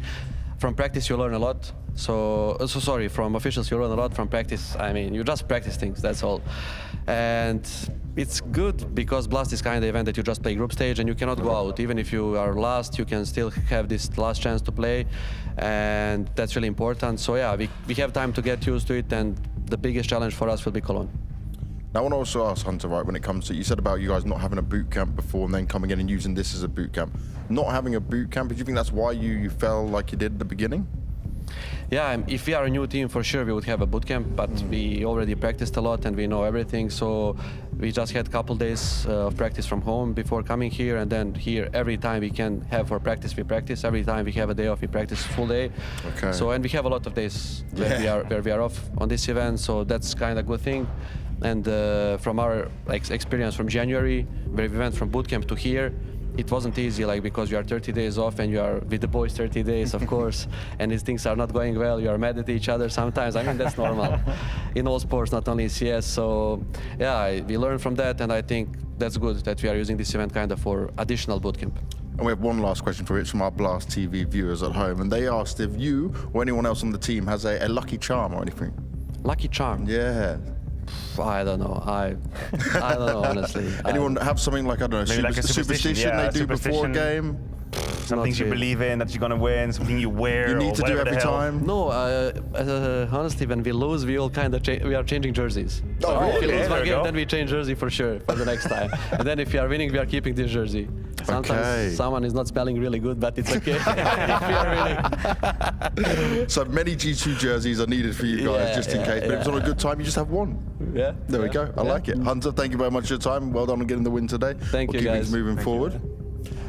And for that, right, when we look at this situation, you guys touched on the fact that, okay, m0NESY dominated that first game, right, from start to finish, but it wasn't needed this time. This was a team performance from them, and even if it was a few back and forth rounds, this was still dominance. Yeah, you're right. It was much more comprehensive on this second map. It looked better, well-rounded on the side of G2. Did not really rely on one individual having an out-of-this-worldly performance. But honestly, the story about G2 for me goes way further than this best of three. Yeah. I don't think anybody truly had a doubt whether they were going to beat OG. They've done it. They always do it. They've always done it historically.